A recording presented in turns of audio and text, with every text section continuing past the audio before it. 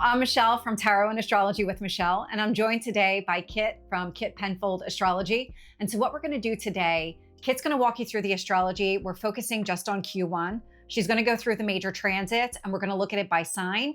And I'm going to do a tarot reading for every single sign relative to those transits. Thank you so much for having me and doing this collab. I am so excited to dig into this because 2026, well, first I'll start with, I'm a traditional astrologer and I use the whole house system. So if that's something you're used to, then you're totally gonna understand what it is I'm talking about. If you're someone who uses Placidus or another kind of house system, do not worry. I think whole house system can probably still give you a really good idea of what 2026 is gonna look like for you. It is going to be a year of big beginnings. And in that, as we all know, big beginnings are usually change. It is usually us, Alexandra Blair, incredible astrologer. She made a really good point. It's like all of 2025, we have been practicing for the race.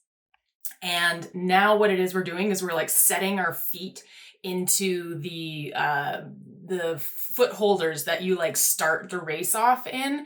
And this is us like, this is not necessarily going to be an easy race, but like things are going to be moving quickly. So within this reading for Q1, I'm not tracking every movement or transit. I'm going to be really honing in on your ruling planet. So whatever rising sign you are, you have a ruling planet in traditional astrology. I won't be using the outer planets. And so have a look at your own chart, see what comes up for you and see if anything is aligning or transiting you. One of the major things happening is the eclipse season, February, March, where we have our first eclipse in Aquarius. The node is still in Pisces, but this still does talk to Aquarius because it's so close. And we're slowly watching ourselves moving out of the Virgo Pisces axis and moving into Leo Aquarius. So this is a whole new energy depending on where you have Aquarius. We're moving from a year, 2025, that was so full of water and so emotion, the water signs, the grand water trines that we had, you probably heard everyone talking about for the last few months of 2025. We're now moving into air and fire.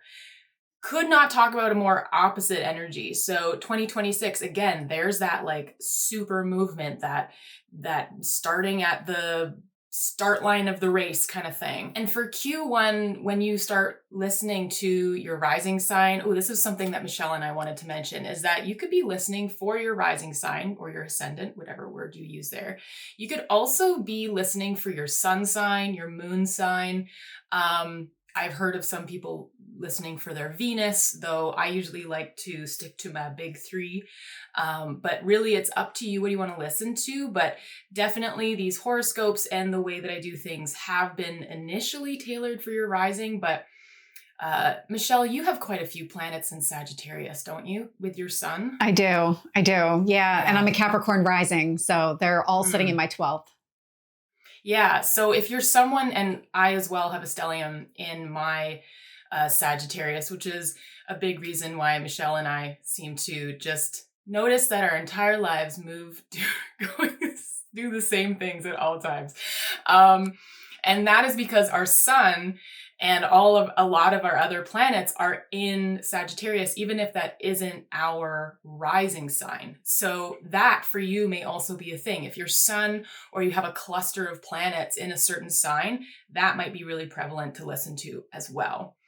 Probably the biggest news of Q1 is that new eclipse, but also what you're going to be hearing is this incredible conjunction of planets, so like cluster of planets that are moving from Capricorn all the way around to Pisces. And they never really get too far apart. And what this is showing is this really major kind of movement and shift in a whole bunch of themes: the sun, Mars, Mercury, and Venus. So our values, our voice, our action, our drive, the brilliance, and our purpose and vitality, those are all moving within one sign to another sign. And they're also opposing Jupiter, trining Jupiter, squaring Uranus all at the same time. So this is a really invigorating, that's like a positive word that I can use, Q1, but it is also really asking us to look at what we've been working on through 2025 and how are we willing to put that into play now? Or if we have these goals and dreams for 2026, what are we willing to sacrifice? How are we willing to put like the rubber to the road?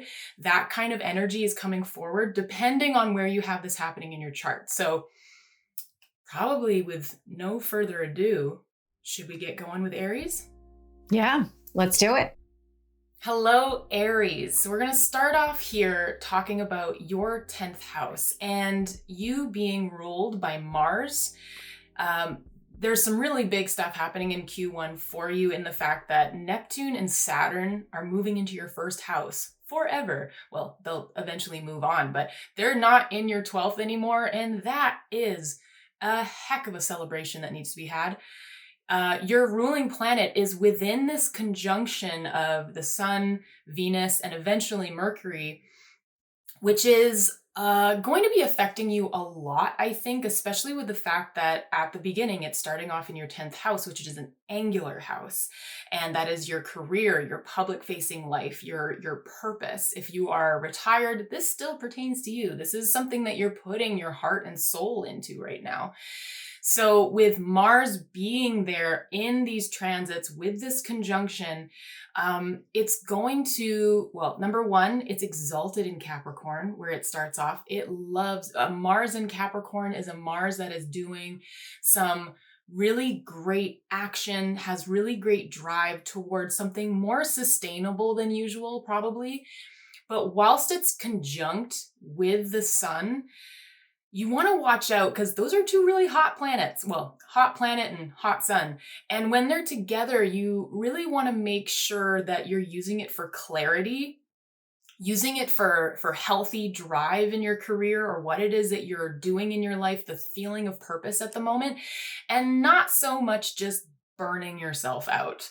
That's always a huge thing when Mars and the Sun move together. And of course, because this happens over quite a long time, this is going to be a theme we're going to be looking at a lot.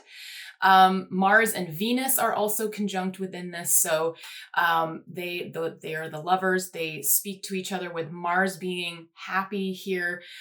You could feel like a piece of unity and harmony is really calling through as they start moving through into Aquarius, into Pisces. Mercury is also within the first couple of days of January. Mercury is moving into Capricorn as well, which is really lovely. And then starts gaining speed. It's the fastest planet. It starts gaining speed on this conjunction and then ends up right in the heart, right in the busyness of what's going on. I won't be talking too much about different moon cycles here, except for a couple that are really potent to you. And the first one is actually on January 3rd. It's the Cancer full moon at 13 degrees of Cancer. This is widely conjunct Jupiter because Jupiter is in Cancer right now. It is in its exaltation. And also the moon is at home in Cancer. This is where it belongs. But with the fact that it is opposing, of course, the Sun, that is what a full moon is, but with all these other planets, they're, especially your ruling planet, this is really speaking to like probably a feeling of a real, like a new beginning in home, parents or your self-nurturance where you go to retreat. And it's all coming from this action, this drive that's coming, maybe a new point of voice that you're feeling come through in your career. So this all speaks to clarity. It all speaks to purpose, but also to nurturing self. Again, we do not need you burning out. These are your angular houses, home and career. This is really important for you. Mid-January is really cool because there's this very supportive window between January 6th and the 16th. This is where we watch the Sun, Mars, Venus, and Mercury opposing Jupiter exactly. So they were almost opposed exactly during that moon, but now they are perfectly opposed at 21 degrees. And even in an opposition, Jupiter does not quit doing interesting, beautiful stuff for us. So each of these planets, as it goes through, is going to be getting kind of a juicy exaltation from Jupiter because it is also so happy in Cancer. This is strengthening actions and values, your voice in your purpose that you have. It's also probably even more so expanding that inner wisdom, because when Jupiter is retrograde, which it is right now, this is all about expanding your psyche and your wisdom from the inside. Whereas when Jupiter is direct, we start having that kind of magnetism. So this is a really potent time for you to be making career moves without burning out. This is also a really incredible time for you to be thinking about the wound and the healing that may have been coming up quite a lot for you with Chiron being in your first house for quite a while now. You've been probably noticing that there's pieces of your identity that you're working on, or things that have been coming up to be looked at. And this is also being highlighted at this time. All that is happening in your career and your home life or the place that you're retreating is really changing that self-worth and your identity and the way that you're kind of building yourself to move forward. Then we want to talk about the second half of January. So we have all of the planets now coming out of your 10th, moving into Aquarius, your 11th, and they're all coming into conjunction with Pluto. Pluto is such a deep, transformative planet, and each one of these planets is coming through, and sometimes both at the same time, going to be sitting right on top of Pluto, and it's going to be bringing or initiating your communities, your friends, and your hopes, your dreams. 11th house is very much like things that you're aspiring to, you're hoping for. Each one of these planets and this house is going to become really deepened, intensified, transformed. So your drive was going to be coming through there, your action, especially when it comes to you and your identity. The sun coming through there is going to be intensifying your purpose, that vitality. Venus coming through is going to be like really digging into how you see probably these relationships in the 11th house. How are they helping you? How are they helping you or supporting you within your career and with you in this transformation you're going through? The new moon in Capricorn is another one to look at, just because it's happening at the very end of your 10th house, which is very close to Pluto. And it's while other planets are then conjunct with Pluto. So this is going to be an intense one for you, a real new beginning, a time for you to really look at what do you want for this cycle, for this moon cycle? What are you hoping for in your career? And what are you diving to the depths to? We have in Q1 major shifts of the outer planets, and I'm talking about Neptune, Uranus, and Saturn. Neptune enters Aries, your first house of identity, yourself. That is happening on January 26th, so the end of January. And it's going to be staying here until March of 2039. So you might not need to put that in your calendar just yet, but it's going to be here for a while. And this is taking all of that deepening that you have done in the 12th. And sometimes it could feel really foggy, that internal self and those hidden realms could feel really foggy, but that has probably also initiated a kind of spirituality that is calling Aries rising to the table as it comes into the first. All of that mysticism and those pieces of yourself that you have found or found out about over the last 14 years now come into your first. And we're talking about dissolving ego.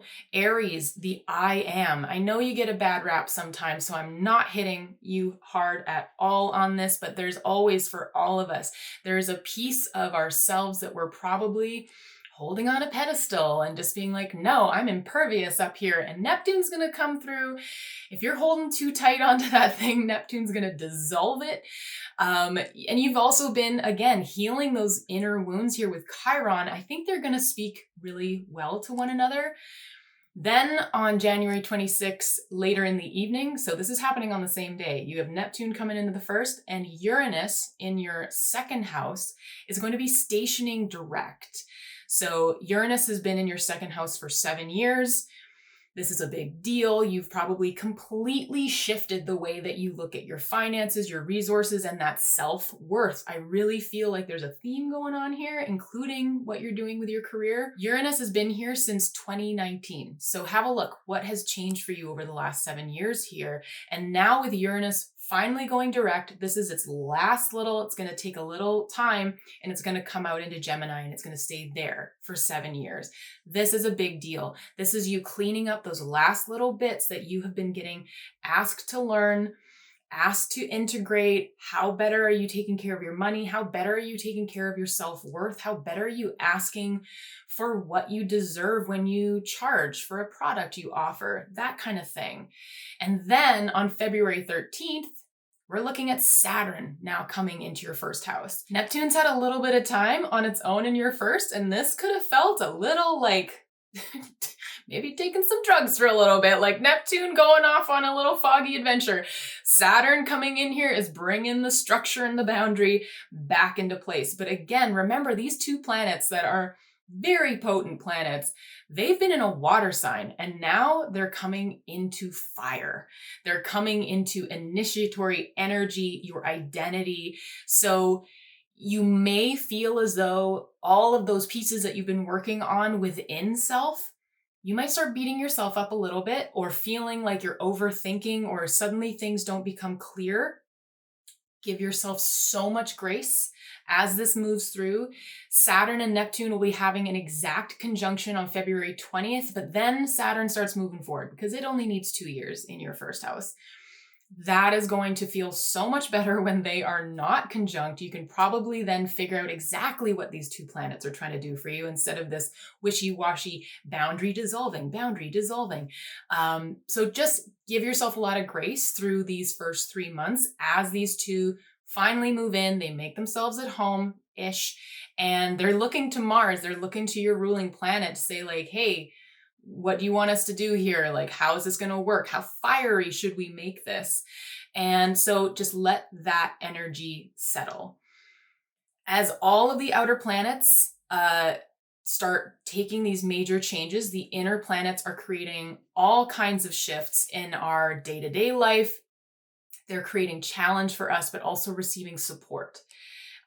So after this clarity that you're finding within your groups and your friends in the 11th house, this cluster of planets is going to be moving into Pisces into your 12th. So the middle of March, you're going to be seeing them all conjuncting the North Node, which is going to be activating a lot of what you've been noticing come up in your eclipse season this year. So what have you finished? What have you closed out? What have you let go of? But also, what are you beginning? What are you stepping into when it comes to the hidden realms, those 12th house pieces of inner psyche, or dealing with challenging situations, but really it fortifies you as you move forward. And it's also really activating self-trust. We're almost done here, you guys. I know Q1's hefty. The first eclipse of 2026 is February 17th. This is happening in your 11th house, and it's also square Uranus in your second at the same time. This is the first eclipse that we're seeing in Aquarius.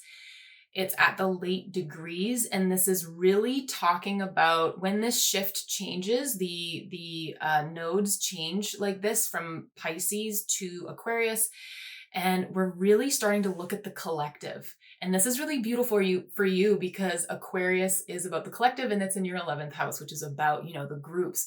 If you happen to be self-employed, this could really initiate who you're speaking to and the people that you are either selling to, you're on stage speaking to, those kinds of things. Otherwise, this is your friends, your community, your the people that you go to for support and your hopes. This is, again, really talking about the collective and taking us away from the idea of individual. So for you, there's a lot of lessons here, especially with Chiron being in your first, because Aries is very much the I am. And so this is going to be a big theme, I think, all the way through 2026 for you. We have a Mercury retrograde happening in your 12th house. Don't panic. This starts February 26th and goes to March 19th.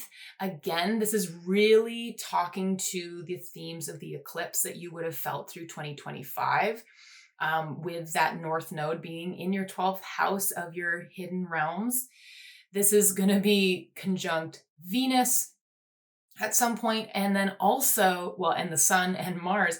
But really interestingly, when Mercury finishes its retrograde, it's finishing its retrograde on the North Node. So there are some fated beginnings within the clarity that you are creating within self here. And I really think that it is bringing, again, more spirituality, more self-trust into the first house as all of these planets move forward.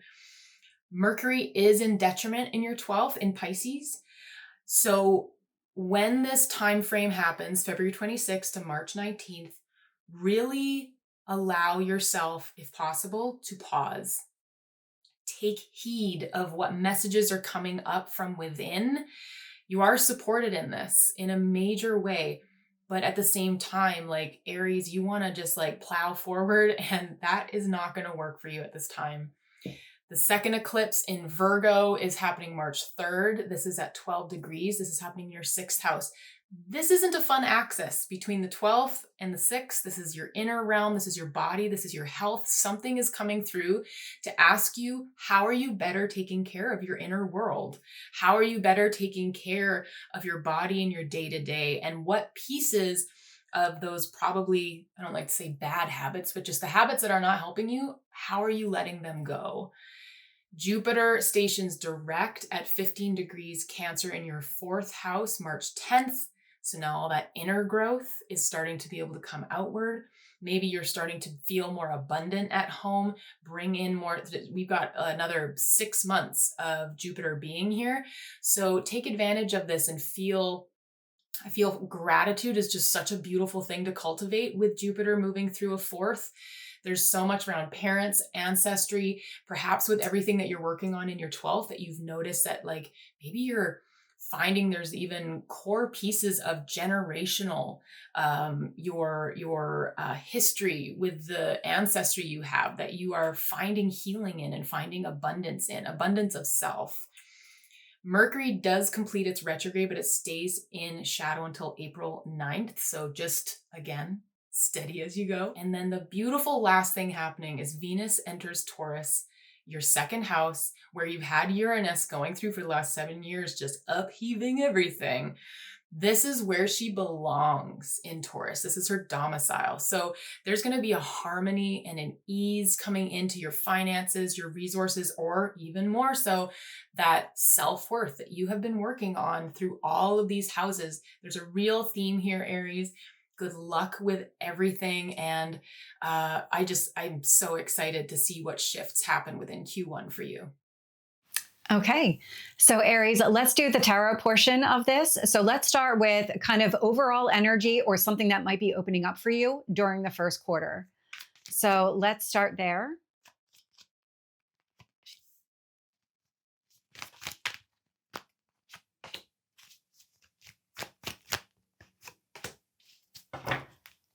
Okay, I love this combination. So I'm getting the Fool here, which is that brand new beginning. This is that leap of faith, letting go of the old version of yourself. So letting go of the old, stepping into the new with this Fool card. 8 of Cups, so leaving behind anything that doesn't serve you. And what you're doing here, 9 of Cups, you're moving in the direction of what you want. And so this is all happening at the same time. You're kind of shedding the old, embracing the new, recognizing that there's pieces of your past that just don't belong in the future energy. That's what you're walking away from. So let's get a little bit more and let's see what could be the lesson connected to this or any kind of challenges that you might experience.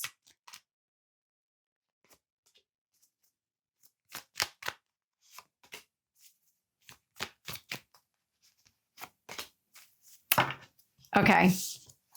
So the Ace of Wands here, it's about you taking action, initiating the new beginning. This is not a time to stand still and just kind of let things unfold. Action is going to be required here. Five of Cups, but doing it differently. So this indicates a different approach. Instead of acting from a place of loss, the Three of Cups that are spilled over, it's acting from a place of balance. And I've got this. I know exactly what I want here, because you do. With the Fool and the Nine of Cups, you know exactly what you want. You know what you need to leave behind. This is a matter of shifting your mindset and perspective, telling yourself that you're worthy of this, that you're capable of achieving it.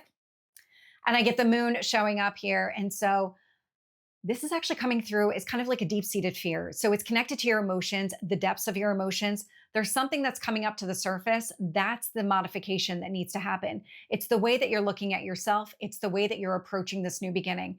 Allow yourself to lean into the transformation because you have a lot of new energy with the Fool and the Ace of Wands. So it's leaning into the new. It's coming from a place of balance, recognizing that you are capable of achieving some success, your goals and dreams, and at the same time, walking away from old mindsets, old ways of behaving here that just don't work for you anymore because you're kind of really in that new beginning era in Q1. And so let's get the guidance for you in navigating all of this.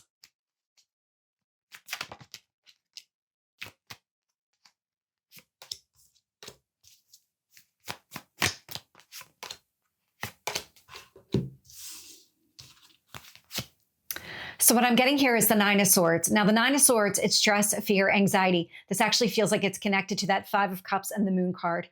There's some sort of internal block around your happiness, maybe pursuing goals, thinking that you're not capable of achieving them or you're not worthy, or just getting stressed out about, well, what happens if they don't come to fruition? What am I supposed to do about that? So this actually feels like it's more awareness for you to tackle and really kind of work through in Q1. I'm also getting the Two of Wands here because what you're doing is you're looking into the future. With all of this new beginning energy, and even with the Nine of Cups, you're prioritizing something here, an opportunity with potential, focusing on the future. It's not about revisiting anything from the past. This is really a mindset shift and getting you to primarily move forward. Knight of Cups. So there's more movement coming through. So take action here, moving in the direction of where you want to go. And I get the Sun showing up here, Leo energy. And so this is really about seeing everything clearly, making the best decisions for yourself. It's looking for opportunity, looking for that growth potential, moving in that direction. It's not about giving into the fear. It's not giving in to any old ways of thinking or behaving. This is really meant to kind of shift you into the positive, shift you entirely into this new beginning. Now, this does feel like it's going to be some sort of integration over the 3 months. It's not going to be you wake up January 1 and everything is kind of settled. This feels like you're going to be working through all of this throughout the first quarter. So Aries, that is the tarot part of your Q1 reading. Hello, Taurus. Welcome to Q1, where you're starting off the whole thing with Uranus being in your first house, which you probably know because it's been there for 7 years, doing some really big shifts for you in your identity. Venus is your ruling planet, and through Q1, Venus is moving along with the Sun, Mars, and Mercury from Capricorn all the way to Pisces and then into Aries and then to your first house. By the end of March, she just enters right at the end there. So this is going to be quite a time of clearing for her. You're also going to be quite amplified because she is so close to Mars and coming through a lot of houses which either bring her into a place of deep thinking or deep emotional space, deep trust. She's going to be going through a lot in this. So let's get started. At the top of the year, we see Mars, the Sun, and Venus all conjunct in your 9th house, Capricorn. And 9th house is your beliefs, your philosophy, higher education, sometimes long distance travel as well. And with Mars and the Sun being here, you may have found yourself being drawn to faraway lands. And this right now also could see you traveling quite a bit. But I do think because you've been going through such a major shift in your identity for quite a while, this is really clarifying your core beliefs, even how you speak to yourself, probably. Now, I'm not going to be going through a ton of the moon cycles here, but there are a couple that are quite particular to look at, or quite special to look at. And one of them is right away. It's January 3rd. We have the full moon in Cancer. That is at 13 degrees. It is in its domicile. That's in your third house. So this is writing, communication, your siblings, and it could be even your community around you. This is all opposing all of those planets and the sun in Capricorn. So there's a real chat here between how you are nurturing your voice. Maybe you're even noticing like communication and familial ties. Maybe it's family members that are outside of your close ones. You're noticing this come up and you're finding nurturance within this, nurturance for self and perhaps higher quality communication with the people around you. This is all stemming from these beliefs and the philosophy that you're finding a clarity in, or that you are just even right now moving through. There's a really beautiful supportive window between January 6th and the 16th where the Sun, Mars, Venus, and Mercury perfectly oppose Jupiter in your third house. Even when Jupiter is retrograde and even when there's an opposition, two things that are with other planets quite crunchy, this is still a really potent moment because Jupiter just loves to expand. And when it's retrograde, it wants to expand your wisdom and philosophy from within. So again, more of these Cancerian themes, this nurturance, being ruled by the moon, it's all about that mothering. And so are you mothering yourself? Are you creating, perhaps even as Mars opposes, then the Sun, then Venus, then Mercury, you're sparking up so much drive in your maybe higher education, you're learning or wanting to teach, and you're noticing a drive there, a vitality, your purpose coming alive, and it's all expanding that third house. Third house as well can be kind of like websites or blogs. And if this is expanding your desire to write about your philosophy, totally do it within this time. This is such a beautiful window for you. Again, Jan 6th to 16th. This is also talking to that Chiron in your 12th. So these pieces that have been coming up from your hidden realms, the hidden depths, to be looked at. 12th house can be tricky sometimes because it really is a part of ourselves that sometimes we don't even recognize. This could very much be to do with mental health, finding someone to speak to, finding support, because 12th house can bring up some really challenging things or really challenging people. It's not something to be scared of though, because we all need 12th house themes to then move into the first and become the people that we are. And with you having so much changing within your beliefs and then moving into your career house, this is a really incredible time where I see you going to the depths, like really taking seriously how it is that you've been changing through 2025 and now putting this rubber to the road in 2026. The second half of January has a bit of a different vibe to it because now all these planets are going to be moving into Aquarius, your 10th house of career and public facing life, right over top of Pluto. Pluto is going to be sitting in your 10th house for the next 18, 19 years and totally transforming in ways that probably you can't see until you're like 6 months down the line. And these larger chunks, you suddenly look back and you're like, oh my goodness, I am totally transforming things. As each of these planets come through, they are also being taken to the depths of transformation, investigative, transformative energy for Mars, for the Sun, for your ruling planet Venus. So you're really looking at what are you being driven to look at in your career? What are you being driven to assess when it comes to your purpose, the way that you want to be unified with people, your relationships when it comes to the 10th house. And then as Mercury comes through, the idea of what your voice is doing, what your communication is doing.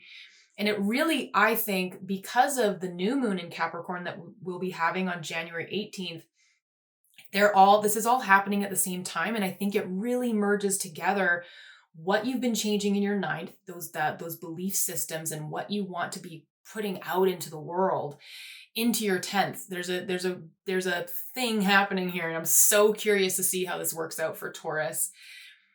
In Q1, we have major shifts of outer planets. So we're talking Neptune, Uranus, and Saturn.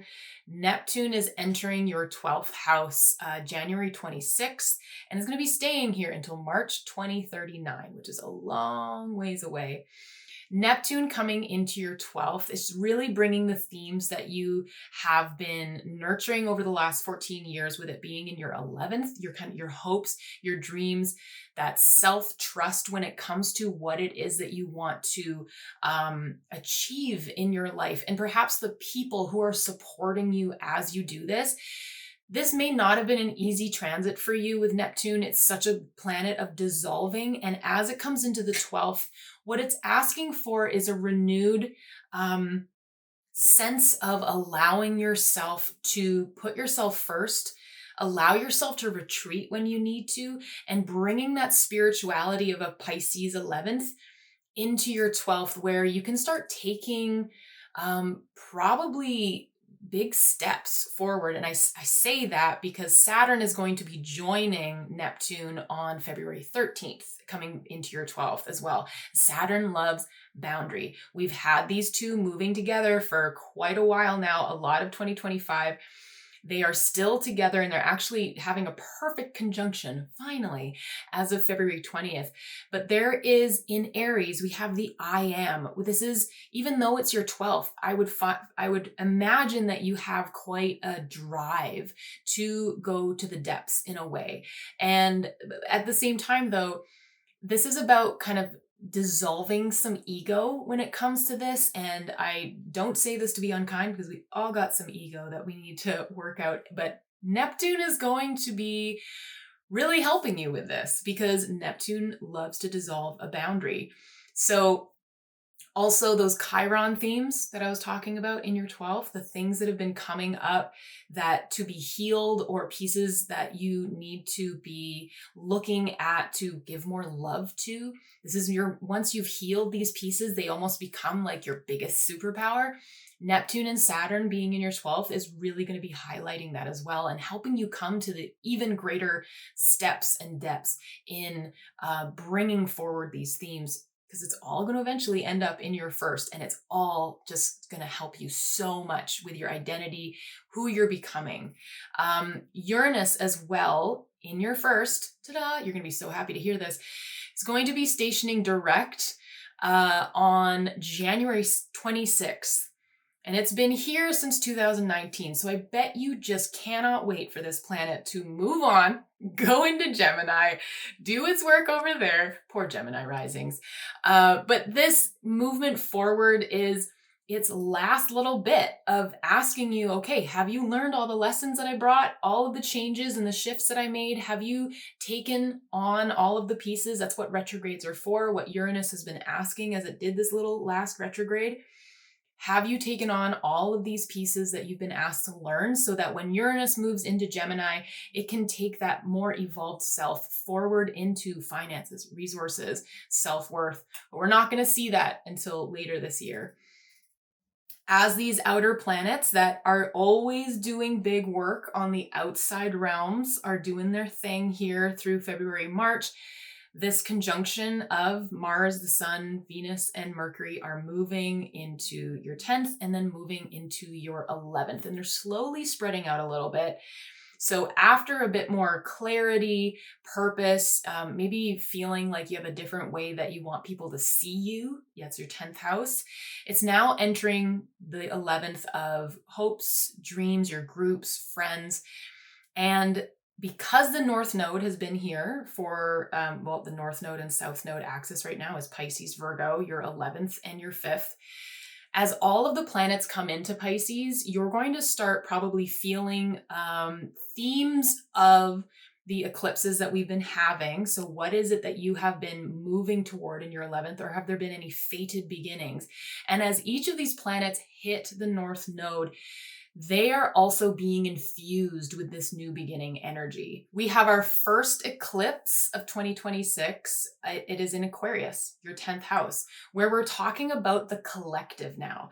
As the nodes shift into Leo, Aquarius, this is a real shift into thinking about the whole versus just individual self and what that piece is happening in Leo. So this is probably going to bring forward some themes of expansion, and especially in your career, maybe the Pluto effects of transformation is you transforming to really think about what are you doing for the humanities, a larger group than you first were thinking of talking to, speaking to, or bringing your purpose toward.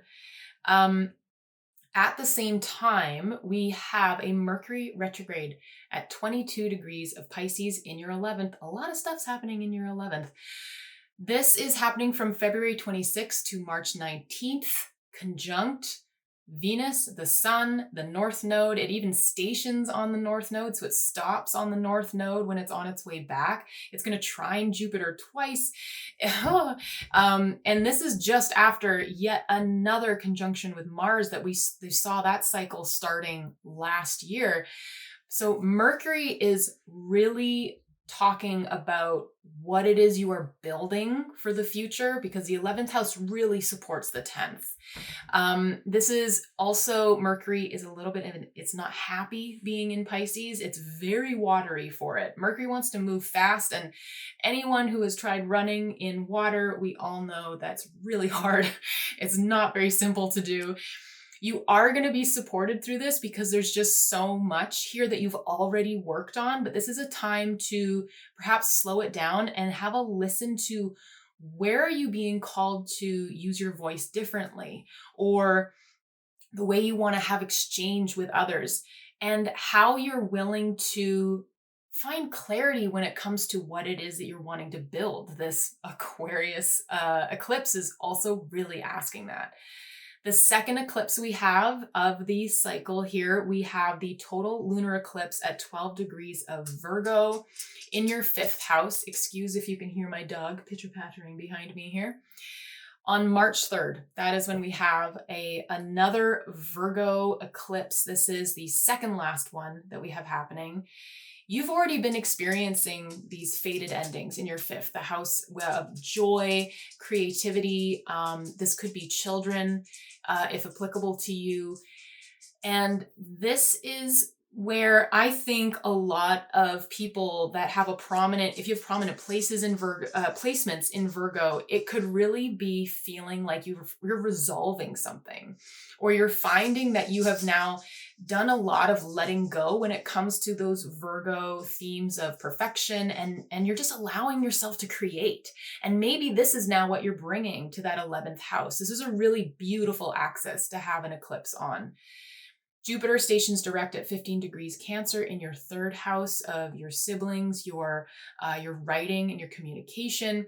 It's going to be trined from that Mercury retrograde in your 11th. So again, more people, more relationship, more about how it is that you are presenting yourself, healing things within yourself that allow you to feel more nurtured and safe, I think, within self as you do all these amazing things out in the world with that Aquarius 10th house. And then Venus, here we go. Venus enters your 1st house, March 30th. She is now finally at home. She is going to hold Uranus's hand in a couple of weeks as it moves out into your 2nd. And it's just going to bring a lot of ease, harmony. Hopefully a little bit of love would be really wonderful if Venus wants to bring that into your 1st house as well. Just a really beautiful way to end Q1 for you. Okay, so Taurus, let's jump into the tarot side of this and start here with any kind of energetic theme or something that might be opening up for you. So let's get a couple of cards around that.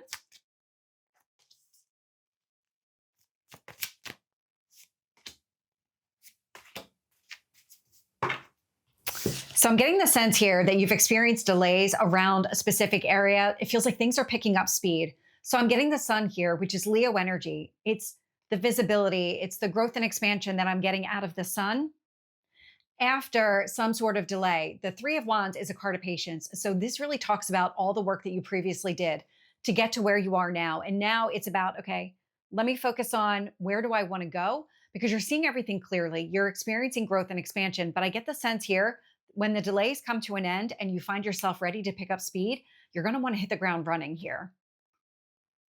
I'm also getting the Ace of Cups, and the Ace of Cups really does indicate that you're creating this new beginning and you're embracing the new beginning. It's something here that you really want with that Ace of Cups.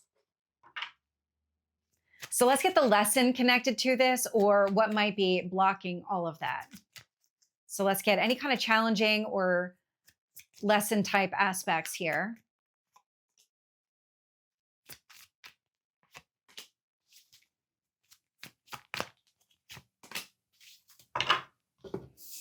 I love this. So what I'm getting is a Seven of Pentacles. You're meant to invest in yourself, invest in your future. Ten of Cups. So we go from the Ace of Cups to the Ten of Cups. Now the Ten of Cups is a marriage card. So it's usually building a life with another person, experiencing a lot of joy and a lot of happiness here. But the priority is your emotional well-being. And it feels like this chapter that you're entering into is prioritizing how you feel about situations, what you want in a situation. Because I'm also getting the Knight of Cups here. And so the Knight of Cups is movement. So you're meant to keep moving forward. You are seeing everything exactly as it is. So it's about embracing all of this as you're moving forward. So let's get the advice here for you.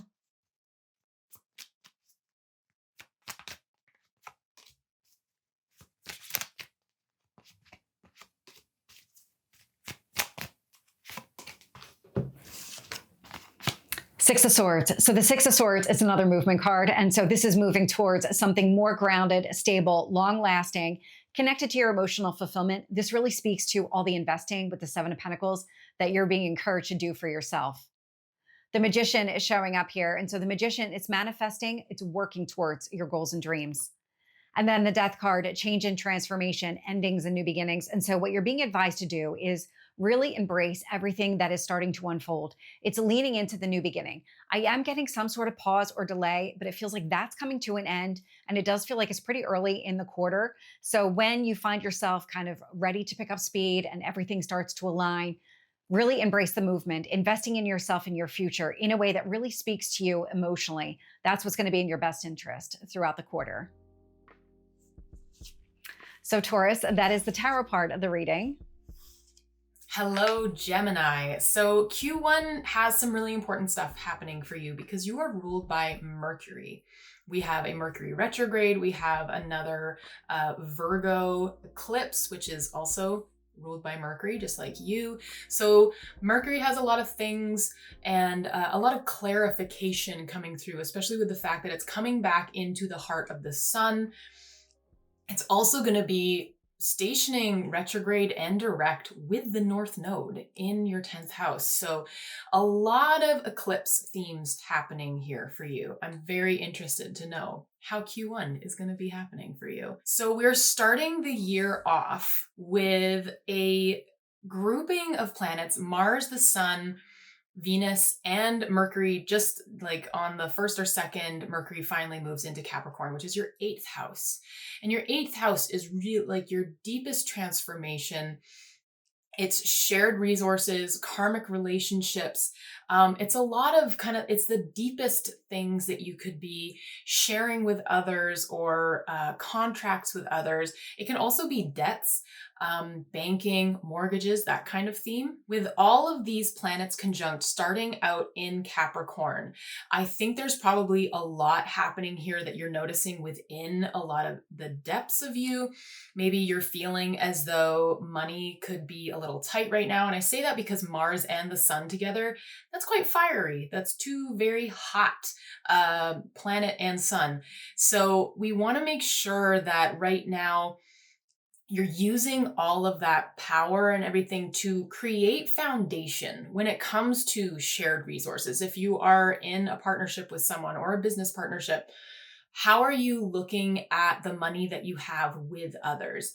Or perhaps those deepest karmic relationships? Are there themes coming up right now as to who you want moving forward with you? I say that because Venus is present here in this conjunction. It's going to be moving through all four of these planets, and three of these planets in the sun are going to be moving through Aquarius, Pisces. They're all really tight together. And so that's this merging of a theme coming through your 8th, 9th, and 10th. I feel like it's building something for you, putting into place pieces of your 8th, then into your 9th, where you already have Pluto. So your beliefs and what it is that you are creating to perhaps share knowledge or learn something at a higher level, all coming into that North Node 10th house. January 3rd, we have the Cancer full moon. We're coming back to your 8th house, where the conjunction of the planets are, but the moon is almost conjunct Jupiter in your 2nd, your house of finances, resources, self-worth. This is really talking about nurturance, mothering, bringing, I think, a deeper tone to this and expanding wisdom around how it is that you self-resource. And this full moon is, of course, reflecting back to the sun in your 8th, which is the shared resources in this deep place, but it's also looking at Mars and Venus. This is a lot of themes tied together right now.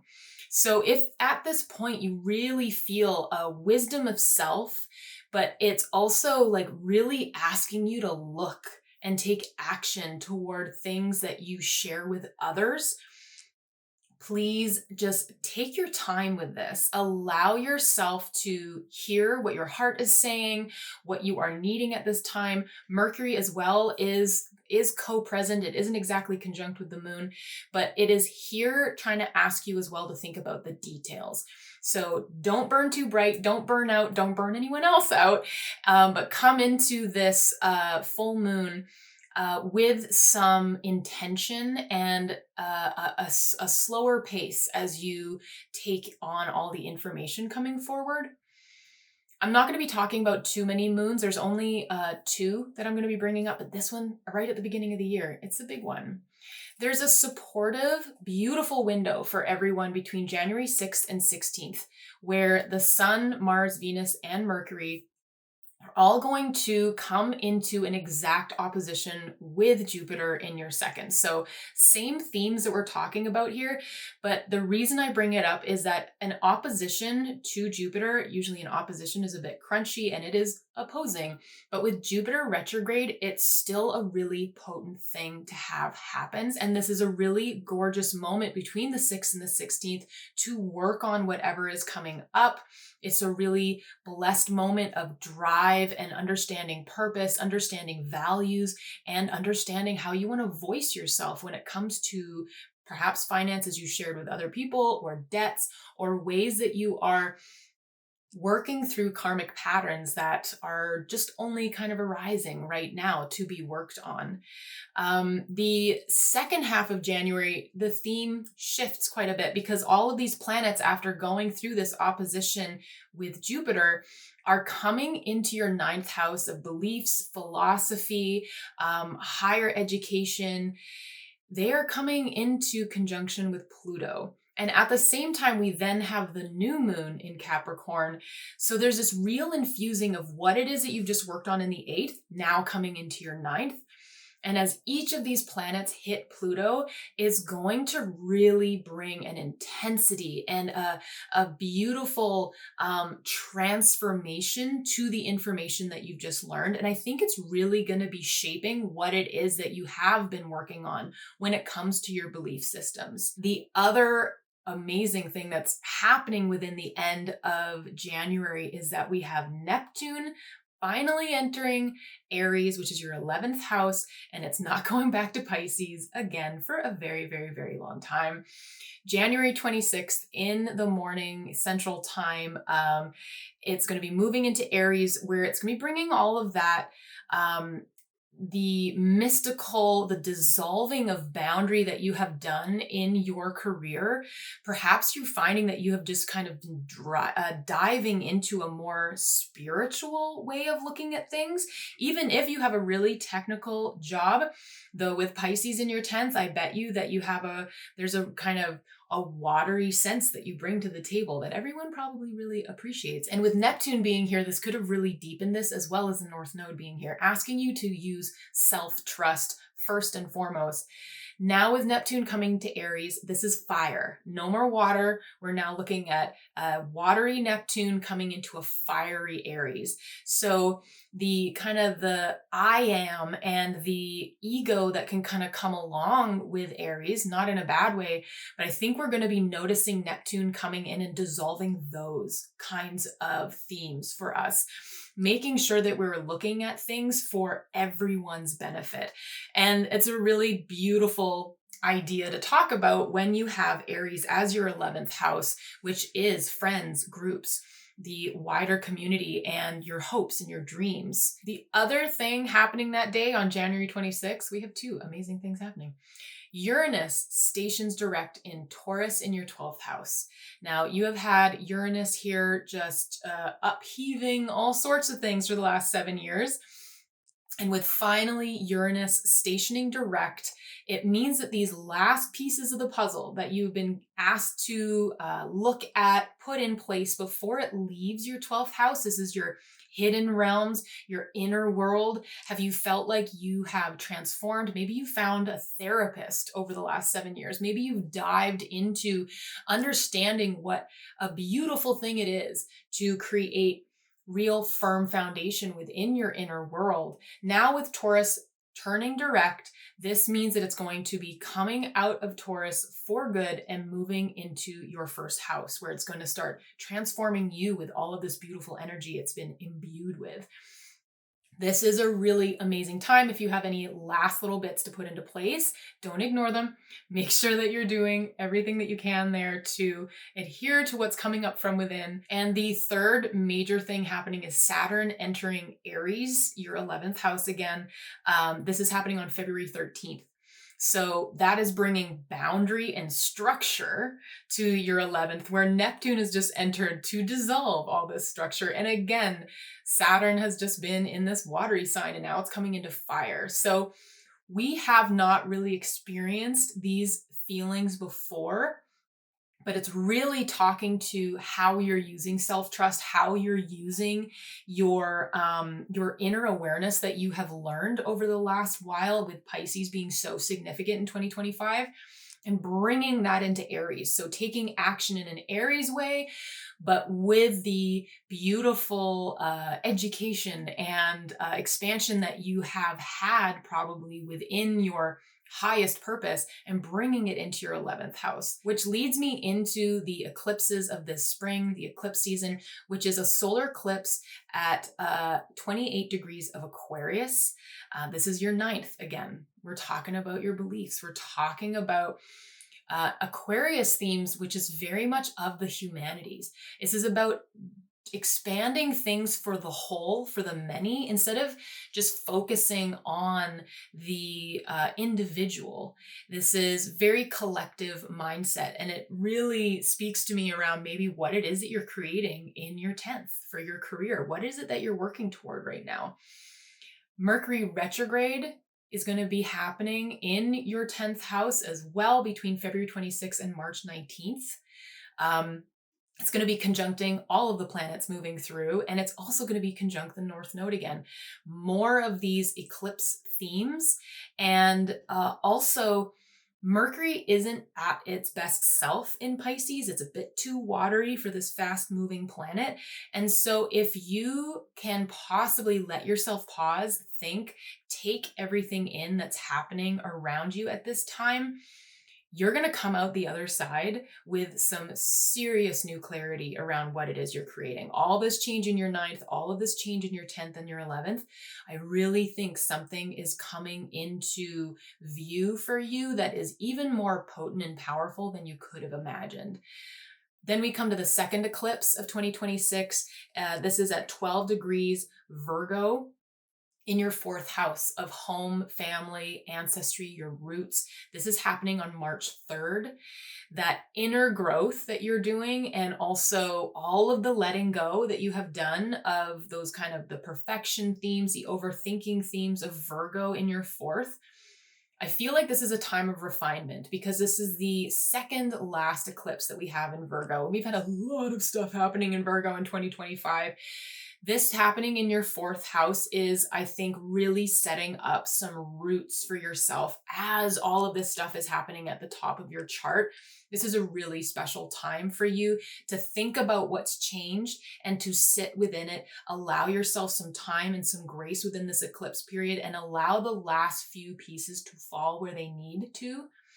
And then we have Jupiter stationing direct in your second house. Again, how are you resourcing?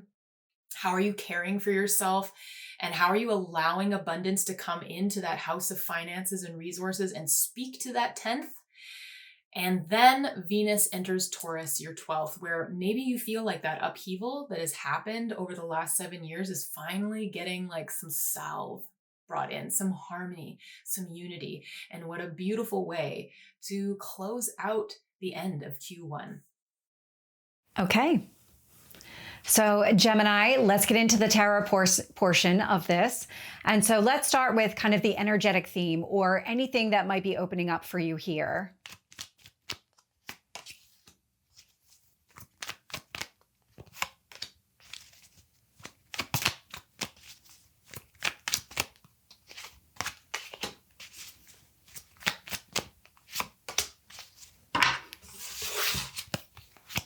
So I'm getting the Magician. Now, this is Mercury energy. This is about manifesting goals and dreams. And so during this first quarter, it feels like something is becoming more clear to you around the direction that you want to take, a goal that you want to achieve.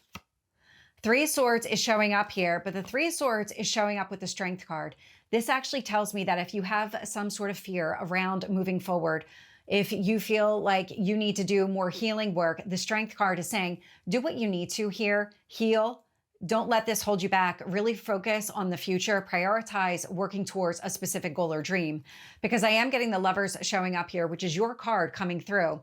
And so this is really about the choices that you make. Any decision that you want to take here, the action is, it looks like it's going to require some healing, but it's also something that you really want for yourself. So now's not the time to hold yourself back. Now's the time to really embrace pursuing something that really speaks to you, something here that you really want.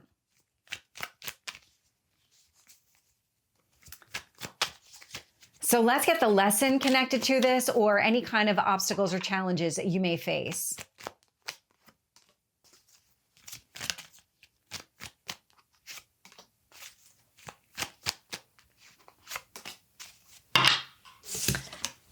So what I'm getting here is the Ace of Pentacles. You're meant to move forward. You're meant to create something with a solid foundation. Take your time doing it. So again, with the Three of Swords and the Strength card, if there's healing that's required, give yourself that grace to really take the time that you need, because I'm getting the Devil showing up here as well. And so it's breaking an old version of yourself, the one that said, I'm not capable or I'm not worthy of going after something that I want, something that was holding you back. It's an old way of thinking. It's an old limitation or restriction. It doesn't apply anymore. You don't need to hold on to it. This is about breaking the cycle, creating something new, working towards this goal. And I'm also getting the Wheel of Fortune, which is that Jupiter energy. There's a lot of growth and expansion available to you. It's going to be up to you to take that situation and just really optimize it, maximize it, pursue something here that you really want.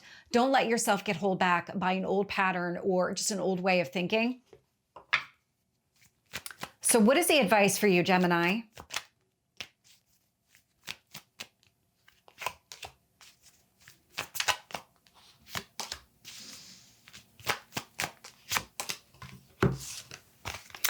So I'm getting the Nine of Cups. It's pursue something here that you really want. You're meant to move in the direction of what matters. You're actually meant to break this devil cycle. This is not something that you're supposed to carry forward. Now is going to be the time during this quarter to really identify, break it all together and letting it go. Because the Nine of Cups showing up here, it's the fulfillment of your goals and dreams. And so with effort, you can make this happen. I'm getting the Knight of Cups. It's keep moving forward, keep going after what you want here. And then I get the Page of Swords. And so this actually feels like it's your energy coming through again. This is really getting into the details. What is it about the devil energy that you feel is necessary to hold on to? What about the old cycle is making it difficult for you to break that pattern? Because that's what you're being called to do during the first quarter. It's really get into the details. Ask yourself all of those hard questions so that you can find the strength within yourself, do the healing work, and that's going to liberate you even more to go after what you want here, to manifest your goals and dreams, because these are choices that you've already made. This is something that you've already decided is worth pursuing. Now it's about coming into alignment, letting go of the past, and fully embracing the new here. And so Gemini, that is the tarot portion of your reading. Hello, Cancer. So you have already had a pretty immense 2025 purely from the fact that Jupiter has been in your first house. And this is staying here until the middle of 2026, either expanding your inner world, expanding your outer world. Hopefully it's treating you really beautifully.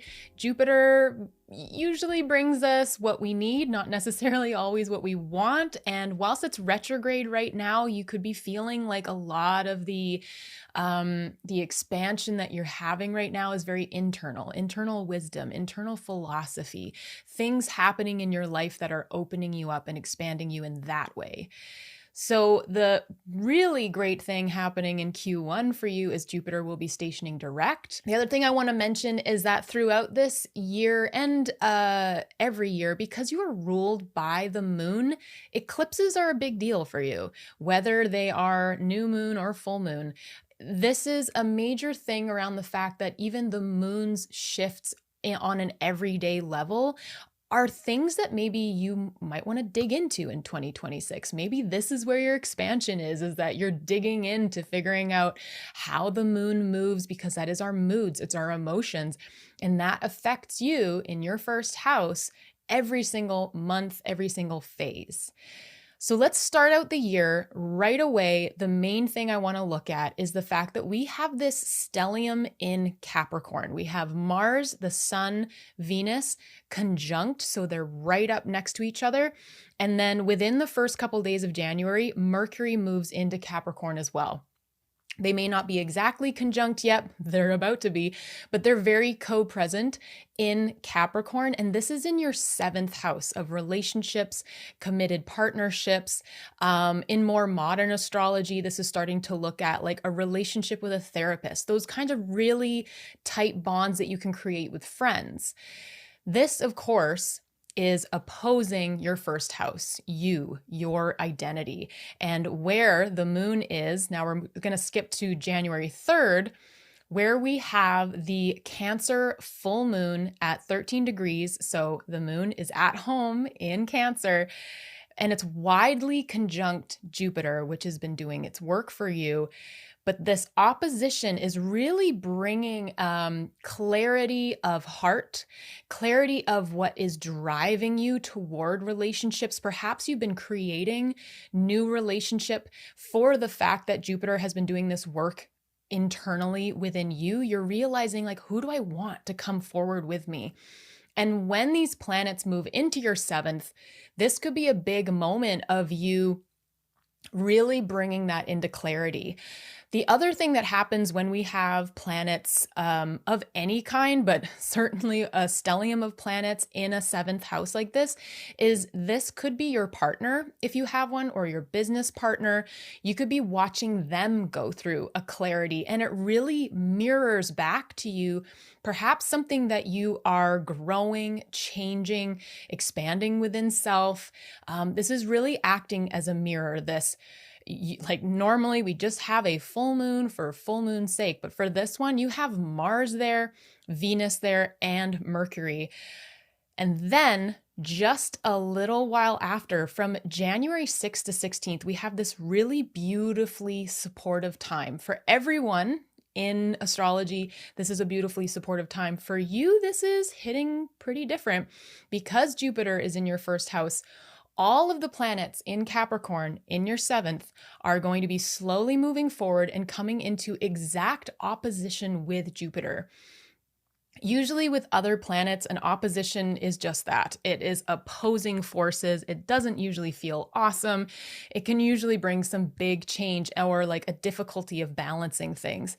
When Jupiter is involved, and even when Jupiter is retrograde, this is actually still super potent. This is bringing up, expanding again that inner self and your identity, but also kind of talking about how your voice in partnerships, your committed relationships are going to also be expanded.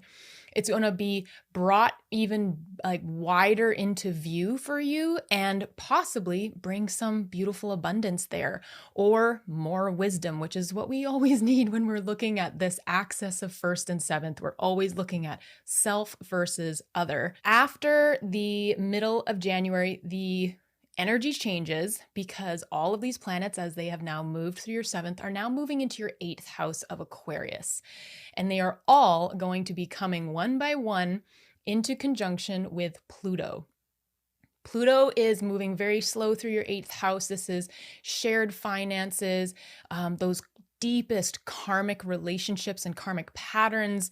It's really interesting how it really kind of merges the finances of others or the way that you have or get money from others, say that's banks, loans, debts, but also karmic relationship. There is such a tie between these two things because they are serious subjects. And with Pluto coming through your eighth, this probably has been no joke for you already. The transformation that Pluto brings along to an eighth house is deep.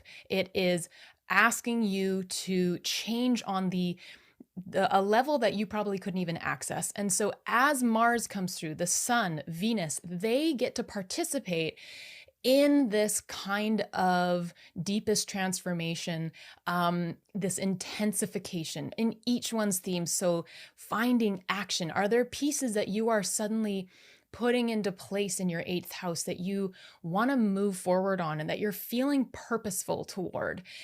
Or perhaps you're bringing some harmony and equity to any kind of conversations you're having with perhaps a partner or a spouse when it comes to the finances that you have. This is a really cool moment as well because we have the new moon in Capricorn on January 18th. That's happening at the very end of your seventh house. And so those themes, as well as those planets then hitting Pluto straight after they go into the eighth, I think this is all really going to be merging together the themes of your seventh and eighth, talking to your partners, figuring out how to work together as you move forward for the long term. Now, between January and March, we are seeing some major shifts in some major planets. And the first one is Neptune entering Aries, your 10th house of career, public-facing life, the way other people see you do your thing. January 26th, that is happening. And Neptune is going to be staying here now until 2039. So quite a long time. Neptune has been bringing some deep self-trust, some like spiritual, mystical dissolving of boundary when it comes to your ninth house themes, beg your pardon. When it comes to your beliefs, how does it, you've been studying things, perhaps because the ninth can really talk about being an astrologer or diving into something like that. Maybe with Neptune here, you've really delved into a part of yourself that talks to spirituality and an awakening within self that other planets just can't access. And now you're going to be bringing that into your 10th. The one thing here is Neptune, as I said, really loves dissolving. So any kind of energy that you're holding tight to at the moment, or with that Chiron, not really allowing yourself to look at, because this is Aries, this is the I am, this is the I'm good and strong to keep going and, don't worry about me. Neptune coming in is going to be dissolving that and asking you to really look at the pieces that are either ego-driven or things you're holding on to that really cannot come forward with you. It can also create a bit of a fog, and this is fire energy. Neptune's just come from where it loves to be in water, and now coming into fire. This is going to be a very different Neptune that we got a tiny little window of last summer. And that energy now is going to be able to come in. It's staying in Aries, it's staying in your career. And I'm just so excited to see how many Cancerian people are going to come in and become tarot readers and astrologers. I think if anyone's watching right now wanting to become that, just comment below, because Michelle's got a really wonderful course that you can take. Just drop that in there. The other two major planetary shifts and changes is Uranus is going to be stationing direct in your 11th house. Major shifts with friends, groups, communities, or your hopes. Uranus had just come in one last time to see what are the last little pieces that you need to clean up. What are the last lessons that you need to learn before Uranus moves forward into Gemini for the next 7 years. This station direct is probably going to bring a lot of clarity. Just like with Jupiter, when Uranus is retrograde, it becomes an internal shift time. And then as soon as it's direct, it becomes external shift again. So really, if you've been doing the work, if you've been leaning into those shifts and changes or the awakenings that you hear coming through, this probably, you may not really notice anything happening because it's kind of clearing up the last of this energy. If you have been not doing that work though, some big shifts still might be changing before or happening before it moves into your 12th, but just be aware of this shift in dynamic, maybe with friends that you're around or those new groups that you've just been moving into. And lastly, Saturn enters Aries on the 10th. Again, it doesn't have to move back again into Pisces. It's going to stay here. And again, the shift from that water sign of Pisces into fire is going to be a very interesting, again, we got a window of it this last summer. It's going to be an interesting boundary making time. So it's going to bring some boundary to whatever Neptune has been doing over the couple of weeks that it's been there by itself. This is happening on February 13th. So Saturn moving in is bringing boundary and structure to your career. You could feel like it's taking things away, but it's all to then set things into place for the long term. Saturn just wants to know, like, what are you willing to do for the plans that you have? All of these major planetary shifts are happening whilst these smaller planets, these inner planets that we were already talking about in Capricorn, keep moving through Aquarius. They keep moving through into Pisces. And you're going to notice that elements that you've noticed in the eclipse season, so the North Node in Pisces, the South Node in Virgo, what's been happening there in 2025, it was around April, March, and in the fall, September, October, you may have noticed major changes happening between your 3rd and your 9th. So 3rd house themes is your voice, writing, communication. It can be your nearby community or your siblings, extended family. And the 9th house is the much bigger concept, your inner beliefs, your philosophy of life, higher education, perhaps traveling, noticing that with Saturn and Neptune there for quite a long time, that you're deepening into a different kind of belief system. And so while all of these inner planets move up through your 8th and into the 9th, they're all going to conjunct the North Node, which is probably going to bring forward themes of that North Node of this eclipse season. Again, Mars hitting it, bringing it more drive than usually the head of the dragon even feels by itself. The sun illuminating vitality, Venus illuminating some sort of fated beginning when it comes to relationship or comes to the harmony and the artistry that you're bringing into your life. This is a really cool moment when it comes into Pisces, when all of these planets come into Pisces. And then we're talking about our first eclipse of 2026.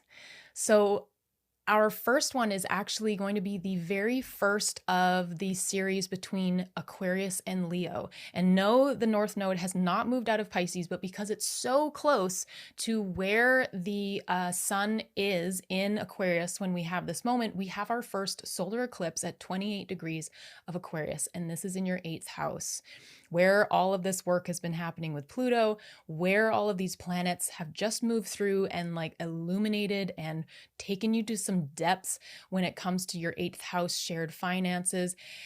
This is bringing a real theme around the whole, the expanding up to what these conversations are about for the collective instead of so much the individual. Because as the South Node goes into Leo, we're going to be stepping away from being the individual in the limelight, whereas we're coming into Aquarius, which is about the humanities. It's about the community. So this is the first eclipse that we're having in 2026. And then at the same time, as you can tell, February and March, this is no joke astrology.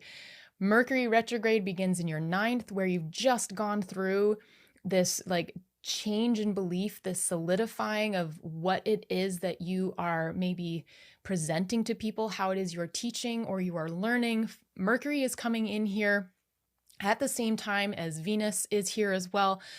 And this is a time between February 26th and March 19th that I would say, if it's possible, try not to take too much action at this point, even though Mars is going to be really asking you to. This is a moment to really listen to what, again, is coming up around that eclipse in Pisces over the last year has been bringing up for you, because this is a last piece of clarity. This is Mercury finding new voice. It's having another conjunction with Mars. This is a clarifying point when it comes to your awakening that the North Node has been taking you through. So if you can wait, possibly this shadow period even goes until April 9th. So Mercury is going to be stationing direct on the North Node eventually, March 19th. And then it's going to take all the way until April 9th to get out of shadow. And within that time, you're going to be reconsidering things. You are going to be noticing that all of the work you've done there, it is clarifying and refining itself. So if you can give yourself a breath, take a moment, take a beat, you're really going to be able to hear these messages come through a lot more. Last couple of things here happening is that we have one more eclipse in this season in the spring. On March 3rd, we have the Virgo lunar eclipse that is coming through your 3rd house. So these are pieces that you've already felt fated endings in your 3rd house, maybe the way that you're communicating, the way that perhaps siblings in your life, maybe relationships changing there, or even sometimes can be like if you have a website or a blog, you're really like letting go of the perfection of writing, the perfection or the overthinking of what it is that you are creating for people to be reading or putting out into the world in a more like small contained way. And I see this as a real kind of refinement. As we watch, Mercury retrograde and all these planets go through your 9th and it's bringing you up toward the top of your chart, you are now refining all of these pieces that you have mastered, ready to let go of in your 3rd, so that the end of this eclipse season between Virgo and Pisces is kind of ending with real foundation that you have created and better rituals, better habits as you move forward. Then we get to Jupiter stationing direct in your 1st house, which again is going to really allow the expansion and the abundance to appear on the outside instead of perhaps what you've been feeling on the inside for the last few months. And then the really beautiful last thing I want to mention is on March 30th, we have Venus entering Taurus. So she's made it all the way around from your 7th house, and she's finally at home in Taurus in your 11th house. So all of that change in Uranus that Uranus has been making in your 11th with your friends, your hopes, your dreams. I really think this probably has to do a lot with those Pisces changes to your philosophy and the new groups of people that you've been allowing into your life. Venus is coming in here and bringing some beautiful harmony, relationship. You may even notice that you want to go out and experience art with these people. You want to go out and find music and just beautiful things. And it really could feel like a salve to beautifully end this Q1 period. So Cancer, let's dive into the tarot portion of the reading. And let's start here with, I'm getting a sense of what is energetically opening up for you. So let's see what that question is.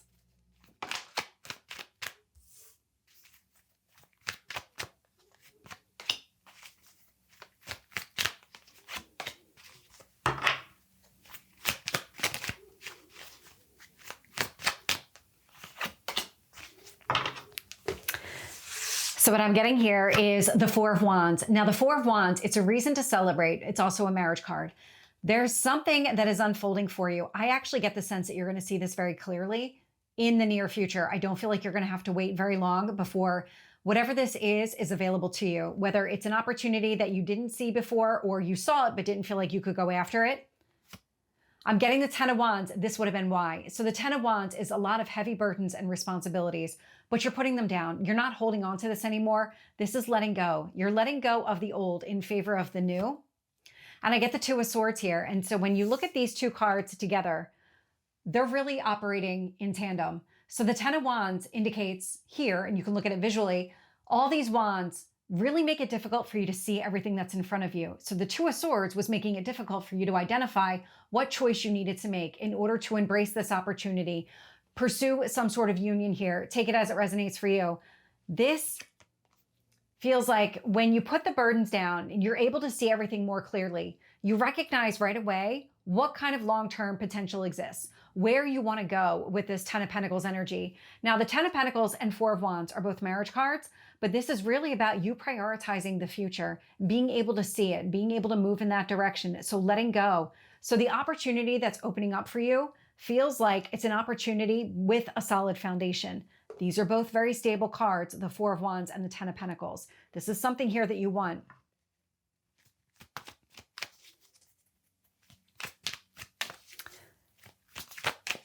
So it's interesting because this is coming through a little bit differently for you than it has for the other signs as far as the questions. So we'll see if there's any kind of obstacles or challenges showing up along the way, or if there's anything else that you need to know about this opportunity opening up.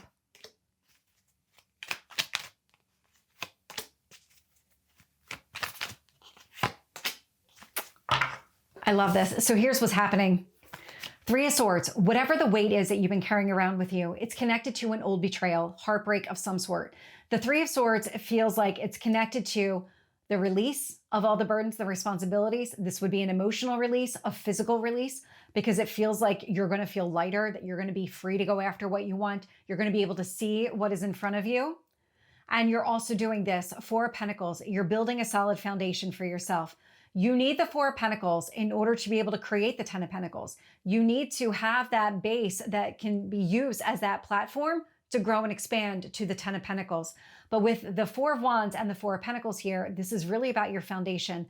So there's something that's fundamentally shifting within you, and you're letting go of some sort of heartache or betrayal from the past. And that is opening up some sort of opportunity. It actually just feels like it's opening up your eyes, that you're going to be able to see more right in front of you.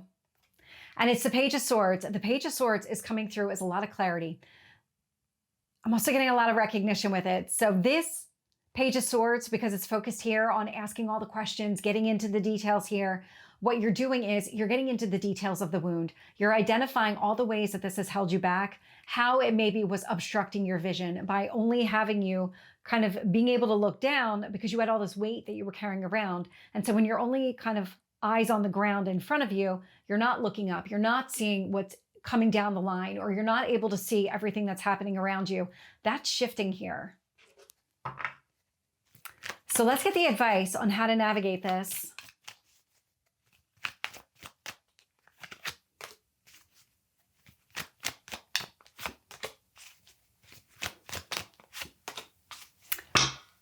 Okay. King of Swords. So the King of Swords is coming through as clarity. It's also release. It's disconnecting here from the past. Seven of Swords. What is happening and what has been happening is your vision's becoming a little bit more clear over time. The more that you recognize the wound, the more healing that you do, putting down all of the emotional weight, the baggage that you've been carrying around, it's giving you the visibility that you previously missed. And so that Seven of Swords with the King of Swords says you're cutting through the illusion. You're starting to see things more clearly. I'm also getting the Ten of Swords here. And so the Ten of Swords is a painful ending. It's that kind of rock bottom energy, nowhere to go but up. You're letting go of all of the pain connected to the past, the ways that it was blocking you from success or your own stability, from being able to see the kind of foundation you want for yourself and the kind of life that you want to build out here. Now, this could be with another person, so take that as it resonates, or it could just be in general, the kind of life that you want to build for yourself. So Cancer, that is the tarot reading for you. Hello, Leo. So 2026, this is, especially Q1, this is a big one. And for you, this is really highlighting your 12th house. This is really highlighting all of your houses, basically from the 6th up to your 9th. So I see this really as a time where you're ruled by the sun. So this is a time where, we're in the pretty much darkest time of the year. So this as well to you, if you feel that right now, feel like the sun is working through those 6th house themes of like your nourishment and what you're doing for your daily grind, how you're taking care of yourself, your 7th house, your other, if you have one, your 8th house, shared finances. It might feel heavy this first quarter of the year, but it is all putting into place some pivotal pieces that when it comes around to your 10th, just after Q1, things are going to start feeling like they are getting into motion. So we're going to dive in here. I want to mention a main thing for you is the Aquarius eclipse that we are having, which we're going to get to, but that's going to be happening in your 7th, opposing you. So if you happen to have your ascendant in late degrees of Leo or any other planets in late degree Leo, this could be a really highlighted moment for you that you feel maybe more than some other transits in the first quarter of the year. So let's dive in. Beginning of January, we start off with Mars, the Sun, Venus, and by January 2nd, Mercury as well. With this conjunction of planets here, you don't want to burn out. We want you to be burning for the themes of the 6th house, like the daily grind, like your rituals, your habits, your work that you are doing, like the job work that you're doing, and also taking care of yourself. This is your health. And so instead of burning yourself, have a look at more Venusian themes, the mercurial themes as they come through around how are you better taking care of yourself? How are you taking action toward caring for your mental health? And a reason why I say that is because just right away, January 3rd, we have the Cancer full moon at 13 degrees in your 12th house. This is where the moon loves to be. It's also widely conjunct Jupiter, which has been there expanding that inner part of you, those maybe hidden realms. Maybe over the last few months, you found yourself, finding a leader, a spiritual leader, or a therapist, finding that you're on a new journey before this Jupiter moves into your first house this coming summer. Now, with the moon here, obviously opposing the sun, because that is what a full moon is, you've got all of these planets over here in the 6th house in Capricorn, and then you have like the biggest planet we got, Jupiter in retrograde, almost conjunct the moon. This is speaking to an inner world shift. This is about you in such a major way. I am not saying this to too many other signs. You need to be learning how to really take care of yourself. This is not a slow and like it's going to be here for a long time kind of transit, especially obviously this new moon, but this is a moment to sit and figure out how are you going to do this differently for 2026. No more burnout, making new habits for yourself. I also think you've been getting really asked that with the fact of the South Node in Virgo and the North Node in Pisces. There's a huge piece in there around letting go of those inner beliefs of your self-worth, letting go of the pieces that have been keeping you down and rising yourself up into self-trust, especially when we're talking about being around people or sharing things with other people. So this is a theme for you right now. And I see you coming out of it with just so much power. Jupiter, I think, is going to make sure of that, but it doesn't always mean that it's going to feel amazing in the in-between, but this is just such a potent moment. Make those manifestations with this full moon. I know we don't usually do that, but right now the moon cycles are a little bit backwards, and we can really feel like, especially it's the new year, we have this potent conjunction of planets. It's just, I've got such real energy when I wrote down the notes for your reading with this one that I feel like this is a big one for you guys, Leo.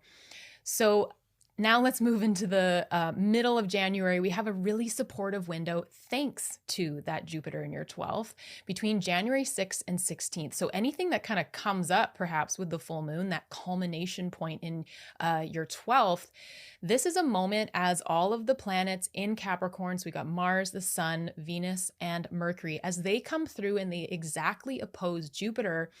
This is bringing some juice to that 6th house. Perhaps you have just over the last week or so realized that it is time for you to take a stand for your mental health or your inner energy, the places that you need to go to recharge. You're going to take that, I think. You are going to allow this retrograde Jupiter, so that inner expansion, to take hold and step on some firm boundaries, firm foundation. It's also bringing up a lot of themes in your 9th house with the fact that Jupiter and Chiron has been in this square dance-off for a couple of months now, and that's all around your beliefs, your philosophy. There's just so much going on here, again, around your inner world and finding stability and finding power in who you are and how you want to nurture yourself. So as these oppositions come through with the planets in Capricorn, this is another moment. Get out that journal. Figure out what you want to take forward for yourself around your nurturance, around the work you're doing. No more burnout. This is all about you and doing what is best for you. The rest of January shifts a little bit in energy with the fact that all of these planets, obviously, once they're done in your 6th, they are moving into your 7th house. And as soon as they do, they are coming into conjunction with Pluto. You may have already found that your relationships, your partnerships, business partnerships, maybe deep relationship with like a committed friendship, relationship more in modern astrology, a relationship with a therapist, places where you have a tight bond with people. It's already probably been going through a transformation when Pluto arrived here in Aquarius for the long term. And as each of these planets come through, and again, they are in a cluster, they are moving together, this is bringing in this intensity and deepened awareness around Mars themes. So your action, your drive, the Sun coming in here, your vitality and purpose, Venus, your relationships. So this one could really like hit home for you around how you've been working on yourself and that inner world, and now how you are bringing it into relationship with other. At the same time, we're having a new moon in Capricorn. Once the moon moves around to just the anaretic degrees of Capricorn, so the last degrees, January 18th, that's happening at the same time as these planets start moving in over Pluto. This is a big deal. I feel like it really merges the what you have been learning in the 6th and bringing into your 7th. So again, journal time, really digging into all of the pieces that you find are transforming and where you're becoming stronger. We have 3 major shifts happening in Q1. The first one is Neptune entering Aries, your 9th house, on January 26th, around noon morning on Central Time. And it's going to be staying here now until 2039. So we've got some time. I really love this for you being the 9th house because Neptune is such a spiritual, mystical, intangible planet that dissolves boundary.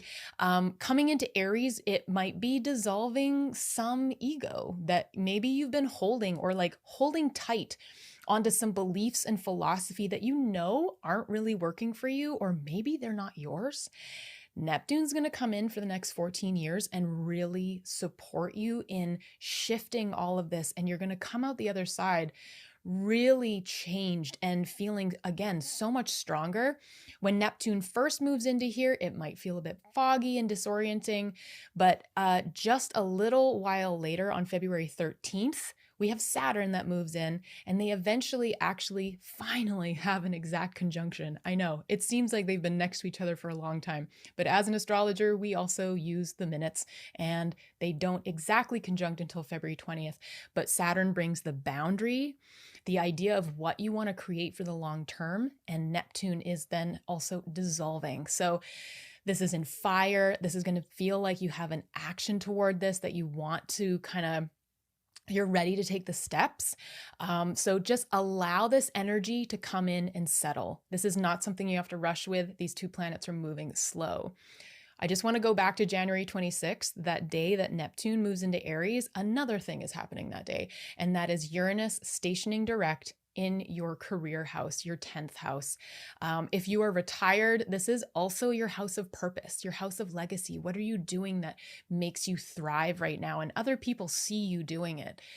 It's stationing direct after being in this house, this sign, for 7 years. It has been bringing great awakenings, great change to your career, the way that you want to move forward in life, that public facing life, how other people see you, ever since 2019, March. So think back how that's all been changing. And now that it's direct, we just have a couple more months of it being in Taurus, and it's going to move forward into your 11th for 7 years. So any of these last lessons, last changes, last pieces that you know you're being called to put into place, it's time to do them. Uranus is such a beautiful planet. We get really scared of it sometimes because it's like, oh my God, great change. But it being in your 10th has been really important because this is one of your pivot angle houses. The 10th is a midheaven. It is your highest purpose. So you may have had a lot change. And this is a moment where, again, bring out that journal. Think about all you've been through and all you've done up to this point, because getting to the point of Uranus moving out of Taurus is going to be a big shift for you. These three major movements of these big major planets within the first quarter are all happening while we have those more inner planets. We have Mars, the Sun, Venus, and Mercury moving up through Aquarius. We have them coming up into Pisces. They are talking about your 7th house themes, your partnerships, and then they're moving into the even deeper conversations that we have with partners, if we're talking like shared finances, or karmic relationships, karmic patterns, or debts, finances, wills, and inheritances. Whilst that is happening and they're moving up through, all tightly conjunct still, we have our first eclipse of 2026. This is the solar eclipse at 28 degrees Aquarius. If you have your ascendant, your sun, your moon, any planet that is in the late degrees of Leo, this is going to be opposing you.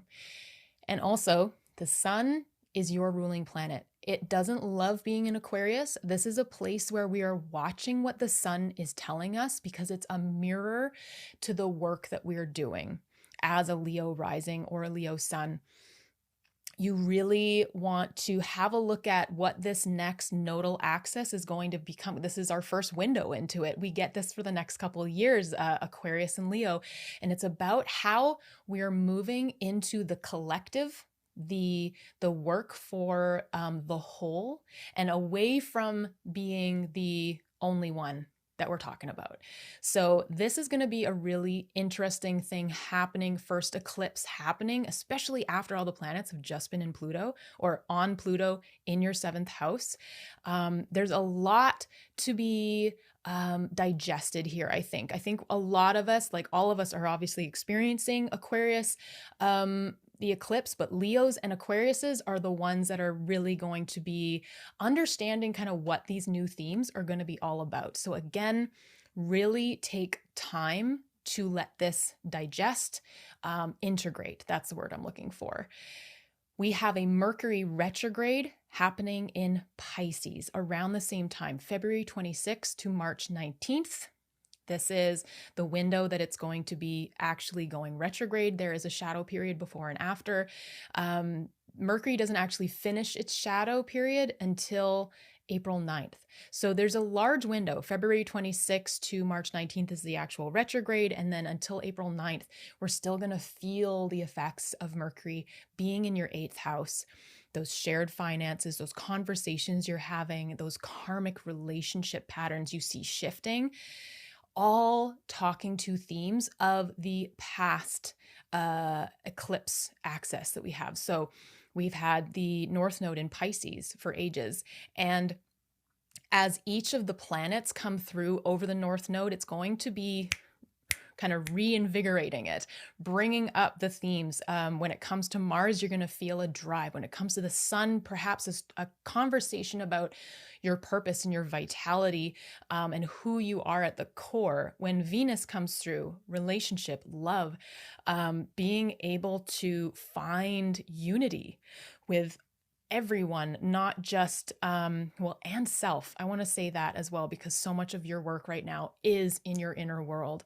But Mercury is going to be doing this retrograde right on the North Node. So this is your voice. This is you figuring out how to speak into fruition everything that you've been learning with all of this inner work that you're having going on right now. It's also Mercury is in detriment here, so really take a pause. Mercury, this isn't like a horrible thing. It's just a very different kind of energy that's coming forward. Mercury in a water sign is getting dragged down. It's like running through water. And so when it gets slowed down like this, we're really being called to look at or hear the messages coming through. So if you meditate, if you again journal, this is a moment where I think you're going to have really faded beginnings when it comes to this nodal axis, what you're learning about shared finances, what you're learning about sharing life in general. And then we come to the second eclipse of this eclipse season in the spring. This is a total lunar eclipse at 12 degrees Virgo in your second house. This is happening on March 3rd. You've already been dealing with this already in your resources, finances, your self-worth. This is something that I feel is coming through in a way it's refining, I think, what it is that you've been learning about your self-worth, how you can claim your resource, how you can claim the way that you want to move into the world. We have one more Virgo eclipse after this one. So this is the moment to be taking the lessons you're learning and putting them into action, understanding that it's time. You're ready. This is, like I was saying for the intro, this is the beginning of the sprint. That was not my idea. That was Alexandra Blair. And my God, did I love it when she said that. The last thing I want to mention, just because it's really pretty and a nice way to cap off the end of the first quarter of 2026, is Venus finally comes around to her domicile, her home in your 10th house of Taurus.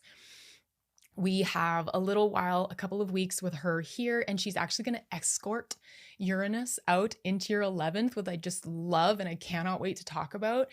But Venus in your 10th is going to bring some salve, some harmony to all of the change that you have had happen up here. It could be as well, if you have your natal Venus up here in Taurus as well, this is a really amazing moment for you because you're going to have your Venus return, and it could be bringing even more potency to this idea of what it is you're bringing to the world, what it is you are creating for other people, and just your career in general, your purpose in general. Okay, Leo, welcome to the tarot portion of the reading. So let's start here with either the energetic theme or what opportunity is opening up for you.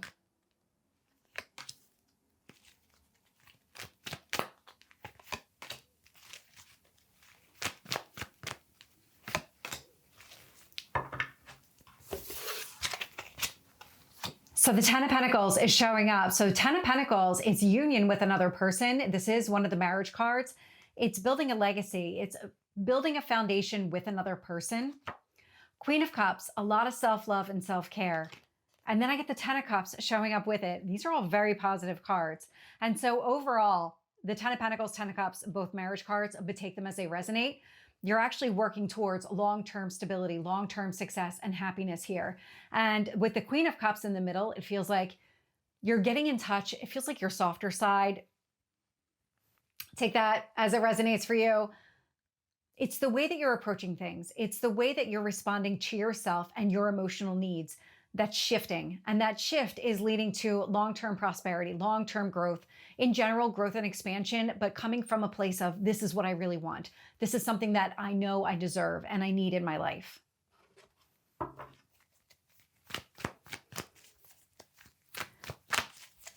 So let's get any lessons here, or is there anything blocking this? What is the lesson here, or is there anything blocking it?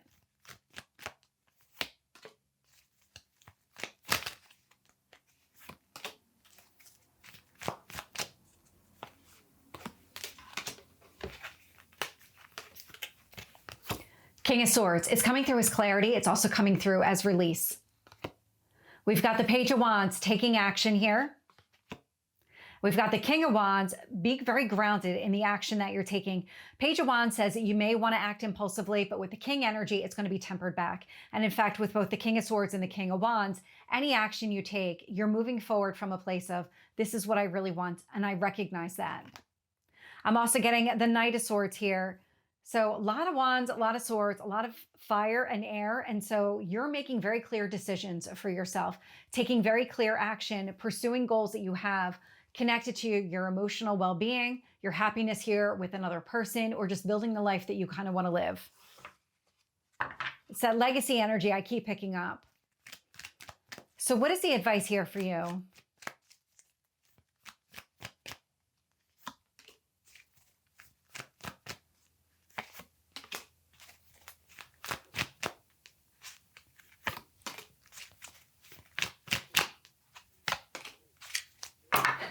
So this message could not be more clear. So what I'm getting is the Three of Swords. So the Three of Swords speaks about some sort of heartbreak in the past. Now, if this was blocking you or kind of not allowing you to see that you were capable of having the happiness that you want, building the kind of life and legacy that you want, something here is shifting, because I'm getting the Queen of Swords. And so the clarity is coming through. And so when you have that kind of internal recognition, or you receive information along the way that says, no, this is what's holding you back here, because that Three of Swords, it has been holding you back.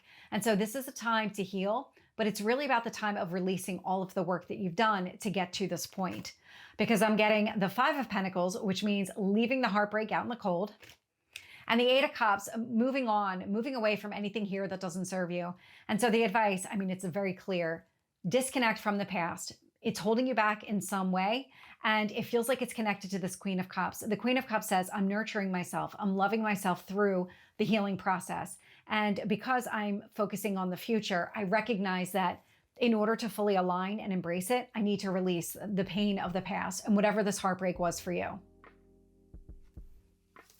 So Leo, that is your reading for the first quarter. Hello, Virgo, Virgo rising or Virgo sun. Your ruling planet is Mercury, and we have a lot happening with Mercury in the first quarter of 2026. Mercury is going to be part of this conjunction of planets moving around from Capricorn all the way to Aries. And as that's all happening, Mercury is also going to be doing a retrograde in your 7th house of relationships and partnerships in Pisces, right next to the North Node, where we've been working on this nodal axis. And I bet you know what I'm talking about, because you've had the South nodes in Virgo for the last year. And sorry to bring more eclipsean news to you, but you have one more in the spring and one more in the fall of this year.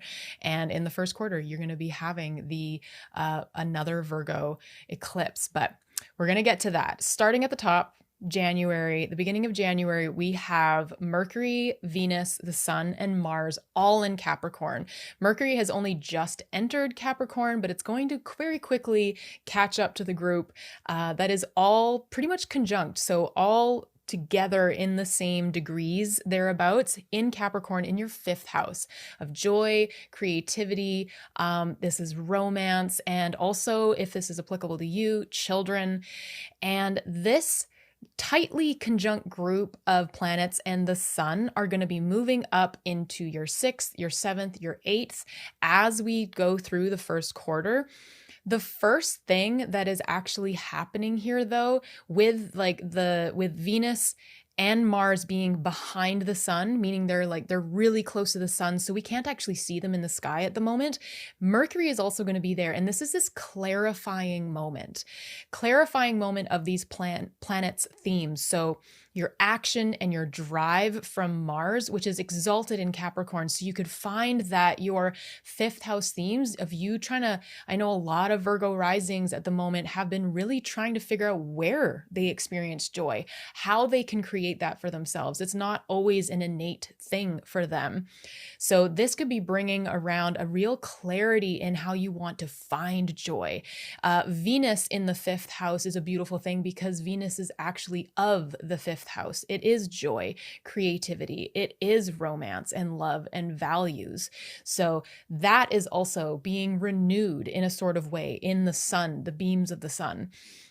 And then Mercury, your ruling planet being in the sun, is another clarification of voice. So this is all happening in Capricorn as we have on January 3rd, the Cancer full moon at 13 degrees of Cancer. This is your 11th house of friends, groups, your hopes and your dreams. The moon loves being in Cancer. This is its home sign, and it is widely conjunct or near to Jupiter. So there is, instead of this just being a full moon, so a culmination point in your 11th house, this is activating all sorts of things in your fifth as well. This is bringing all of that drive and energy that is conjunct the sun up into this full moon next to Jupiter, where you have had this expansion and right now inner expansion. This is illumination when it comes to friends and community, but it is coming from you understanding how you want to experience joy. This is a really beautiful axis in my point of view. I really love the 5th and the 11th speak to each other so beautifully because the 5th is all about that joy and the 11th is about our hopes and dreams. So there's something right at the beginning of January here that is probably coming into clarity. And also culminating into the way that you express it, or perhaps changing the way that you can see a hope for the future. This energy is continuing. January 6th to 16th is this really supportive window when all of these planets in Capricorn exactly oppose Jupiter in your 11th. So everything that I've just been talking about is now going to have an even bigger kind of lift because they are talking specifically to Jupiter now, not just a full moon. So Mars opposing Jupiter is this expansion of your drive and what it is that brings you joy. The sun, the vitality, the purpose. Venus coming through, your values, the way you want to express yourself, and actually having confidence in it. And then Mercury, your voice, you communicating what you want, the exchanges with others, all being brought this kind of self-nurturance of Jupiter, the work that you've been doing in the inner realms because Jupiter is retrograde at the moment. This is a really, I think, pivotal moment for you. If you're willing to step into it, it could be quite vulnerable because it is Cancer. Cancer is a vulnerable place to go to, but this is just so potent of an energy for you. If you're a journaler, this is a big moment to be able to track this and figure out what kind of support you're noticing coming in, because you finding joy, you understanding the concept of being able to express yourself is so monumental. The second half of January, this energy shifts a bit into your 6th house, Aquarius, which is about your daily grind, your job job, your rituals, your body and your health. As each of these planets start coming into Aquarius, they're coming into conjunction with Pluto. Pluto has 20 years in Aquarius. So this is a kind of behind the scenes, but boy, oh boy, so deep of a transformation when it comes to the way that, again, you are nurturing yourself, that you are allowing yourself to have the daily rituals that you need to make sure that you are the healthiest. This is stepping away from being of service to others to your detriment. And this, like, all of the themes are speaking to this so hugely at the moment. The other thing that's happening at this time is we have the new moon in Capricorn. This is happening January 18th. And this is right at the end point of Capricorn. And so whilst that's happening, the planets are moving over top of Pluto. I really feel as though this is a huge merging of the themes of the 5th and the 6th. So as you find your joy, you are better standing up for how it is you want to nurture yourself, how it is that you want to live your daily life. Because up to this point, I'm wondering if it's kind of been taken away from you in a way, or it feels like it hasn't been yours to hold on to and have say over. So this is, again, a really beautiful moment, but it's going to feel probably more initiating, more intense, the deepened sense of this you're going through the Jupiterian expansion, and now Pluto, that's a different energy. So again, get that vulnerable side of yourself out, because this is some real dive into the depths with the 6th house as well. During the first quarter of 2026, we have some major planetary shifts, which I'm so excited about, and I'm sure you are too. The first one, Neptune entering Aries, which is your 8th house, on January 26th. Neptune has been in your 7th house for the last 14 years, and it could be bringing some great fog and almost like you've lost a lot of things over the last 14 years when it comes to your relationship with others, your partnerships.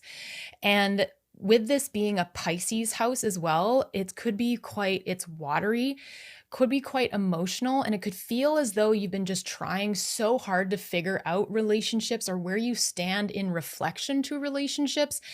That has been hard to grasp onto. And as Neptune has been finishing its time in Pisces, it could be slowly coming into place. That is because it is next to Saturn. So first we have Neptune that enters your 8th house, and this is an even deeper part of relationship. Again, we're getting that vulnerability flag out and we are bringing it into the 8th. We are talking about shared finances. We're talking about karmic relationship, karmic patterns, the way that you deal with debts, finances, from other, or the way that you deal with the kind of the more transformational topics of inheritances, wills, things like that. These are deep conversations. But the work that Neptune and Saturn have been doing in your personal relationships has been setting you up for this moment. It's giving you a strength, creating boundary, as well as maybe allowing you to learn self-trust in a whole new way when it comes to 7th house themes. Now on, like I said, January 26th, Neptune moves into Aries. And then on February 13th, just a few weeks later, Saturn is going to move in. This is moving from the watery depths of Pisces to the fire and the cardinal sign of Aries. Cardinal is very wanting to start things, ruled by Mars, which is coming up around the bend, ready to come into Aries as well. These two planets moving in could feel really different, could feel like you got a bit of a fire lit under your butt, which is always fun, but I would say allow this energy to settle, because it is such a shift in energy for all of us, depending on where we have it in our chart, that I'm telling everyone, just give this a moment to settle and get your bearings, because Neptune here, again, the dissolving, the intangible, and then Saturn coming in, the total opposite to that, the boundary. These two planets are having an exact conjunction on February 20th, which is going to bring those themes really into focus. So where is it that you are going to start with Aries being here, dissolving the ego, perhaps, that comes with these karmic relationships? The things that you feel like you can just hold on to and control are going to start, again, dissolving kind of in front of you for you to learn how to trust yourself, the lessons that you've been having with Neptune in your 7th. Let's move forward. Uranus stationing direct in Taurus is the third thing that I'm really excited for. This is your 9th house, your beliefs, your core beliefs, your philosophy, higher education, the things that you are wanting to teach, wanting to learn, perhaps publishing on a really big level. You are ruled by Mercury. So I'm thinking writing.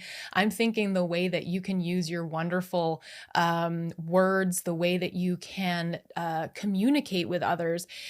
I think this is going to be starting to come up for you, perhaps around the new beliefs that you have created for yourself. But with Uranus finally going direct, it is going to be moving out of Taurus, your ninth house, in a couple of months. But right now is the time to tie up all the loose ends that you have in your ninth house, the things that you've learned, the awakenings that you have had come down to you. And it really also depends for you. Do you have any personal planets or points in Taurus? Because this could be a pivotal moment if that is the case. There's some energy right now telling me to really have a look into your natal chart, have a see what it is that Uranus is asking you to tie up before it moves forward. But yeah, this is a really big shift for us. So while these further planets, the Uranus, the Neptune, the Saturn, are doing their thing, we have the inner planets, so Mars, Venus, and Mercury, and then the Sun as well, moving forward in our more day-to-day challenges, changes, and then also coming into some really beautiful aspects as well. It's going to be quite up and down with what it is that we're learning, because again, all of them are moving in one go. And so it's always going to be like a block of one thing and a block of the next thing. And the one thing I really do want to bring attention to before we move to the eclipses, is that when all of these planets move into Pisces and they are conjunct the North Node, where you have been asked to move into fated new beginnings in relationship, where you have been learning to trust yourself, when all the planets come in here, really initiating again those themes of the eclipse, they're going to be coming into a trine with Jupiter in your 11th. And so for you, I'm bringing this up because the 7th is this angle house, this pivotal place for you. And it could really harken back to the grand water trines that you had in the fall of 2025. So I just want you to keep an eye between February 14th and the end of March as these planets move through. There's significant support coming in here from your drive, your focus, your vulnerability again, your spirituality, trusting self, and also allowing this beautiful self-nurturance and this trust of friendships, communities. There's a real pivot point I find here with a trine of all these planets in being able to use your voice to vocalize how you want to move forward in relationship of all kinds. So I just wanted to point that out to you, especially because it's going to be Mercury there doing its retrograde. But we're going to talk about the Aquarius eclipse first before we get to the retrograde here. The first eclipse of 2026 is the solar eclipse in Aquarius at 28 degrees, and that is in your 6th house. 6th house themes again are those daily rituals, daily habits, taking care of yourself, the job, the work that you're doing. It's an easy place to become a workaholic with an Aquarius sign being here. But the eclipse is going to, I think, suddenly start asking you to do things differently. This is the first eclipse in the Aquarius Leo axis instead of the Pisces Virgo one, which you are very well acquainted with. This is between your 6th and your 12th, and it's going to be coming into a really deep theme of thinking about humanity as a whole and the work that you are doing and the way that you are taking care of yourself so you can be of service to the whole in a whole different way, in a healthier way.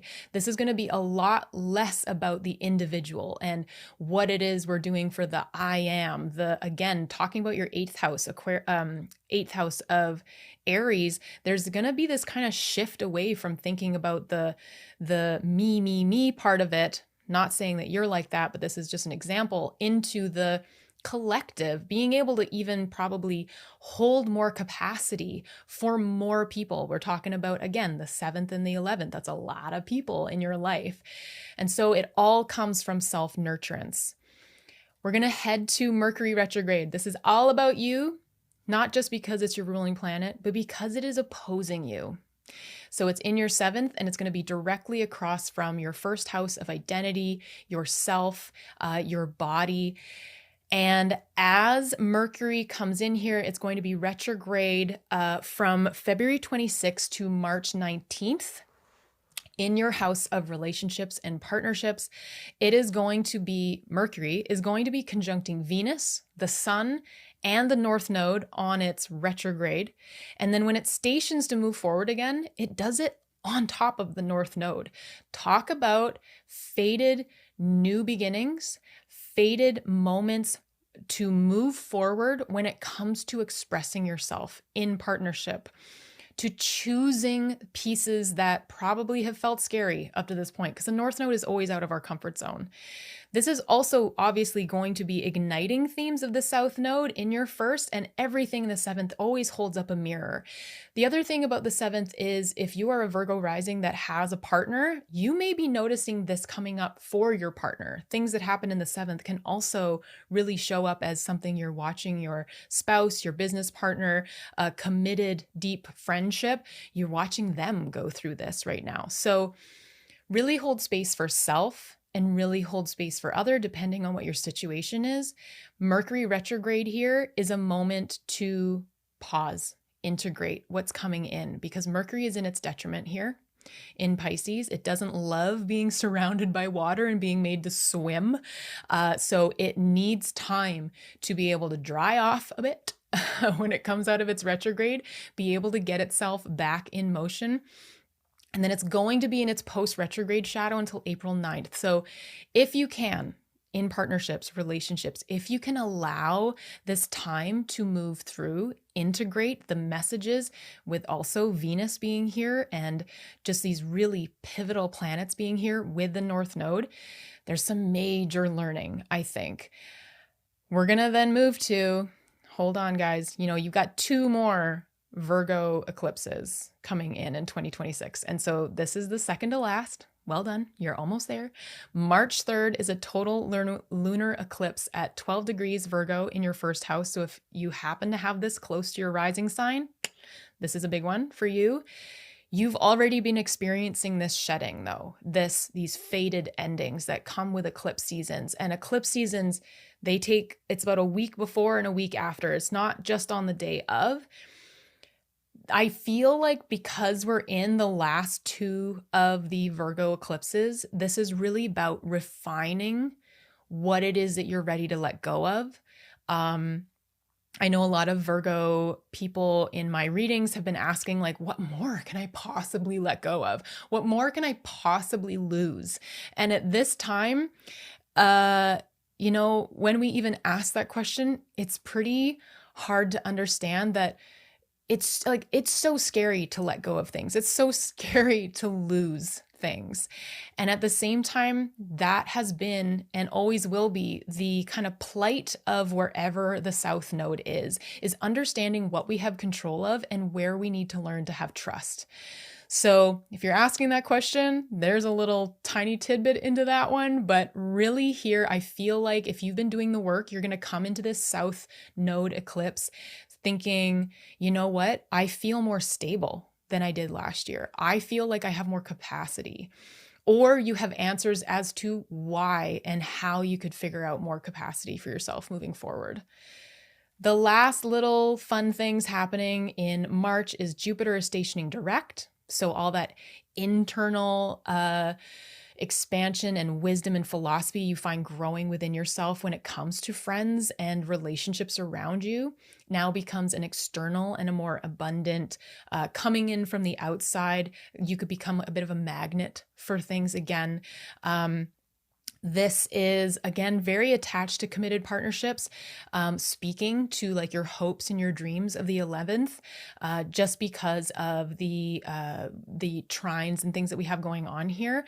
As well, the last major movement that I want to bring up, it's not super major, but I feel like Venus needs a shout out here because Venus has been through a lot in the last 6 months. And she is finally on March 30th, coming into Taurus, your 9th house. She's coming into the sign where Uranus is finishing up. And what's beautiful is that in a few weeks, when she gets to the end of Taurus, she's going to hold the hand of Uranus as she moves it over the sign forever. And we don't have to see Uranus and Taurus again. Peace out. Oh my God, that was rough. But Venus coming into Taurus, this is her home. This is her domicile. So there's going to be some soothing, some harmony and balance being brought into a sign that you have just had upheaved for 7 years. And it's, I think, going to really solidify and put like that last, I don't know, I'm coming up with some silly analogy right now with like putting a final stain or final varnish on this beautiful piece of furniture that you've been creating for the last 7 years. Venus is that beautiful piece of artwork that you get to hang on the wall of your just finished house, things like that. So I'm really excited for us to finish Q1 with Venus moving into her home, bringing us a reprieve as we, try to figure out all of the other things that have just happened in just 3 months. So good luck, Virgo, and I cannot wait to hear what your tarot reading is like. Me neither. So Virgo, welcome to your tarot reading. So let's get, what is the opportunity opening up or the energetic theme for you for Q1?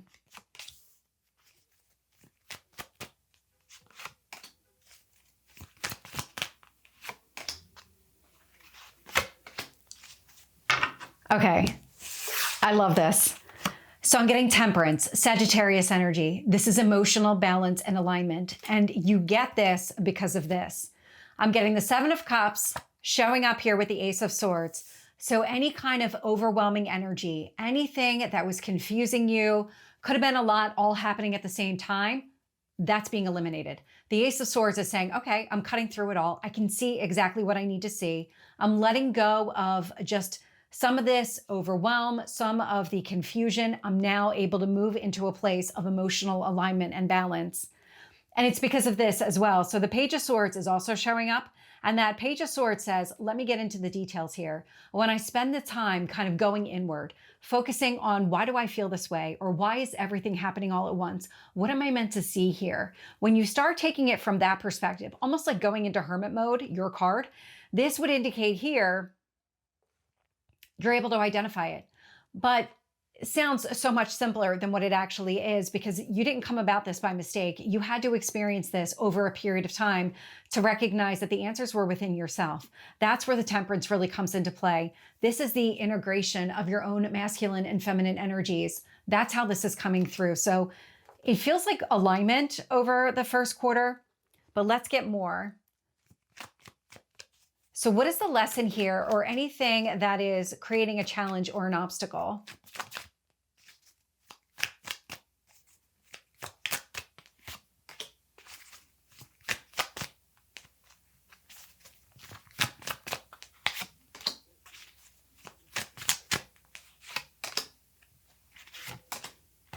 Okay, we're just going to keep getting cards for you, apparently.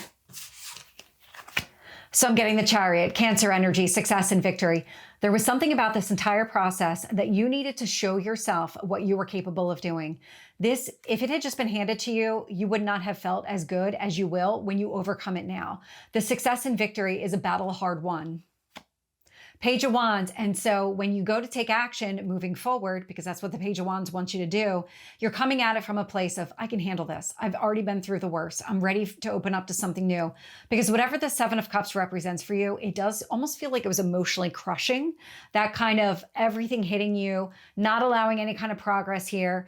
Once you overcome that, and I do feel like you will, you're free to go after what you want. Eight of Wands, and there's that quick energy, that lighter, freer, I'm liberated, I can move again. Four of Pentacles, but you have a solid foundation. There was something here that you needed to prove to yourself. Whether you recognize that at the beginning of the cycle or it's just now becoming clear at the end, the Four of Pentacles was rewiring your foundation. There was something here that needed to change, and it was the way that you're approaching this, everything's hitting me all at once, or I'm so confused, I don't know what to do. There was something about that situation repeating itself, because it does feel like it was a situation over and over again, that really taught you important lessons around your foundation and establishing that solid base. And then I get the Ace of Wands again, so that you're able to move forward. The way that this is coming through, because I've got Temperance here and the Four of Pentacles, This was always about your foundation and the way that you were approaching things. You couldn't keep like skating by or just skimming the surface of whatever this was. You needed to get into the weeds, into the details here, and do the work in order to be able to move forward in a way that really works in your best interest. So let's get the advice here for you.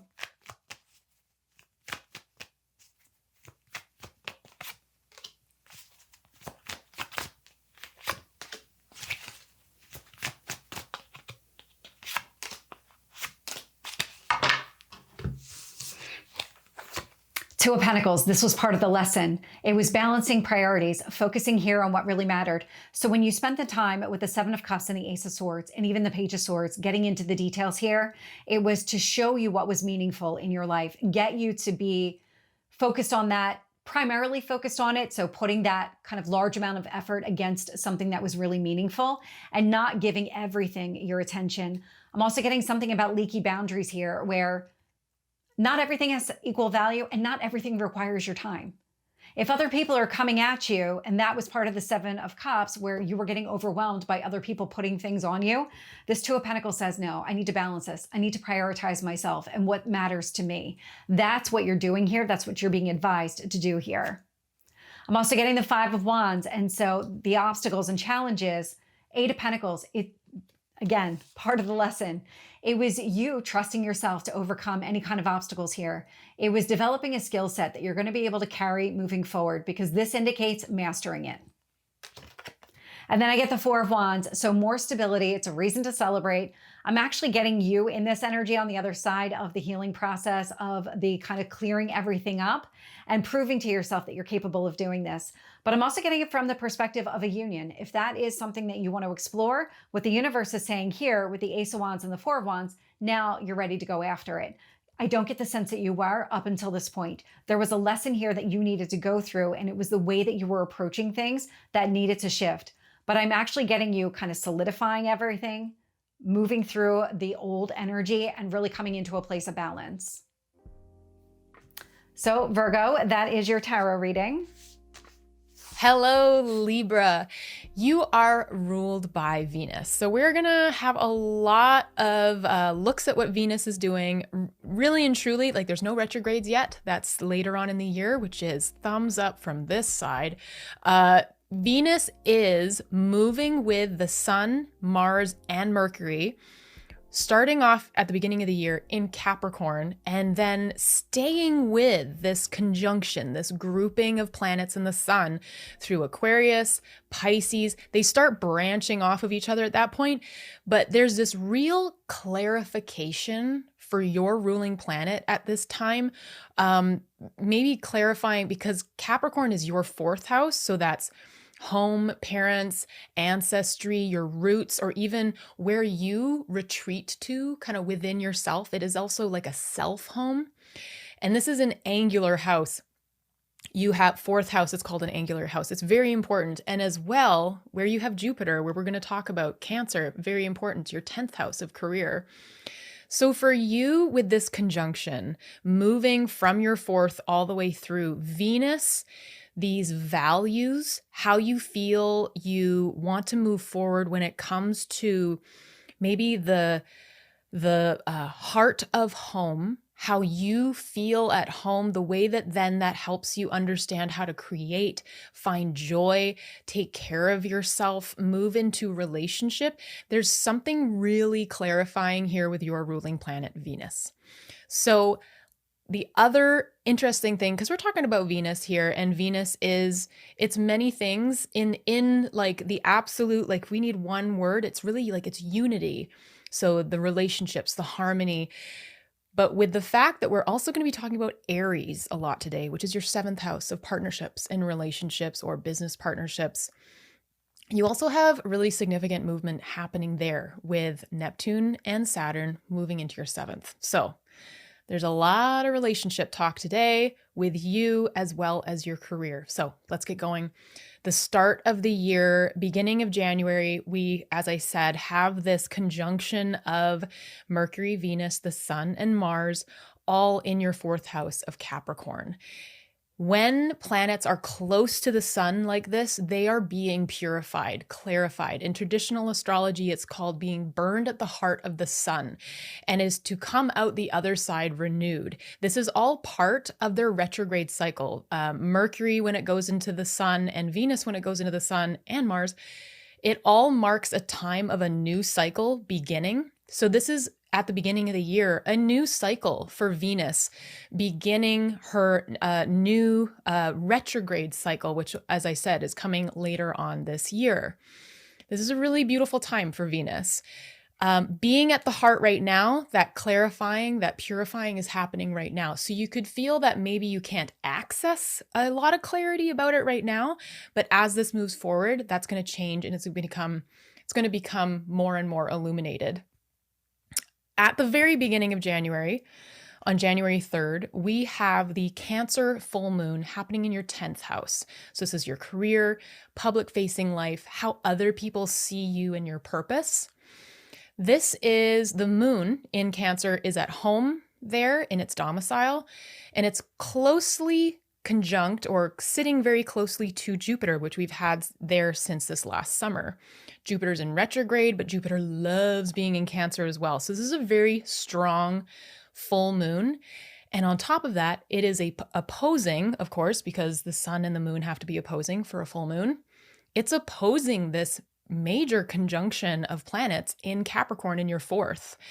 So where are you finding this clarification of your values, relationship, self-love, your voice, this action and vitality within home, within the generations that have come before you, your ancestry?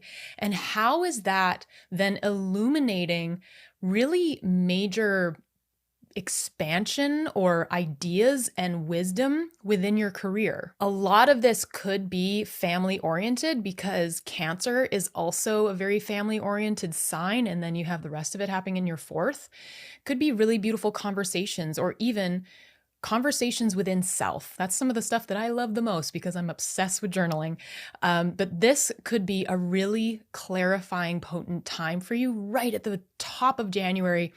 And a time, even though it's a full moon, and I know everyone knows to kind of manifest and make intentions with a new moon, I would say this is a pretty good one to also really think about how far you have come and what it is that you want to bring forward within your 10th house and how it is you are ready to step into a firmer, more supportive foundation at home in your 4th house. Speaking of support, the planets in your 4th house in Capricorn, as they finish this new moon or full moon, are going to be moving out and into an exact opposition with Jupiter because Jupiter is around 21 degrees of Cancer. And so as Venus, Mars, the Sun, and Mercury all one by one come into opposition with Jupiter, these exact same themes, ideas, and support are going to be there, even though it's an opposition and even though Jupiter is retrograde. This is still a really potent moment of action, of clarifying. Like I've said, as the planets move through your 4th, they are going to you're going to have a new moon in Capricorn on January 18th. And so this is at the very end of Capricorn in your 4th house. And at the same time, some of these planets have actually already crossed over into your 5th. Your 5th house is joy, creativity, romance, perhaps children, if that applies to you. They're all coming into conjunction with Pluto. Pluto just moved into Aquarius for the long term, and I mean like 20 years. This is a firm relationship here. Pluto is coming in and going to a depths of transformation that perhaps you can't see on the everyday, but Pluto's doing it. There is a change happening when it comes to how you find joy, maybe allowing yourself to create something new, something that feels so much more aligned with you. And with this new moon in Capricorn and the planets being between this very like pivotal new piece and then being next to Pluto between these two houses, I feel like The 4th and the 5th are very much tied together. There's themes here that I feel like a transformation is happening when it comes to the drive, the safety perhaps that you are creating within yourself and within your relationships or at home, then affecting the kinds of thing that you can create. It can be so difficult to feel like you can find joy if every day you are struggling to even feel safe within yourself. I think there's some really incredible pieces here coming together. And again, that all affects that Cancer 10th house. Perhaps this is stuff you're creating to share later on this year. Let me know, actually, because I'd be really excited to know about that. I love this axis between the 4th and the 10th. We have 3 major shifts happening in Q1. I'm going to skip around a little bit here because I may as well talk about these 2 major planets at the same time. Neptune and Saturn. If you are an astrology person, you have been hearing these guys being talked about a lot for a long time because we've been kind of being a little bit decimated by Saturn being in Pisces. Neptune being in Pisces has just been foggy. Sometimes there's clarity. Sometimes there's rose-colored glasses. Gosh, it has just been a roller coaster, especially next to the North Node.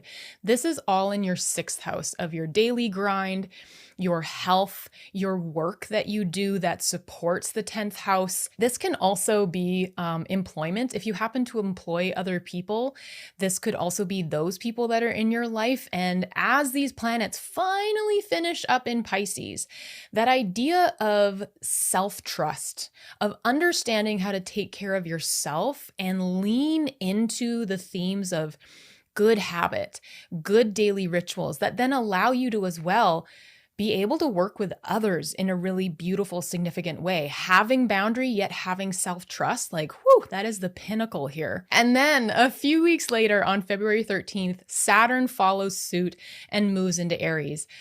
Both of these planets have been in a water sign for quite a while. So Pisces being the depths, emotion and spirituality and leaning into that self-trust. Aries is the beginning of the zodiac. This is the I am. This is a cardinal sign, so loves to start, initiate, ruled by Mars. There's a lot of different kind of energy here. So Neptune moving in could really be about dissolving any leftover ego or parts of self that are holding on to or trying to control the outcome of things, or pieces that come with like parts of relationship, parts of yourself within relationship. Neptune's going to be asking you to lean into self-trust. And that can sometimes be really annoying to be asked to do. But boy, oh boy, after 14 years of Neptune being in the 7th, you are going to be so dialed in on this. Saturn following suit is bringing boundary. So these 2 such different energies, both then moving into a different energy. These are things that us as human beings on the planet, we've never experienced Neptune and Aries other than that little window we had that last summer, which I don't think was long enough for really any of us to understand what it was going to be about. But whatever happens here around the end of January, beginning of February, allow yourself some time for you within relationships, partnerships. If you notice the energy shifting here, give it time to settle, because these guys are around for a while. Saturn, Neptune, they're not going anywhere. And there's time for you to kind of integrate what this will feel like, because undoubtedly it's going to feel a bit different, especially if you've been working on that Chiron wound that has been in your 7th for quite a while, asking you to bring up something and heal pieces of your inner beliefs around relationship, how it is that others present to you within relationship. And this is all also going to get wrapped into this Neptune-Saturn transit. This is such an immense change for 2026, these 2 planets moving. The third thing that I'm really excited about as a major shift is Uranus stationing direct in Taurus. This is in your 8th house of shared finances, karmic relationships. This is death and taxes is how they like to say it in traditional astrology. But nowadays we know it's a lot more than that. It's inheritances, debts, it's working with other people's money or their possessions. Uranus has had 7 years here, bring the Great Awakener, bringing change, shifts, sudden probably. And as it comes to the end here in stations direct, it's not going to be coming back into Taurus again once it moves into Gemini in a couple of months. This is a moment as it finishes the 28th, 29th degree of Taurus that you are asked to put into place everything that you've been learning since 2019. March 2019 is the whole window of when Uranus has been here in your 8th house. So what started back then? Have you seen a shift? And if you can look back and figure out what some of those themes are and what has really come into place at this point, you can really take these last couple of months with Uranus here going, okay, how can I take responsibility for these last few pieces? Make sure everything is basically the planet, making sure the planet is imbued with all of these beautiful pieces, because it's going to bring it forward into Gemini for your like best and highest good. Like, I just love how planets bring forward the energy that we train it in, that we allow it to have by our own learning. Now, as these 3 major things happen, so Uranus direct, Neptune, Saturn moving sign for the last time, whilst all this big stuff is happening, all of those inner planets that I have talked about at the beginning are going to be moving into Aquarius, moving into Pisces. They're slowly separating a little bit, but really those themes are still moving together quite a bit. This is creating a lot of different transits. So we've got like a trine to Jupiter from Pisces. We've got squares to Uranus, still igniting these pieces that are coming through. There's can be challenges in these pieces. There can be a lot of support. This is what Q1 is going to be like a lot. It's going to be many different energies allowing us to really whittle down, like, how are we moving forward? So the one thing I really want to say, when we have most of these planets now in Pisces, but we actually have the first Aquarius eclipse happening this spring at 28 degrees Aquarius. This is happening on February 17th in your 5th house. So we're back here talking about joy, creativity, your romance, your children, if that's applicable, or other people's children, the kids that you are around. There is the first of many eclipses happening in Aquarius where it's asking us to start looking at the collective opposed to the individual. This is asking us to think about the whole. Aquarius is very much of the humanities, instead of in Leo, where the South Node will be moving to eventually. That is very much of the individual. And so we're going to be moving away from those themes. That really is very closely tied into the themes of what I was talking about with Neptune moving into Aries, dissolving that ego, dissolving that I am piece. There's a real theme going on here. And for you, it is about romance. It's about creativity, feeling alive, and then allowing yourself to bring that into relationship. So that is happening first and foremost, February 17th. Venus is going to be conjunct the North Node while that happens in your 6th house. So a lot of themes around the eclipses that you were having in 2025 is really going to be brought up here, because each of the planets that move over the North Node basically triggers it over and over again. It's going to be another fated beginning, or a feeling like within yourself you're ready to move forward in something. And again, this is all your 6th house. So the way that you do your day-to-day, the way that you are working, the way that you are nourishing yourself and trusting yourself, because we're talking about Pisces here. This is deep trust. This is also then accompanied by Mercury retrograde. We have a Mercury retrograde within Q1 already. It feels like we just finished the last one. This is from February 26th to March 19th that Mercury is actually retrograde. And during that time moving backward, it's going to conjunct Venus, the Sun, and the North Node. It's also going to station direct at the end of this retrograde on the North Node. So if we want to talk about more of these North Node Pisces themes, this Mercury retrograde is really going to highlight where it is that we're finding clarity of our voice, perhaps voicing how it is you want to care for yourself so you can do better work in the 10th house, so that you can come into relationship in a stronger way with a better kind of identity of how you wanted to be cared for, or the way you want to be at home in Capricorn, where this all started. This is going to, by this, I mean Mercury. Once it finishes its retrograde, there is a thing called the post-retrograde shadow, where the themes of the retrograde kind of keep going until it goes past the point where it first started. And that's April 9th. So I know this is a huge window, but this being in your 6th, I really want you to think about health. And I really want you to think about voicing what you need to care for yourself, because Mercury is in its detriment here. It's not going to be doing this work quickly. It's going to be trudging through water. It's going to be going into a spiritual place when it really wants to be cognitive and thinking and going really fast. This needs you to also slow down. Think about what's coming in, hear the downloads, hear the awakenings coming in, or the messages coming in around how you need to nurture yourself, your inner home better, because that's going to move then forward into your 7th and your 8th with more clarity, with better ability to voice what you need. And that's all then moving up to the 10th, where Jupiter is at the moment. And speaking of Jupiter, March 10th, Jupiter stations direct at 15 degrees Cancer in your 10th. That when Jupiter is retrograde, it's very internal, like the wisdom and expansion that we usually find on the outside, and Jupiter bringing us what we need comes to the inside. And it's not so kind of scary as like a Mars retrograde, etc. Jupiter retrograde allows wisdom and philosophy to be built within. And then when it stations direct, it takes a long time because it's a slow moving planet, but all of that kind of external abundance starts switching, like all of those pieces you're learning can then become the external pieces. And we get to, I did just miss by a couple of days, the second eclipse of the eclipse season in the spring is the total lunar eclipse at 12 degrees Virgo. This is in your 12th house.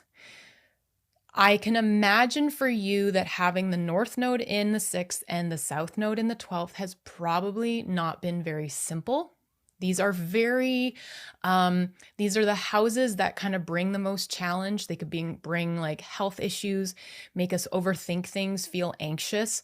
And the South Node being in your 12th house has probably literally been asking you to not beat yourself up so much, to let go of the ways that you have been holding on to your self-control and perfectionism so that you can breathe a little easier. So your mental health and your well-being can breathe a little easier.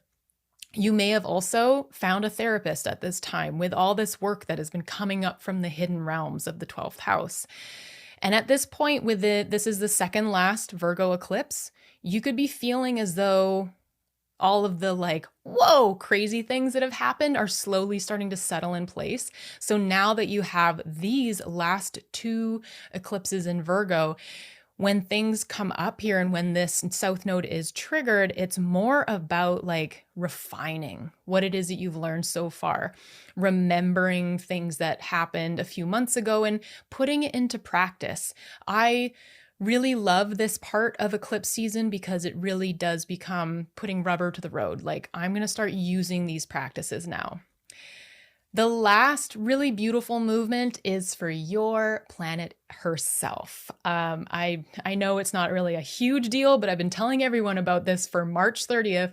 Venus finally moves into her domicile. She is at home in Taurus. She is happy here. She's going to be bringing, this is for you, your 8th house. She's going to be bringing a soothing, a harmony, a unity to a place where Uranus has been kicking up a storm for the last 7 years. And I think everything that you've learned here with shared finances, karmic relationships, the depth of self and transformation, you're really going to feel like it all can be put into place. It can all be a part of your new foundation that you are creating. So, Libra, good luck here in Q1. I cannot wait to hear how this all works out for you. So Libra, let's jump into the tarot and see what is happening here. So let's start with what is opening up, or what is the energetic theme for you for Q1?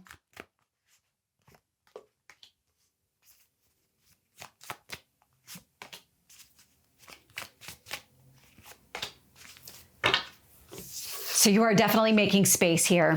What I'm getting is the Ace of Swords. This is that new beginning, but it's cutting away the old version of you. It's old thought processes, old behaviors. Queen of Wands, this is internal action. So this is about, so I got the words cleaning up. So take that as it resonates. It feels like what you're doing is you're just sweeping away the old, that you're cleaning up something that doesn't belong and you recognize it doesn't belong. Because then I get these two cards here, Nine of Cups and the Star. So something is coming into alignment for you. There's some sort of opening that you're creating by making these changes, by kind of cutting out the old version or old expectations, old thinking, all of this in pursuit of your goals and dreams. But I'm also getting the healing energy here of the Star. So what is the lesson here, or what could be blocking this?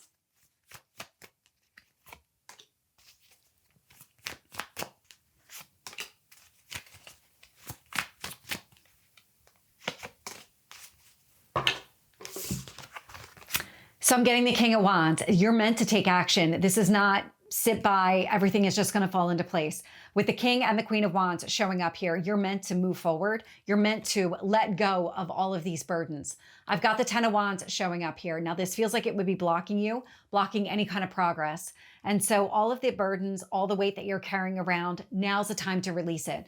But these don't feel like external burdens. These actually feels like old expectations, old ways of approaching a situation that now require modification in order for you to move forward. And it requires a release of the old. So really align with what works for you, moving towards the Nine of Cups and the Star, and focus there. And everything else that doesn't belong feels like that's what you need to release.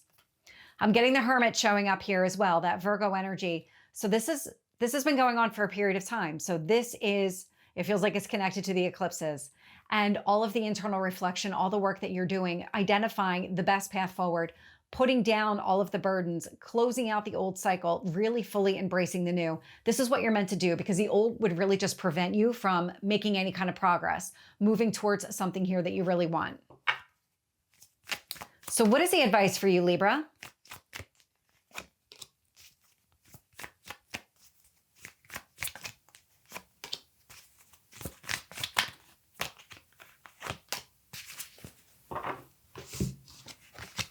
So I'm getting the Chariot, Cancer energy, success and victory. It's focusing on the future. It's prioritizing things moving in the right direction so that your mindset is moving in this direction. Because I'm getting the Nine of Wands showing up here as well. So the Nine of Wands, Ten of Wands, this is what's holding you back. So this represents some sort of wound that you've been working through. And so what the Chariot and the Nine of Wands are saying is, prioritize making this happen. Prioritize moving in the direction here of what you want, but it's the releasing energy of the Ace of Swords that you're meant to do. And then I get the Moon showing up here as well. This might have been a deep-seated wound, because the Moon's your emotions, and then we've got it right next to the actual Nine of Wands. And so you might have had to do a lot of internal work to get it all up into the surface, to kind of bring it all to your attention so that you could work through it. That feels like the Ten of Wands and the Hermit. And so you're at the completion point. So during the first quarter, it's about recognizing that the cycle is done. It's letting go of it altogether so that you're free to pursue something here that you want, because this was holding you back. So Libra, this is your tarot reading, and I hope it resonates. Hello, Scorpio.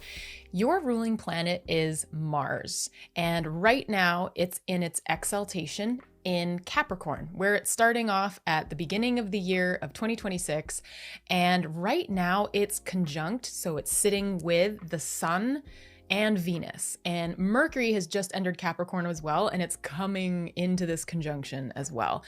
What all of this means is that throughout the first 3 months of the year, we're seeing this really unique thing happen where this conjunction of planets and the Sun are moving together from Capricorn to Aquarius to Pisces, and that is your 3rd, 4th, 5th house. This is a very interesting place, in my point of view, for this conjunction to move through. This is a clarifying of your actions you want to take, clarifying of your drive. The one thing I do want to say with Mars and the Sun together for such a prolonged amount of time, these are two sources of fire, two sources of great drive and brilliance. This could lead to a propensity to burn hot. The one thing that is really working in your favor with the fact that Mars is your ruling planet and it is an exaltation in Capricorn is that this could burn hot, but it's a really good chance that Mars is trying to do a really good amount of work for you, like have its nose to the grindstone. It has something to put its purpose toward. And this is all happening in your third house. Your third house is your communication, siblings, writing. It could be your close community, like neighbors. And in more modern astrology, you start getting into things like your website or a blog, that kind of writing and talking to a closer community online, that type of thing. So with these planets here, I feel like there is at the beginning of the year a real conversation about finding clarity in your ability to speak what it is that you need, or even figure out what it is that you want to communicate. What is it that you want to find clarity on when it comes to sharing, either with siblings, extended family, that closer community? You're going to be finding something that's quite close to the heart. And it has to do as well, we're going to go to January 3rd here. It has to do as well with your 9th house, which is kind of writing and communication on a large scale. So you could be like publishing something really big in your 9th house. It's all about your beliefs, your philosophy, higher education, sometimes long distance travel. With Jupiter having been here since last summer, you may have been traveling a lot. But there's a real major amount of things that could be happening in your 9th house, not to mention it's also Cancer. So Cancer as a sign is super nourishing. It's ruled by the moon, and the moon itself, it's the mother. It wants to understand self-care. It wants to understand emotion. And the reason I bring up January 3rd is that we have a Cancer full moon at 13 degrees. So the moon being in Cancer, that is its home, its domicile. And then Jupiter is in its exaltation. Now, this is all happening while it's opposing this chunk of planets that you have going on in your third. So not only is this full moon that is asking you to find this kind of aha culmination point of what it is that you believe. And with Jupiter retrograde, this really is working in the internal world, that internal wisdom and philosophy, figuring out kind of what you want to do with it. How do you want to treat yourself? Those core beliefs that you have. And it's then in opposition to the sun, Mars, your planet, Venus, Mercury's coming into the mix. This is a huge amount of clarity around it. You may not feel it yet because Venus and Mars are behind the sun, being burned at the heart of the sun in traditional astrology, but it's in this point next to the sun that they are being purified and clarified. Your voice, your beliefs. You may find at this time that it feels like it's not just a full moon. It's kind of everything, because this is a real, like, everything's in the mix, but it's between that third house communication and the writing piece, and maybe even feeling like you're understanding of more a vitality and a purpose within your third house that is also then reflecting to the 9th, allowing you to understand maybe Jupiter's larger themes that it's been bringing forward for you and is going to continue until this summer. This is a really potent, cool thing happening, and it leads us to this window between January 6th to January 16th, where all of these planets, now that we've had the full moon, they are now moving forward, and they're then going to oppose Jupiter exactly. So Jupiter is about 21 degrees of Cancer. And as each of these planets, Mars, Venus, the Sun, Mercury, come forward to 21 degrees of Capricorn, they are getting imbued, this energy being brought into them from that Jupiter point, that what those core beliefs and philosophy are, the things that you are discovering about yourself and putting into place. I feel like there's going to be a drive in your third house. There's going to be a voice coming forward, a feeling like understanding new values, new potential within yourself with these planets opposing one another. Jupiter, no matter what, it doesn't really matter if it is if it's a retrograde Jupiter or a regular Jupiter, it's always expanding. It just depends on whether it's more within us or it's more external. The other thing that's happening within this opposition is it all has a relationship to Chiron in your 6th house. So Chiron is the wounded healer. Sometimes it is the pieces of ourselves that we are kind of working on over our lifetime, and it brings us our most significant gifts that we can then use to help others, the wounded healer in that sense. And Chiron right now has been in Aries, which is your 6th house. That is your kind of job, your daily grind, the work that you do to really help your 10th house career, is also the way that you take care of yourself and your health. Chiron has been squaring Jupiter, bringing real thought and clarity and healing to what it is that you are learning in your 9th house. But at this point, with these planets coming into opposition from your 3rd house, it's creating a really beautiful relationship where that healing is coming into all of these pieces of yourself, your values, your relationships, the way that you nurture yourself, then being able to be communicated outward. The second half of January, we change the script a little bit from this Jupiterian expansiveness and gaining of wisdom to these planets in Capricorn slowly, one by one, moving into Aquarius, which is your 4th house of home, ancestry, your parents, sometimes that real inner home, the place that we retreat to and feel most safe in. You have Pluto here. Pluto has just entered late last year for the final time, and it's going to stay there for about 18 to 20 years. You've got a long time. It moves slow, and it creates this transformation slowly over time. But it is remarkable at the end of just 6 months or a year, you start going, oh, wow, I'm really noticing my home is transforming.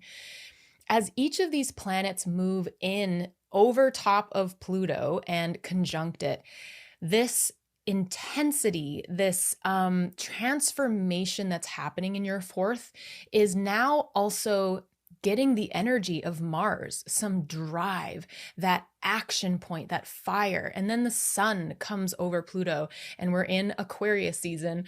And that is bringing forward a real understanding of purpose, maybe even more in home, how it is you're communicating, how the home looks like for you within Venusian themes, which is relationships, the harmony there, the balance there.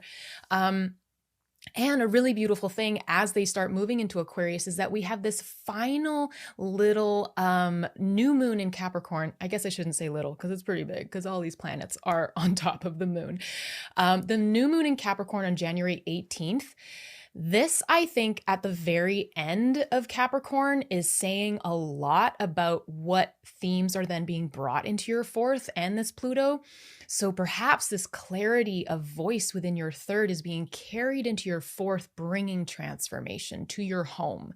This idea of, even if we go with the sibling theme of your 3rd house, how are you reconnecting? How are you understanding how you want to be cared for? How you want to bring new values into these people that are in your close orbit, and that is going to transform the way that you do home, physically or within your body.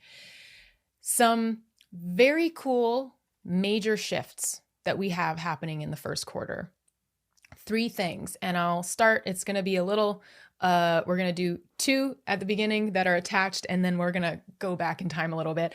I want to talk about Neptune and Saturn in Pisces, which I'm sure if you are an astrology nerd like me, you have heard a lot about those 2 in Pisces going back and forth, and this last summer having this little stint of Neptune and Saturn moving into Aries. Such a different energy when they're going from Pisces, which is water, emotion, depths, spirituality, the kind of almost intangible fogginess of Pisces being the last sign of the zodiac, into the spring of the zodiac, Aries, the I am. These are moving. The first one is happening January 26th. Neptune is entering Aries in the morning, Central Time, and it's going to stay in Aries now, your 6th house, until 2039. So we got some time to figure out these themes. And the reason I say that is because none of us really know what a Neptune in Aries is going to be like. Taking so long within a sign mean none of us have experienced a Neptune in Aries before, unless you happen to be just really, really old, in which case, if you're here watching this, I'd love to know what your regime is every day. And speaking of regime, Aries is your 6th house. So your 6th house is how you're taking care of yourself, what your day-to-day ritual is. Are you someone who's a workaholic because you got this Aries vibe of go, go, go? This fire, the other place where Mars is in its domicile, it's also at home in Aries. Or are you someone who is slowly learning, thanks to the Chiron being there, how to nurture yourself better, how to take care of your health, how to have better boundary within your habits, which is then ultimately making you your relationships better, your career better. I don't know. Let me know how that's been going for you.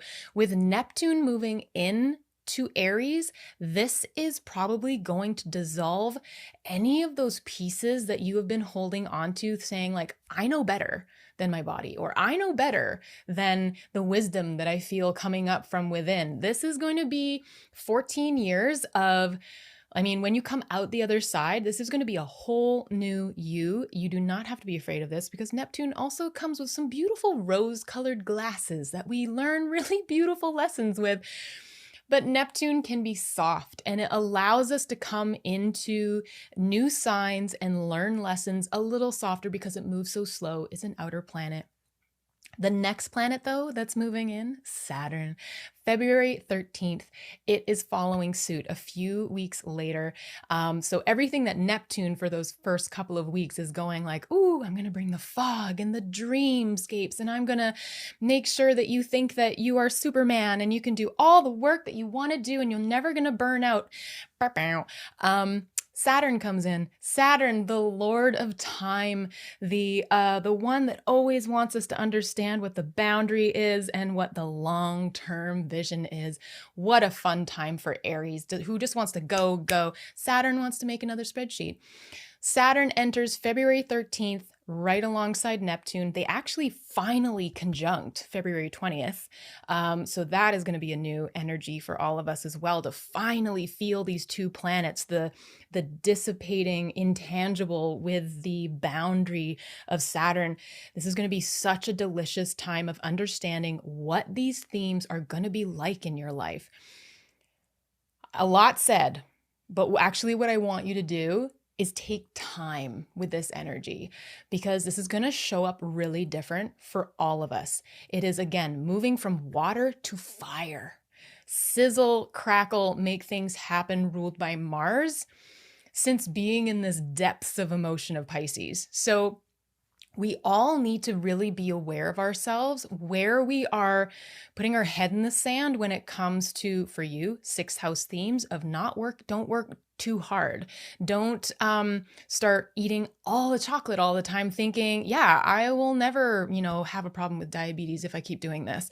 Those kinds of things. I'm making Michelle this one's, I don't know what's going on with me right now. I'm just like feeling zesty. The idea, Chiron's already been in here working on stuff. So it'd benefit you greatly, especially because this is another place that Mars really loves to be. This is its home. This is pretty special for you to keep an eye on, I think, Scorpio. So listen to what your body is telling you. Always kind of take things with a grain of salt over the first like couple of weeks, couple of months of the year to really see how this is going to be playing out for you and how you can best use yourself. Because I think a burnout could possibly be in the books if you're not watching. I also think some deeper spirituality could be coming into place as well, which I'm really stoked for you about because you like going deep. So the third thing here that I want to talk about, the third planet doing something really cool within the first quarter, is Uranus stationing direct in Taurus in your 7th house. How has that been going for you, Scorpio? I know a couple Scorpio risings, and Uranus in the 7th house has been, they're ready for it to leave. So beautiful news, it's stationing direct and it's never coming back into Taurus for a long time. It's going to be entering into your 8th house in a couple of months, Gemini. So on this last little trek, as it's direct, you might notice that these last pieces, changes, shifts are coming into focus for you to put into action and finish up in your 7th house. This is partnerships, relationships, business partnerships, really close one-on-one, committed, contractual things. Uranus has really been changing and reflecting over to you as well. If you have late degrees of your rising, your ascendant in Scorpio, this is going to be opposing you, and it is right now, though it's retrograde. So this is also holding up a mirror to you of, like, where are you changing within relationships? What are the last pieces that you need to put in place when it comes to who you're allowing be in your orbit as you move forward? Uranus is the great awakener, and it wants to bring all the best energy from Taurus into Gemini, where it's going to start doing completely different things, but from a more matured, evolved place. If you've been listening, if you're ready to allow the change to come into play. As all of this kind of farther away planets, especially Neptune and Uranus, are doing these major shifts, and Saturn shifting is a major thing too. Those closer planets, so Mars, Venus, Mercury, and the Sun, they are slowly moving through Aquarius as all of this is going on, and they're slowly moving into Pisces. The really beautiful thing happening here is as planets move into Pisces, that is your 5th house, your joy, creativity, romance, children, if that applies to you.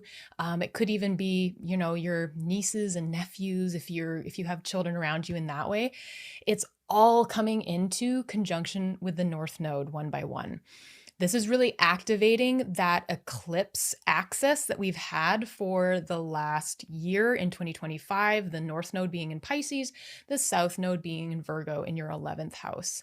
There's something you're being called into and having fated beginnings when it comes to your creativity, how you find joy. And I think a lot of what you've already figured out over the last year is then probably going to be even more so kind of brought up. Like, how are you taking action toward this? Your Mars, the Sun coming into place. Now, I'm getting ahead of myself with the Sun, but we'll talk about it anyway. That vitality, that purpose. Venus coming through. Venus loves being in the 5th house. That is the house of joy. She is the planet of joy. So artistry, music, all of these really beautiful things coming into play and perhaps creating little mini new fated beginnings with that North Node. Also asking where you have been building self-trust when it comes to this. How are you trusting your voice? How are you voicing how you want to be creative, or how you think you deserve to find joy? The thing happening whilst, planets are starting to go in and hit the North Node is that we have the first eclipse of the year. And that is also the first eclipse in Aquarius. And yes, the North Node is still in Pisces, but it is at a 15-degree mark that we're having the Sun come into, it's within 15 degrees of the North Node. And so this starts the cycle of Aquarius eclipses. So this is looking at, sorry, I didn't give you the date for that, February 17th. this is happening. This is happening in your house of home, family, ancestry. This is bringing themes of the collective, the whole, instead of the themes of the individual. It is the way that we are expanding into the work we're doing, the home we're creating, the joy we're finding, whilst leaving behind those ideas of, I'll do it on my own, I'm just going to create for myself. This is really about the humanities. That is Aquarius through and through. So this is going to be a whole new energy for you to really have a look at how it lands with you, especially with the fact that at the same time, Venus is with the North Node in the 5th.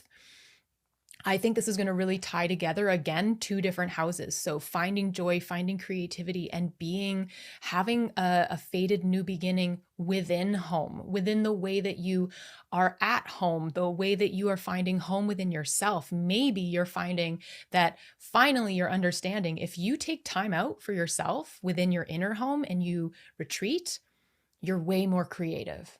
You tell me though, because anytime I want to retreat, I'm so in.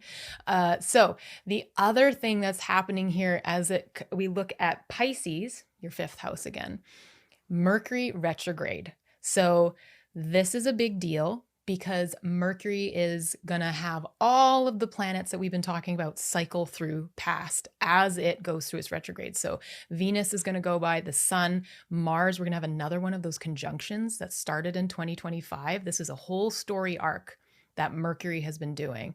And when it's finished its retrograde, it's going to be right on top of the North Node at 8 degrees. So from February 26th to March 19th, Mercury is going to be retrograde. It's then going to take until April 9th for it to finish coming out of its post-retrograde shadow. So themes could still keep going, but Mercury will be opening up and gaining speed. This is a really big moment for you understanding how you want to voice this joy. Maybe there's romance in the air, and this is giving you a whole new courage when it comes to explaining how you want to be touched, loved, brought, and like this new zhuzh for 2026. Like this is the options that you have when you have a North Node in Pisces. Also the spiritualness that comes with it. And I say that because of Pisces, going to an emotional depth. So at this time, if you can, pausing a lot of, instead of forcing things forward, you are a fixed sign. No offense, I'm a fixed sign too. This stuff happens. We get narrowed in on something. We're just going to do it. With this Mercury retrograde between the 26th to the 19th, at least, if you can pause and allow things to just be and listen to the things coming in, asking you to grow, change, it's really going to help you when the clarity starts coming through once it's finished with the North Node. Our second eclipse of 2026 is a total lunar eclipse at 12 degrees Virgo in your 11th. You've already been here. You have been feeling this within your friends, your groups, your hopes, your dreams for what it is you want to aspire to and create in the world. This is happening March 3rd. And what I think is happening here, since we've already had, this is the 3rd Virgo eclipse, and there is one more in the fall. I think we're starting to refine things here. I think you have already probably felt major change, probably major endings, things falling away from you. Maybe even just the values that you keep or the way that you expect others to be around you or the way that you expect your future to be. Maybe you're starting to learn to let go and allow things to be the natural way around you and enjoy the little bit of spontaneity that comes with friends and groups in a 11th house that just wants the best for you. I think with this one, you're going to be able to feel your feet better on the ground, but there probably will be a couple more shifts and changes because there always is. We're human. This is another moment where I haven't really told you to journal yet. Really, I've just been trying to telepathically tell you that the entire time because you're Scorpio, you can hear me.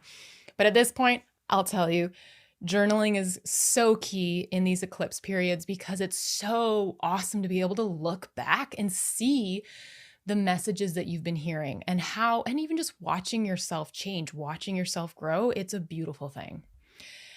Jupiter stations direct at 15 degrees Cancer in your 9th house. We're back to your beliefs, your philosophy, that higher learning on March 10th. So with it stationing direct, that means that that inner wisdom, inner philosophy that you may have felt growing and expanding, it's now ready to go to the external again. That magnetism that you may have, the abundance that's coming in. Now, Jupiter can just sometimes expand whatever it's touching or opposing or squaring or trining. So it's not always what we want. It's not lottery tickets all the time, but definitely with it direct, it's going to start doing some really beautiful work in your 9th. And I think you'll start feeling things coming into place. The last thing I want to say is about Taurus. This is your 7th house, and it's talking about Venus. Venus has done its major trek with all of these other planets from Capricorn in your 3rd all the way to the 7th, and it enters into Taurus, your house of relationships and partnerships. And March 30th, she is moving in. And this is a really amazing thing because Venus is in her domicile here. This is where she belongs. This is her home, her favorite place. This is where she can do her best work. And you've just had Uranus shifting and changing everything up for 7 years. So Venus coming in, I think it's going to bring a salve, a harmony, a sense of balance, and maybe just like a soothing in your 7th house, and she'll be there for a few weeks. So enjoy this at the end of March, and Michelle and I will see you for Q2, and we can keep talking about where Venus is going to go. Amazing. Amazing. So Scorpio, let's get into the tarot side. And so let's start here with any kind of overarching energy that you need to be focused on or anything else. I'm getting something around what you need to know around the first quarter. What do you need to know? What's opening up for you?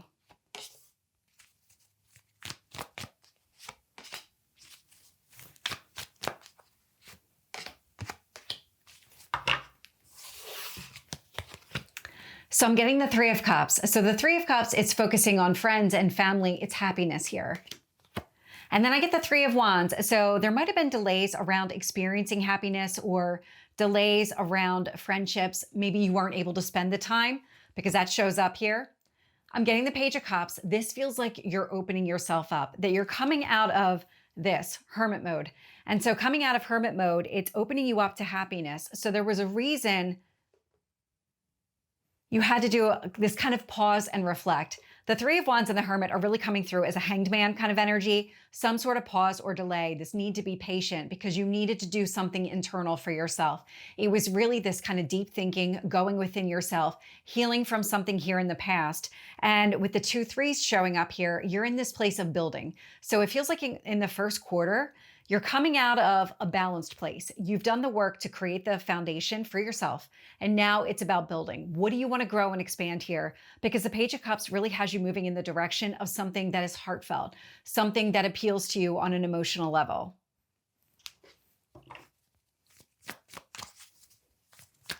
So let's get what the lesson is here or anything that might be blocking you.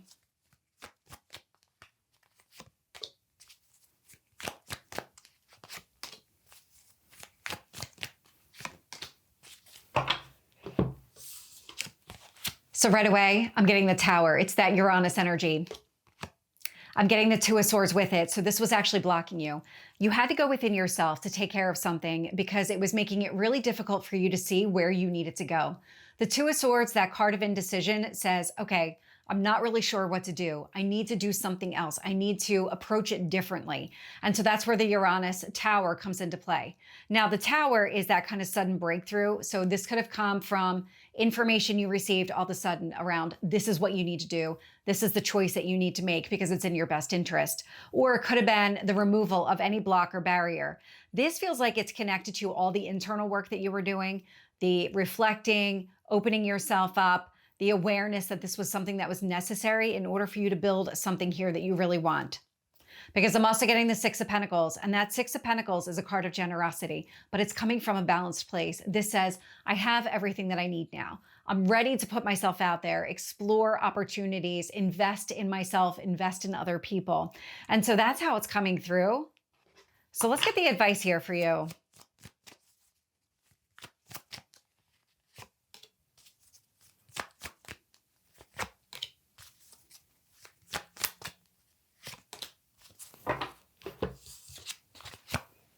So Scorpio, I'm getting the Queen of Pentacles. This is a lot of internal stability. The best thing that you can do right now is plan for the future, plan for success long-term, but come at it from a stable perspective.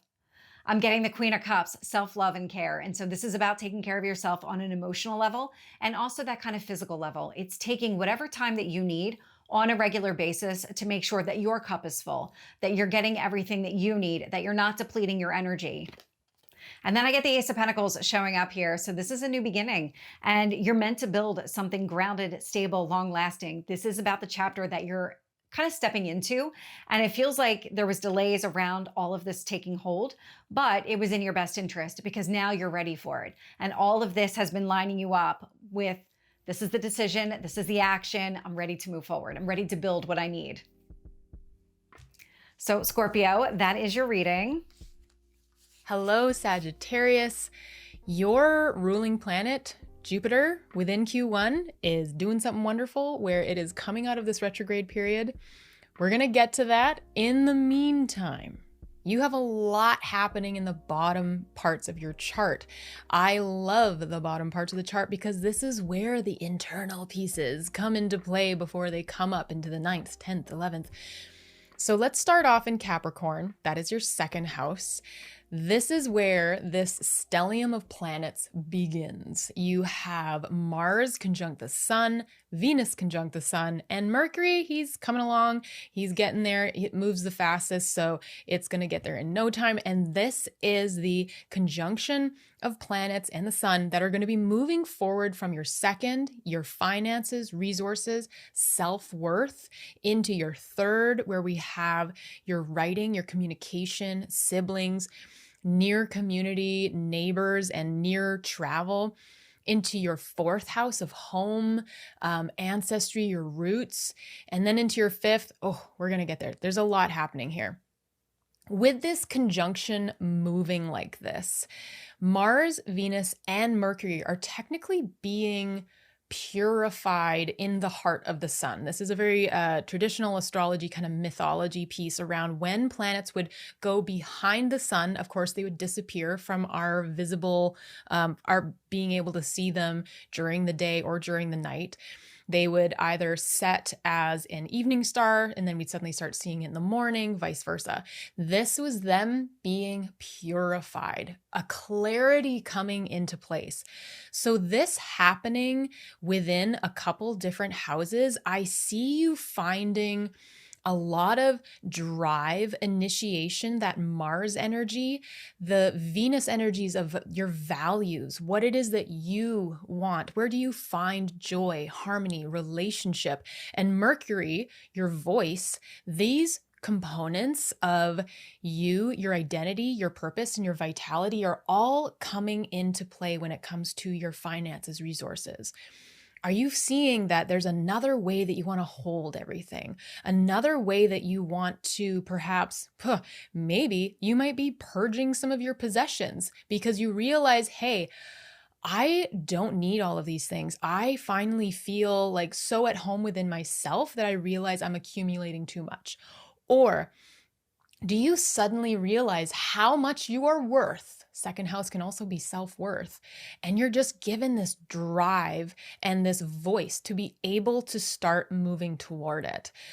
All of that energy really beautifully on January 3rd is going to be coming into direct opposition with the Cancer full moon at 13 degrees in your 8th house. This is like inner illumination when it comes to, I say inner illumination because it's almost conjunct your ruling planet, Jupiter, in Cancer. But the 8th house is shared finances, shared resources, karmic relationships, caring, how it is that maybe you give your energy away to others, caring for others so much, wanting others to be happy in that beautiful Sagittarius way of yours.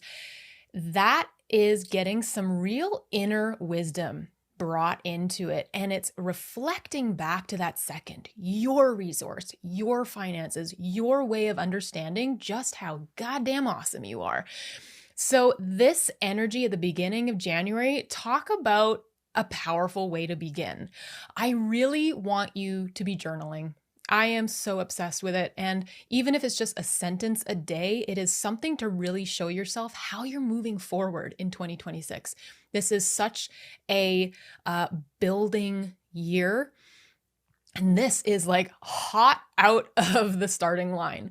So I want you to really take this time to feel how this huge amount of planets are speaking to you. Where are you learning how to care for yourself better when it comes to the things that you have contracted to yourself to, or places that you earn money from, or places you owe money to? That's a really big energy suck when you don't understand your own self-worth. So there's this axis going on, 2nd and 8th, that is really asking important questions at the time. Then from January 6th to 16th, we are looking at all of these planets in Capricorn coming into an opposition exactly with your ruling planet. The interesting thing here is that the 2nd house doesn't aspect you because it's right next door. So the 1st house of you, yourself, your identity, can't really see it. And then in the 8th house, funnily enough, the 1st house can't see that either. So this tells me that it's something that's even more kind of behind the scenes. This idea of self-worth coming forward to be looked at from maybe even places that you don't even see it coming from, or perhaps karmic relationships that you have been dealing with, really getting like you realizing, I need this or that from this. I need that nurturance of the moon that has just come through here. The moon is at home in Cancer, telling us that our needs are number one. Our emotions are number one. And Jupiter is holding this in here, expanding that wisdom for us around how we want to be with other in the deepest sense. So as each of these planets go through that Mars energy, that drive towards self-worth, that Venusian energy, how beautiful is that? The relation, the values, the balance, and then Mercury, speaking it into existence, understanding that we have, as it's behind the sun, this purified sense of self coming through. Just utterly beautiful window between January 6th and 16th. This is also trining and squaring some other planets, but it's all really coming back to how do you hold yourself? How do you believe, or what do you believe you are worth? This then, of course, like we're talking transformation, we're just 30 days in.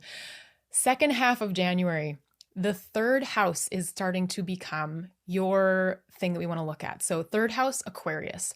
This is where you have Pluto.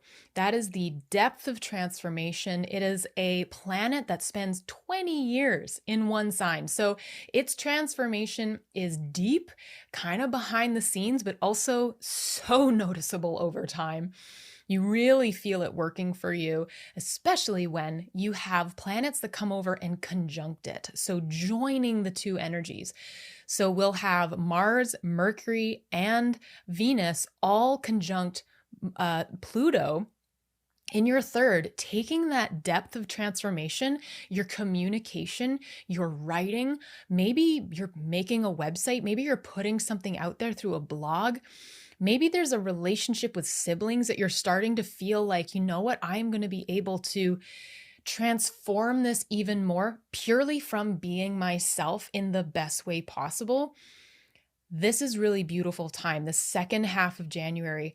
The other thing that happens here is the new moon in Capricorn, which so the sun will be at the very last degrees of Capricorn.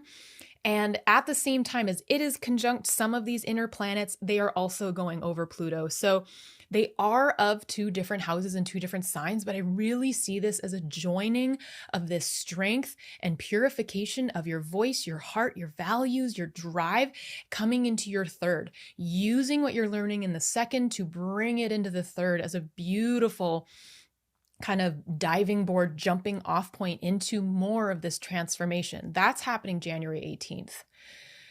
We have some pretty incredible shifts happening just within the first 3 months of the year. The first two is Neptune and Saturn finally moving into Aries for the last time. They are not retrograding back into Pisces ever again. So they're coming out of your fourth house of home, ancestry. Something there has created, had created a boundary.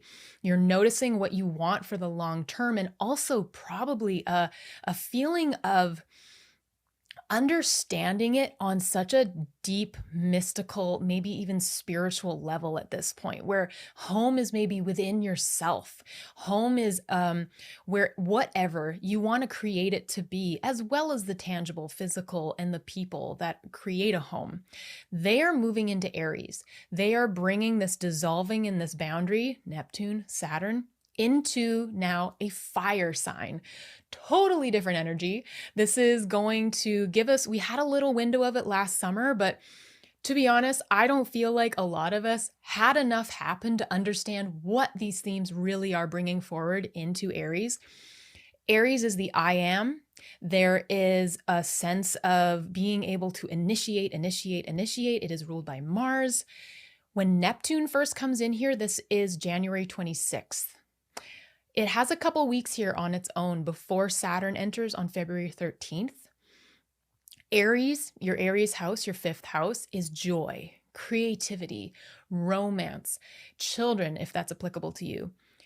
But it's also had Chiron. I should say, and it's also had Chiron in here for quite a while, asking you to look at some core beliefs and core wounds that truly make up the who you are, the I am of your joy, your creativity, what is leading so much and sharing with your 11th in Libra. The fifth house is such a pivotal, beautiful place. With Neptune coming in, you might have to start understanding what it's like to let go of control, dissolving the ego that can come with the creativity or the joy. These pieces, Neptune is coming in to soften a lot of things within Aries. This fire sign, this could feel like there's a light lit under you to do this. Same when Saturn comes in February 13th. Saturn, though, is bringing the boundary. So Neptune then gets this, we've kind of been familiar with this whole Neptunian dissolving and Saturn boundary at the same time. They are coming back together, and they're actually finally perfectly conjuncting one another on, I have that written down. Where is that written down? February 20th. If you have any planets or your ascendant, your sun, your rising sign at the early degrees of Sagittarius, this is going to be trining you when they move in. That could be you and your identity, that beautiful Sagittarian expansiveness, that Jupiterian self, lending a hand to these planets that are coming into Aries. That could be really juicy for you. The other thing these two are doing is just really working together to illuminate for the next 14 years, Neptune, and 2 years, Saturn, what you are creating for the long term and bringing you to a depth of understanding that you didn't even know was possible. I'm really excited for this for you guys in the fifth. It's pretty gorgeous. The other thing that's happening is Uranus, that has been in your sixth house. How has working been for you for the last 7 years? How has your daily grind been? Have you had a lot of shifts and changes come up? Some great aha and awakening moments, depending on your relationship with Uranus, the great awakener. Uranus is stationing direct for the last time in Taurus and making its way out into Gemini, your 7th. This is happening on January 26th in the evening. Yes, that is the same day as Neptune is moving into Aries. We have two very big things happening in one day. Uranus moving forward is giving us the last couple of months of understanding what we are completing in the 6th house. Where have you realized you need better rituals, better habits, better work routine just even for your health? This is where so much of the work that you do in the 10th, which we're going to get to because you have had the South Node in the 10th as well, another place where you are having to shift and change things. This is the place where you do a lot of work for the 10th. And the way that you take care of yourself is so important when it comes to basically anything in your chart, obviously. But Uranus moving forward is asking you to have a look at those last few pieces and be able to close things up in Taurus as it moves forward. While these three major things are happening, those inner planets are moving into Aquarius. They're passing Pluto. They're starting to move into Pisces and seeing the North Node, conjuncting the North Node. This is activating a lot of the Pisces eclipse from 2025 when each of those planets hits the North Node. This is really supporting self-trust at home, what it is that you are now creating, these new fated beginnings within home or within yourself. Perhaps you feel a drive when Mars comes through, and Venus coming through she can really go to the depths of Pisces. She can do emotion. There could be some really interesting new pieces of beginnings happening here, as well as right when there are Venus, especially conjuncting the North Node, we have our first eclipse of 2026. This is the first solar eclipse at 28 degrees of Aquarius.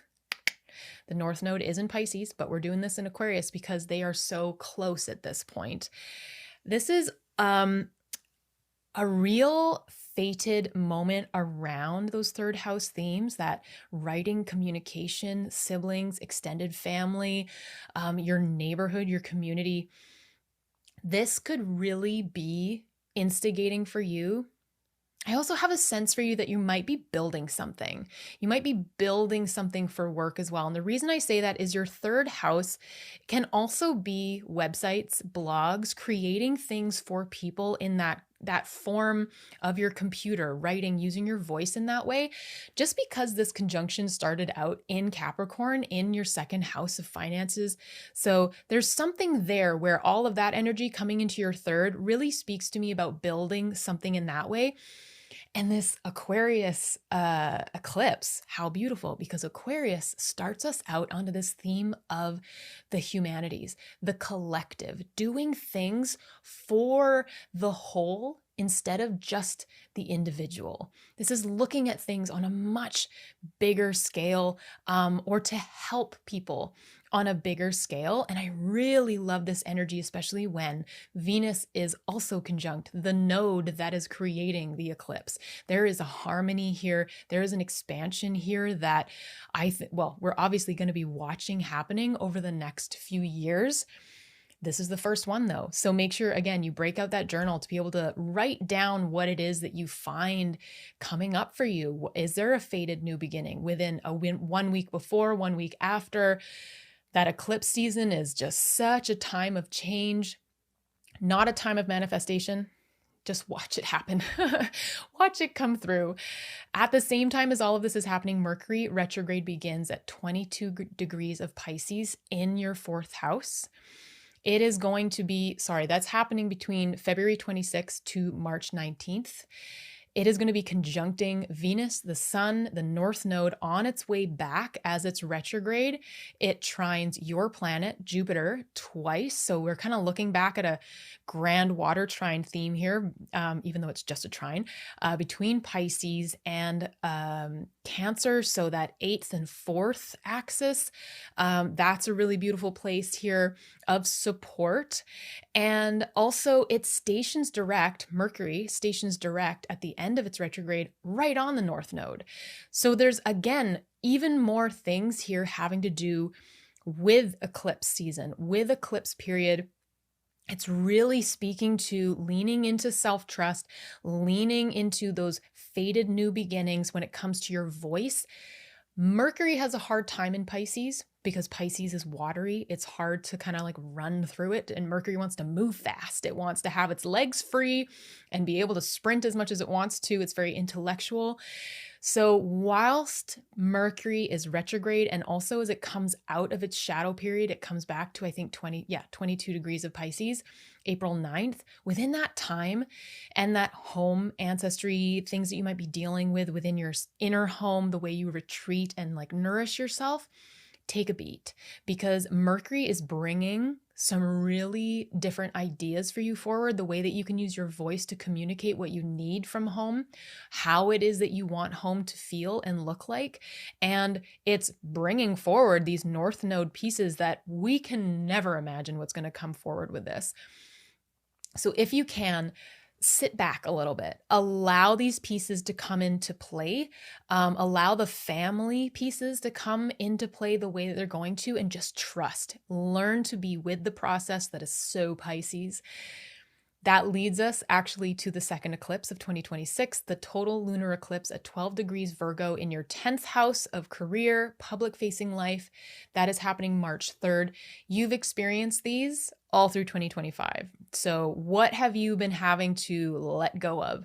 What have you seen happening as like fated endings happening through 2025 in your career, in your public-facing life? If you're retired, what it is that you're working on now with purpose, what you see your legacy, what you're leaving behind.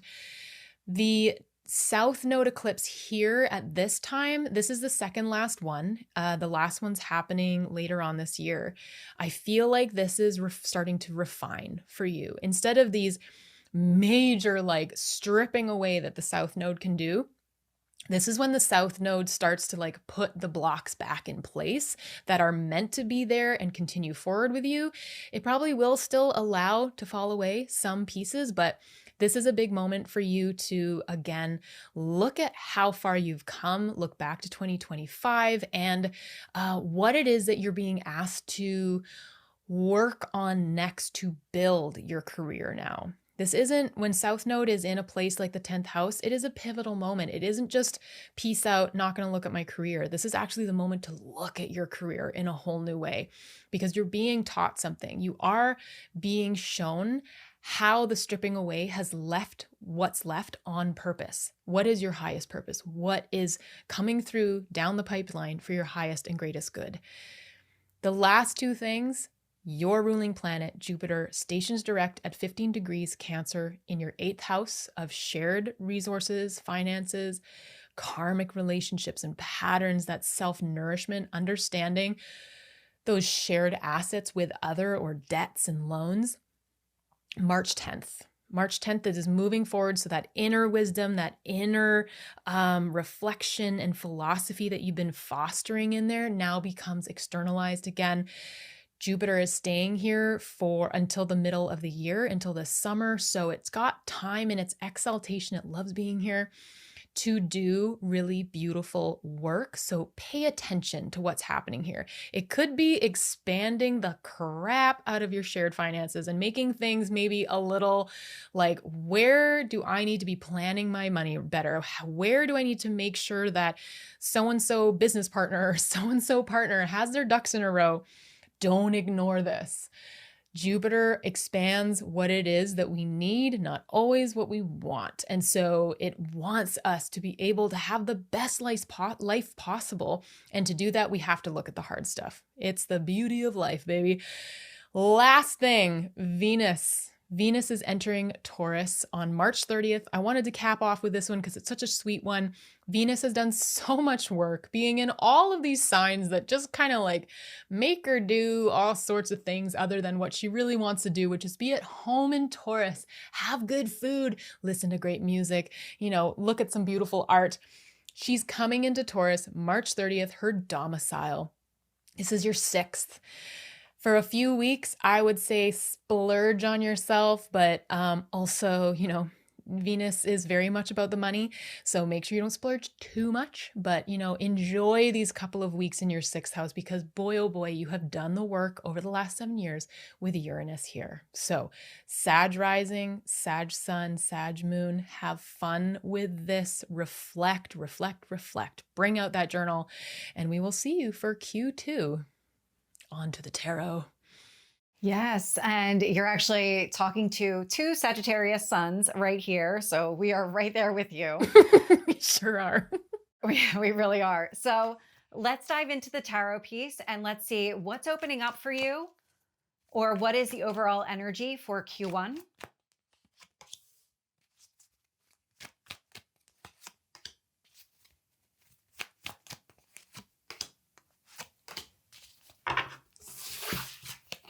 So I'm getting the High Priestess. The High Priestess is a very strong spiritual energy. It speaks to your transformation, going within to find the answers that you need. Hanged Man. So any kind of pause or delay is giving you an opportunity to really look at everything holistically. What is taking place here? What do I need to focus on? How is this different than maybe the way that I looked at it previously? 10 of Pentacles, long-term success, stability. It's legacy kind of energy. It's also a marriage card, so take that as it resonates. But you're being given an opportunity to look at your long-term goals from a different point of view. And this different point of view has you saying, really go within. It's not about external voices or any kind of external information. The High Priestess is saying you have the answers within yourself. And you also don't need to broadcast that out to everybody here. If it's not somebody's business, then it's not somebody's business because that High Priestess wants to keep things to herself. I'm also getting the 3 of Pentacles here. And so the 3 of Pentacles, it's a card of partnership and relationship. And so this would be evaluating long-term plans with a partner, whether it's a romantic partner, a business partner, in any way that it applies to you, but it's really taking a look at the big picture. But that High Priestess is saying, yes, build with another person, but really go within. What is it that you need to know about all of this? How does this reflect on you, your values, what you want for yourself? Because I'm getting a very strong emphasis on you in this entire scenario. So let's take a look at the lesson or anything that might be blocking you.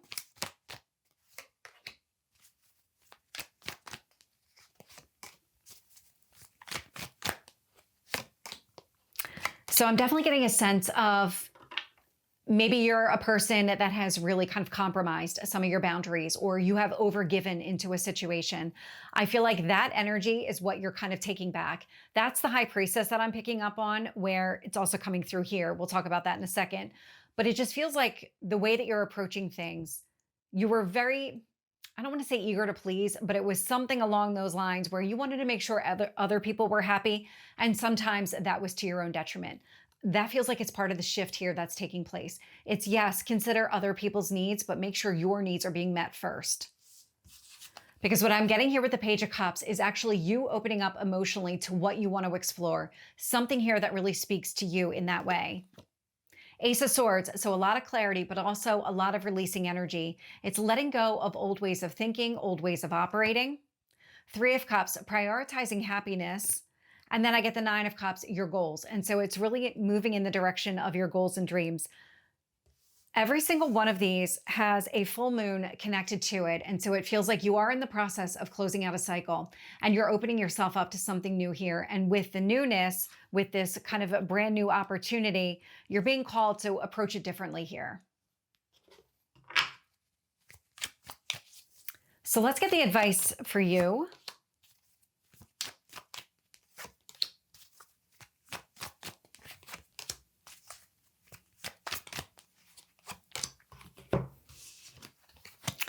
So the Page of Swords. Page of Swords is a lot of clarity. It's asking all of those really detailed questions to make sure that you're seeing everything from that Hanged Man point of view, that you're not missing any of the details or how the pieces fit together. 10 of Swords, and you're letting go of a painful ending. Now, doesn't necessarily have to be recent. It's why you are approaching things from the perspective of, let me make sure everybody else is happy. And sometimes that's to my own detriment. That's actually connected to a wound. It's a cycle here that you're meant to close out of. You've been doing the work to heal from this. And so now it's about releasing that.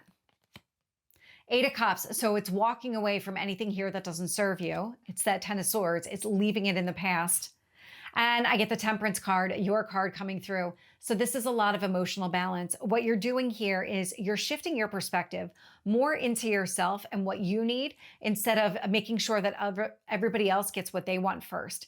This is, I need to take care of myself. I need to recognize why I had a pattern in place so that I can make the necessary adjustments. That's the Hanged Man, that's the High Priestess, so that I can build a foundation here with another person that actually gets to that 10 of Pentacles.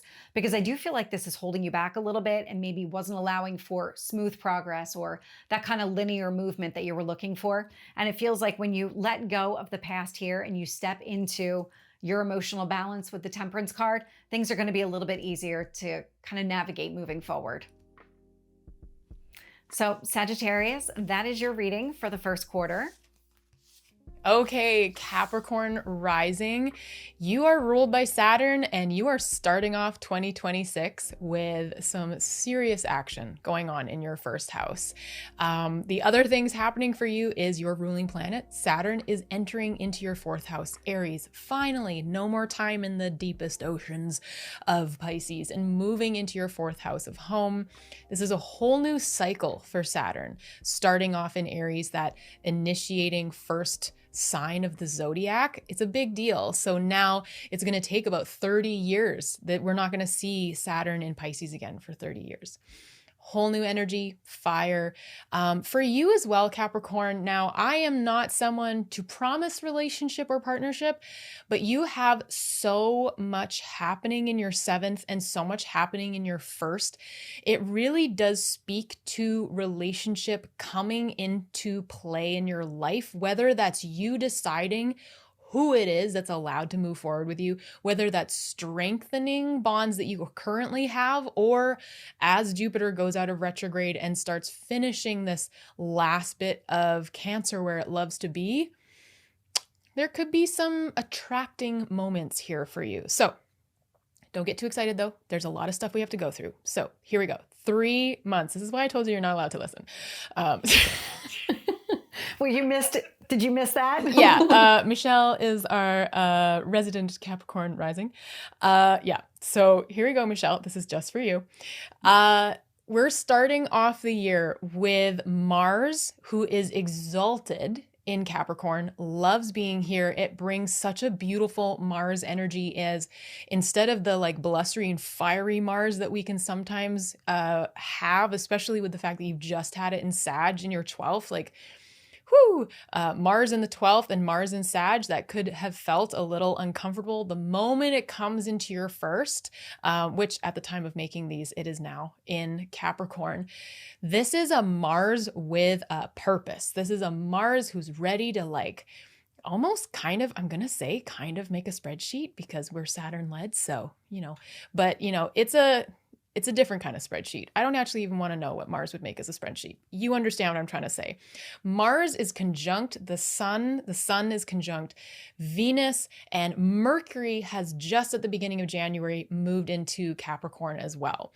This is a really interesting grouping of planets that they're not just staying grouped in Capricorn. They're moving to your 2nd house, your 3rd house, and then starting to spread out from there.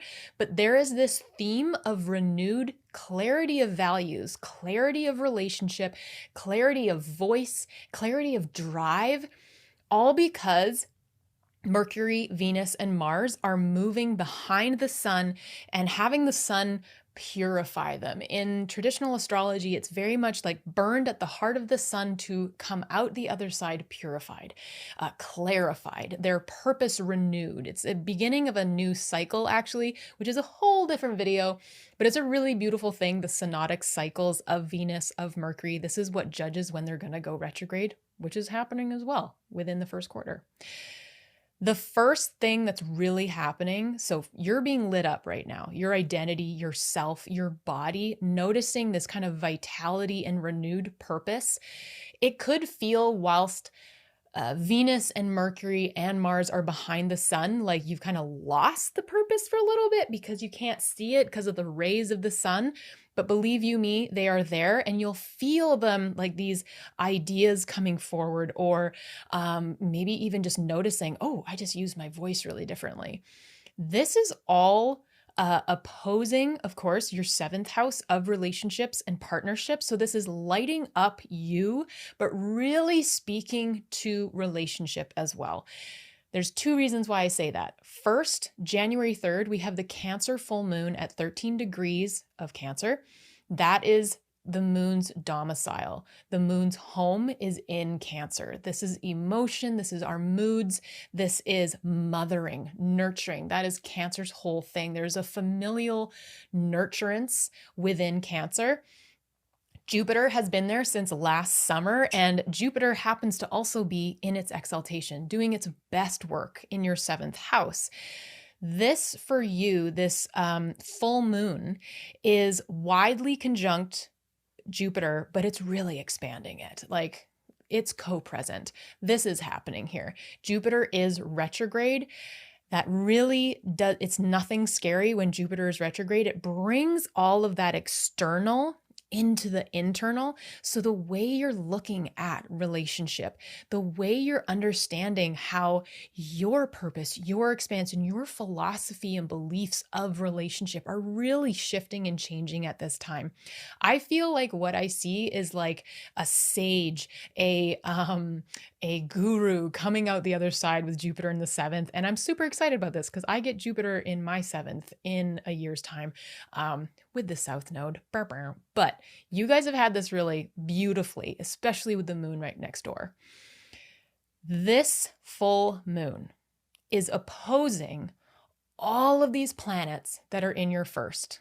You, this clarity, this inner illumination and expansion when it comes to relationships is being directly instigated and energized by the planets that you are having an entirely new cycle with. The Venus cycle starting afresh, the Mercury cycle starting afresh. There's something really potent happening here. And just a couple days later, January 6th, all the way to January 16th, these planets in your first, your identity, your self, they are all one by one, but very close to one another, coming into opposition with that Jupiter retrograde in your 7th, even more so imbuing these new energies, this new confidence of self with what you are wanting in relationship, with how you are holding yourself and your self-worth. Everything you've just come through with 2025 and those grand water trines in Scorpio, the time with all of these planets in Sagittarius, this was no joke. So this moment when all of these new planets come into the first is a really huge, beautiful moment. Opposing Jupiter, which just expands them even more internally. This is all then probably going to imbue Jupiter with a lot of energy that once it comes out of its retrograde, it's going to have even more wisdom to attract, to manifest. Ooh, I love this for you guys. The second half of January has a bit of a different ring to it, but I'm an Aquarius rising and a Scorpio Venus, so I like the depths and I like the kind of Plutonian effects of things. Pluto has been in your 2nd house of Aquarius for the last year. You have had Pluto in Aquarius. And with that comes this great depth of transformation. This it's kind of happening behind the scenes, but you also cannot mistake it. You can't miss it. This is a really beautiful thing as each of these planets move forward in Capricorn and through. The first ones coming through are going to be conjuncting Pluto right on the nose in your 2nd house of finances, resources, self-worth. This is an intensifying each one of these planets' themes and archetypes.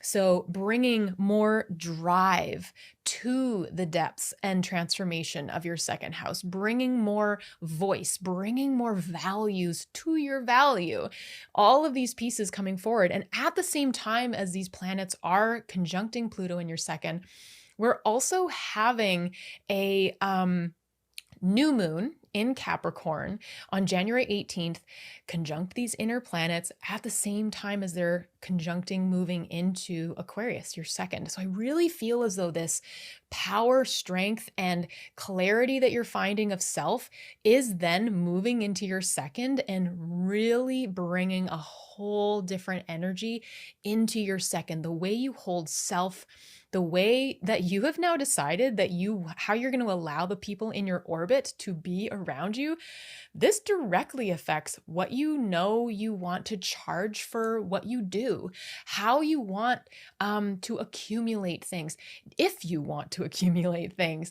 Aquarius is such a really cool sign to have as your second, I think, because it's like the serial entrepreneur. So what are you putting out there? What are you creating? And what are you realizing is your forte, your strength to put out there? We have some major shifts right within the first 3 months of the year. Neptune is entering Aries, your fourth house, on January 26th.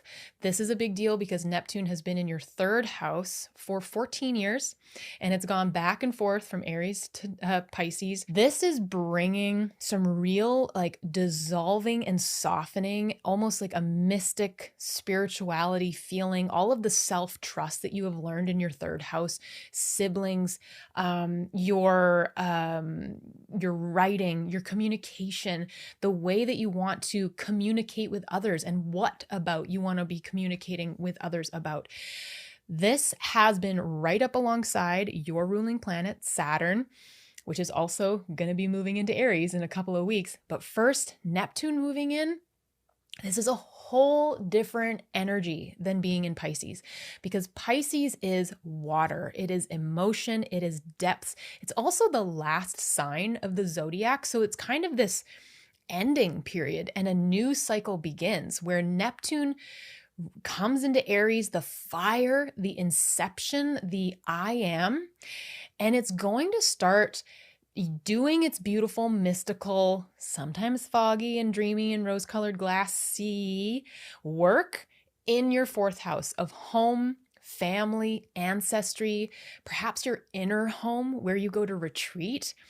This energy coming into there could really be kind of breaking down over time the ideas that you may be holding on to so tightly around what home has to look like, and learning more so how to trust that home is wherever you are.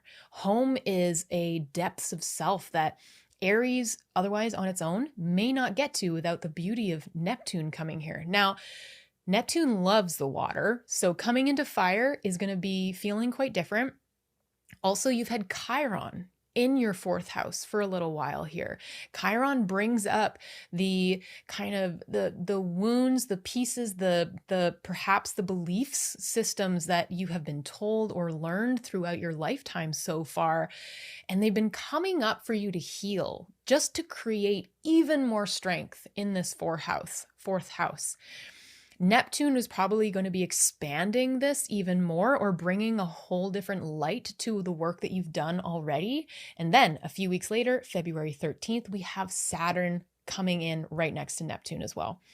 Saturn is the boundary maker, the timekeeper, the gatekeeper, the guy who holds the keys and wants to make sure that you've done all the homework and all the spreadsheets and all of the things before you're allowed to move forward. This next to Neptune, I know this whole time for the last year, we've been wondering how these two working together was actually gonna work, but it's been confusing. It has been daunting. It has been anxiety ridden at times. Coming into Aries again, Saturn is someone who likes the cold. So imagine coming into Aries with a fire. This is just really gonna be such a new beginning for both of these planets. And I'm saying all of this because I really want you to pause. When it comes to home themes, if it suddenly feels as though you have to do something that seems rather drastic or out of the blue, or suddenly shut it all down, if you can possibly pause before, destroying it all, throwing the chess board off the table, if you can pause and allow this new energy to settle, it will. Saturn loves a long-term plan, a long-term thinking thing. So he'll help you here, especially with the fact that Saturn is your ruling planet. And Aries, the I am, the ego, the piece that wants to kind of hold everything in place, I feel like you've had to. I feel like that is how survival for Capricorns, that hardest working sign and dedicated sign that I know of, that home place has had to be the way it is to support that foundation, even from the inside. And with Saturn and Neptune moving into here, I think this is such a beautiful experience in the fact that you get to suddenly create a home over time that is going to support you in an even more beautiful way, because Saturn and Neptune have been in this spiritual dip, in a spiritual ocean for such a long time, and they're bringing that into Aries. Enough about this. I really wanted to stick there for a long time though, because with Saturn coming into here, it's a big deal for you. The last big major thing that's happening is Uranus is stationing direct in Taurus in your 5th house. It's been here for 7 years, since March of 2019. So look back, see what's changed here for you. Uranus has been retrograde for the last couple months. On January 26th, the same day that Neptune moves, Uranus is going to be stationing direct. And this is its last little foray in Taurus before it moves out into Gemini for the next 7 years. So what are you piecing back together within joy, the way you create and what you're creating, perhaps what you're creating for that 11th house community? I love this axis so much. I could talk about it for hours. Uranus here has been bringing great change, great shift, great awakenings when it has been rolling through saying, this is the new way I want for you to create joy. This is the new way that I want you to find romance. This is the new thing that I want you to be attracted to, or the new way that you are going to have children in your life, if this is applicable to you. Uranus now in these last pieces is asking, what are these last pieces you need to put in place? The last lessons, listen for the awakenings. If there are any external shifts that come last minute before we move into Gemini, don't fret, because they are all just helping energize Uranus with more maturity, more evolution as it moves forward into your 6th. This is a beautiful, beautiful time. As all this major big planet things are happening. I really shouldn't give them a hierarchy like this, but it's a lot of fun talking about them like that.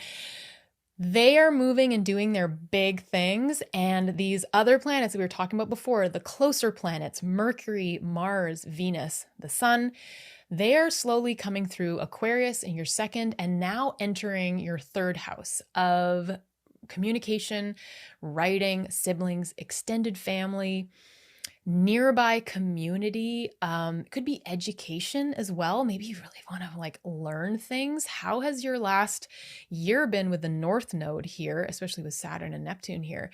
There could have been real fated beginnings happening here. If you are, as I was saying with Aquarius being in your 2nd, that kind of entrepreneurial spirit, and take that any way you want, because there's a lot of entrepreneurs out there. Can't say that word today, apparently. But in your 3rd house, this is where we're creating things with our words, where we're learning how to speak, creating. Even in modern astrology, this is starting to talk to websites and blogs, things where you're putting it out to that community for a tester, for I wonder if I can share my voice in this way. This is a really beautiful moment where all these planets are moving forward. And as Venus is conjunct the North Node in your 3rd house in Pisces, we have the first eclipse of 2026 in Aquarius. And yes, the North Node is still in Pisces, but because they are less than 15 degrees apart, it becomes our first eclipse in Aquarius, which is really exciting, because an Aquarius eclipse is all about the whole, the collective. Aquarius is about the humanities, and it is less about the individual. So this first eclipse on February 27th, it's happening at 28 degrees Aquarius in your second house of finances, resources. I think this is talking to what it is you are creating for the whole, for the for the collective. And it really also, I think, comes down to your self-worth. It comes down to all of this work that you are doing within self and how it is that you want to present yourself. And how it is that all the work you're doing, you're now sharing with the world, that journey you've been to. This is, or been through, this is a really beautiful first eclipse. I want you to write about this so that you can look back as the Aquarius eclipses keep happening over the next few years.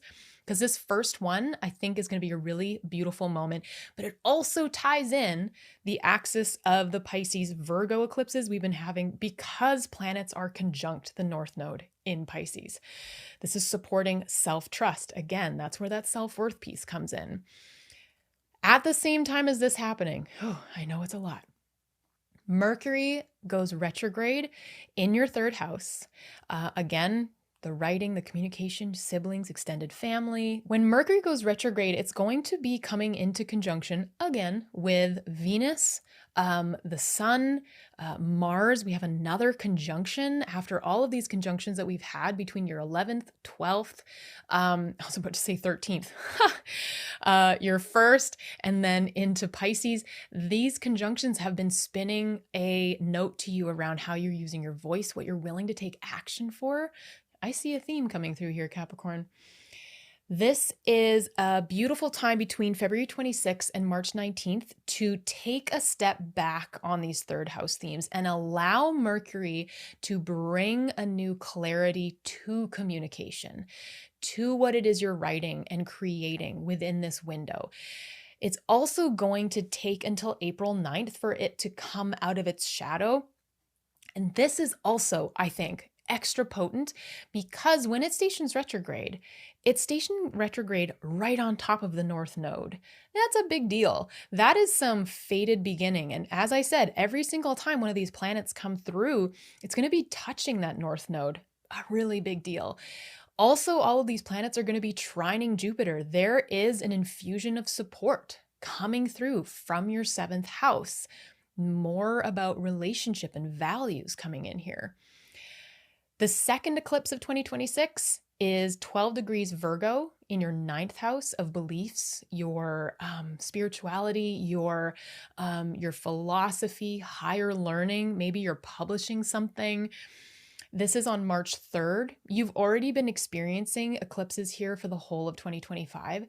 So I feel like this is going to feel a bit more grounded for you, maybe less of the surprises. I'm hoping for you if you're getting the lessons, if you're taking the pieces that are coming through to heart and integrating them, moving away from perfection and just allowing yourself to express.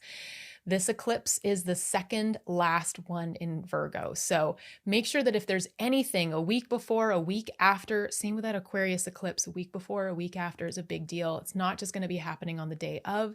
If you feel anything coming through or falling away with the South Node being in Virgo in your ninth house, let it take in the lessons and see what it is that's left, because that is what's meant to go forward with you. Jupiter is stationing direct at 15 degrees Cancer in your seventh house of relationships and partnerships as of March 10th.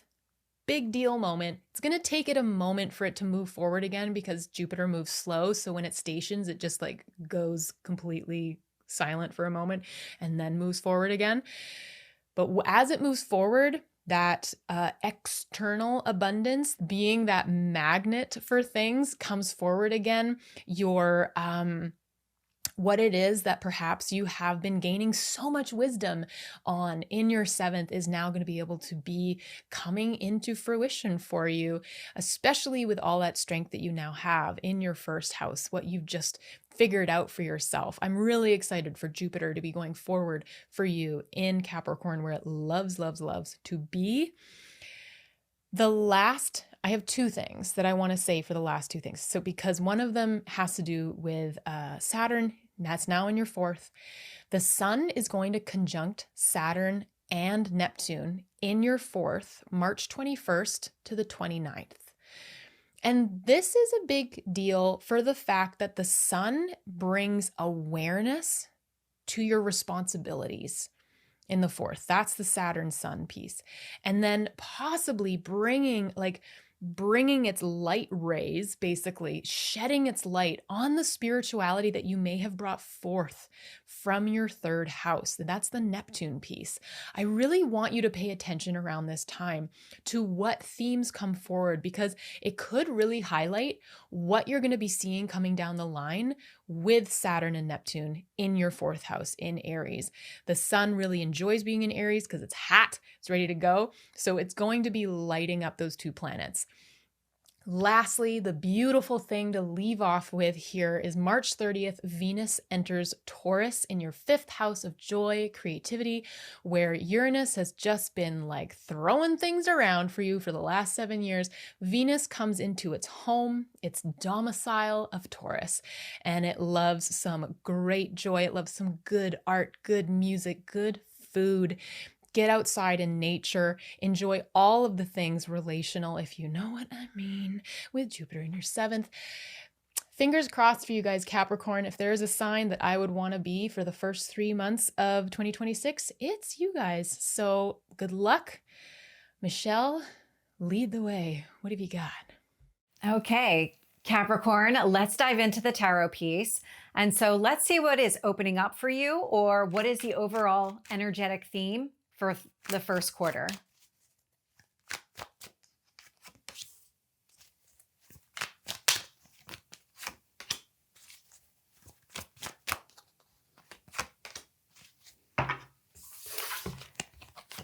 So right away, I'm getting the Five of Pentacles, and this feels like you're coming in from out of the cold. If you felt isolated or on your own in some capacity, this is you kind of re-entering into a situation.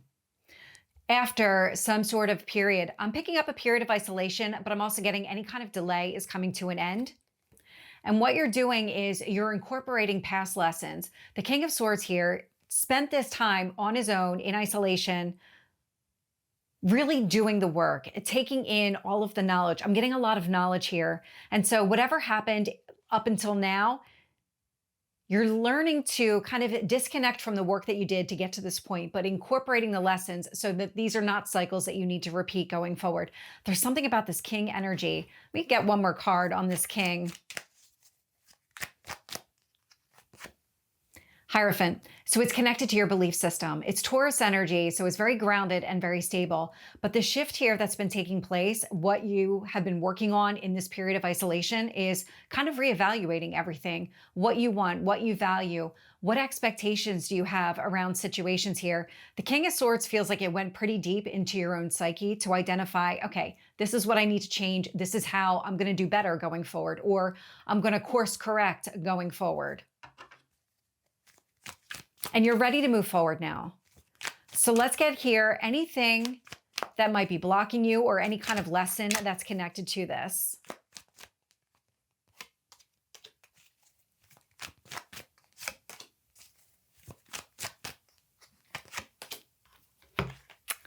Not surprised at all. So the Ten of Wands is doing the work. It's closing out a cycle of heavy lifting, heavy burdens, putting in all the necessary effort really during this period of isolation that I keep picking up. And so this indicates here, the lesson itself, you've learned it. You don't need to keep doing all this work. High Priestess, you've incorporated this into your person. The Hierophant and High Priestess, both very spiritual cards. And even with that, I'm picking up a lot of that Hermit energy, so another spiritual card. But this High Priestess here with the Ten of Wands says, I've learned it. I figured it all out. I know exactly what I want to do moving forward. I have a better idea on the actions that I need to take without having to go through this process again. And so the High Priestess is very emotionally balanced. And now moving forward, you're going to trust yourself. You're looking inward for all the answers. Death card. This was a change, a fundamental change to yourself. This Scorpio energy with the Death card, it's really that Pluto. It's the change and transformation, the endings and new beginnings around you, the way that you're approaching things, just your belief system, all of these things that you learned because of this. The Hanged Man, seeing things from that high level perspective, another spiritual card. And so when you were in this kind of delayed energy, this kind of isolated energy, you were looking at everything around you, your goals, limitations, your belief system. Does it make sense for me to move in this direction? Do I feel like this is achievable? What do I need to believe about myself? Or what do I need to understand from an expectation standpoint in order to get there? So it feels a lot like everything got reevaluated during this time period, that you just kind of went in deep within yourself to see what needs to stay, what needs to go. So let's get the advice for you here.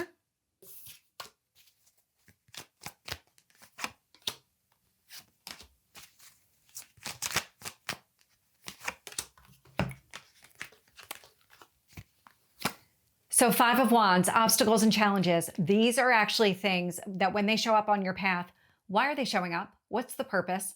What do you need to do with that? Do you need to be redirected because you're getting off course? Is it something that you need to work through? Because I am getting the sense here that some of these are things that you need to kind of push through, work through. I'm getting the word perseverance. I'm also getting judgment showing up here. This is your resurrection and rebirth. And so it's stepping into your own power. The Magician is manifesting what you want. All of this has been aligning you with your goals and dreams. The shifts, the foundational shifts that I'm picking up on, connected to your belief system, connected to what you love and value, and moving in that direction, these were necessary in order for those dreams to actually come to life. And then I get the 4 of Wands. So if you have dreams around, maybe it's romance, this is a card of marriage, take it as it resonates. The 4 of Wands is also a reason to celebrate. So I'm getting a lot of happiness here, and it feels like you're moving in the direction of something that you really want. And so what you're doing is really focusing on the future without discounting the past. You've incorporated all those lessons. So it feels like over the first quarter, you're really stepping into this judgment. You're starting to recognize what you're capable of doing, and you're looking at yourself and the entire situation differently. And it's because of the Hanged Man and the Death card. It's because of those foundational, fundamental changes to you. So Capricorn, that is your reading for the first quarter. Hello, Aquarius. So you are another sign alongside Capricorn who are ruled by Saturn, who's having some big moves in these first 3 months of the year. But the first thing I want to start off with for you is, not to mention, there's an Aquarius eclipse within the first 3 months. Just saying, we're going to get there. Okay, so what I know starting off here, you see a lot of planets probably in your 12th house. Do not panic. Planets in your 12th house, definitely, it's bringing you to a place of like bringing up the hidden realms, the inner psyche, the things that you didn't even know were there to process, to move through. With a Capricorn 12th house, this is a pretty like driven, hardworking, maybe you really enjoy diving into the mental aspects of things or into your inner psyche, your inner worlds and the hidden realms. It may not feel great, but with this stellium of planets, so we have Mars, Sun, Venus, and Mercury within the first couple of days of January, all coming into your 12th. This is a clarification of these 3 planets because they're so close to the sun. It is a kazemi is what it's called, burned at the heart of the sun to come out purified and clarified on the other side. So when it comes to Mercury, that's your voice. That's the way you're communicating, the way you're exchanging with others, the mercantile. When it comes to Venus, that is your values, the way you hold relationships, the way that you could hold artistry, hold music. And Mars, that's that drive, that action. Mars rules your 3rd house and it rules your 10th house. So there's a lot of things here. You can always look at these planets and have a look at where they actually pertain to in your chart to understand where even more clarity is coming to. When it's in your 12th like this, and these 4 items, these 3 planets and the sun, are going to be moving together really tightly from your 12th into your 1st, into your 2nd, and then they're going to start coming apart a little bit. But at this point, this transit of this stellium, I feel, is bringing a lot of, it's asking some big questions around your inner world that then comes into your 1st. Where you have Pluto. Pluto has already been here bringing new power, new transformation to your identity. So what I see here for you is a little different than what I've said for other people, because this is starting off in your 12th. We're starting in the depths. You're starting figuring out what the clarity of your drive is, what the clarity in your sense of love, relationship, communication, the way you want to express yourself in Capricorn, as it then starts to move forward into Aquarius. But before it gets there, we have the Cancer full moon at 13 degrees of Cancer. This is the moon's favorite place to be. This is its home, its domicile. On January 3rd, it is widely conjunct Jupiter, which is in its exaltation there. So you have two, the luminary and a planet, just really at home and really happy in your 6th house. This is your daily grind, your job job, the way that you take care of your health and your nurturance, familial care, mothering, nurturing. I'm saying that part because that is Cancer. So where in your life, being an Aquarius rising, and the fact that you in your 1st house, you actually can't see your 6th. So it makes that quite a difficult house for you, in the fact that you could overwork. It could be a place where ill health can come around. But with Jupiter there, since last summer, things could really have been coming up for you around how are you nurturing yourself. And this full moon really brings in this conversation because it's opposing all of these planets and the sun, of course, because that's how you create a full moon, from your 12th. The 12th 6 axis, this is a place where we have to go deep, where you are talking about your hidden realms and then also the way you nurture yourself, because the 6th house is how then we do our best work, if we're doing good things for ourselves there, if we can find good habits and good rituals. So this full moon is really important to you. I think it may not feel wonderful because of all of that movement in your 12th. But this is what is then leading up to what's going to happen in your 1st. One beautiful window of time here between January 6th and January 16th, all those planets in your 12th are exactly opposing Jupiter retrograde in your 6th.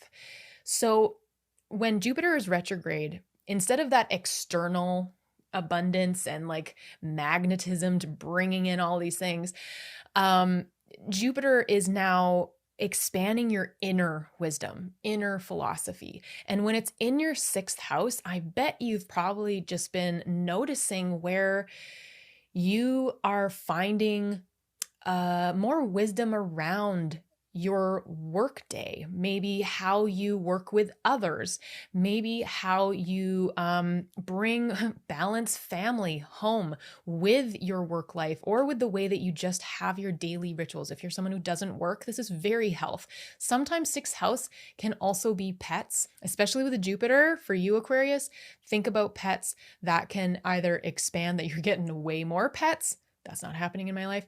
Or things with pets can come to the surface to be looked at. Maybe just they are kind of more present in your life. But here with this opposition, Jupiter in retrograde and in opposition, it's still a beautiful, supportive energy. It is bringing that wisdom and that nurturance that it's learning over into the 12th. So again, though it may feel like you're kind of being dipped into the depths right now when you don't want to be, and could be like, oh, it's kind of productive, but you are right now clarifying some really huge things.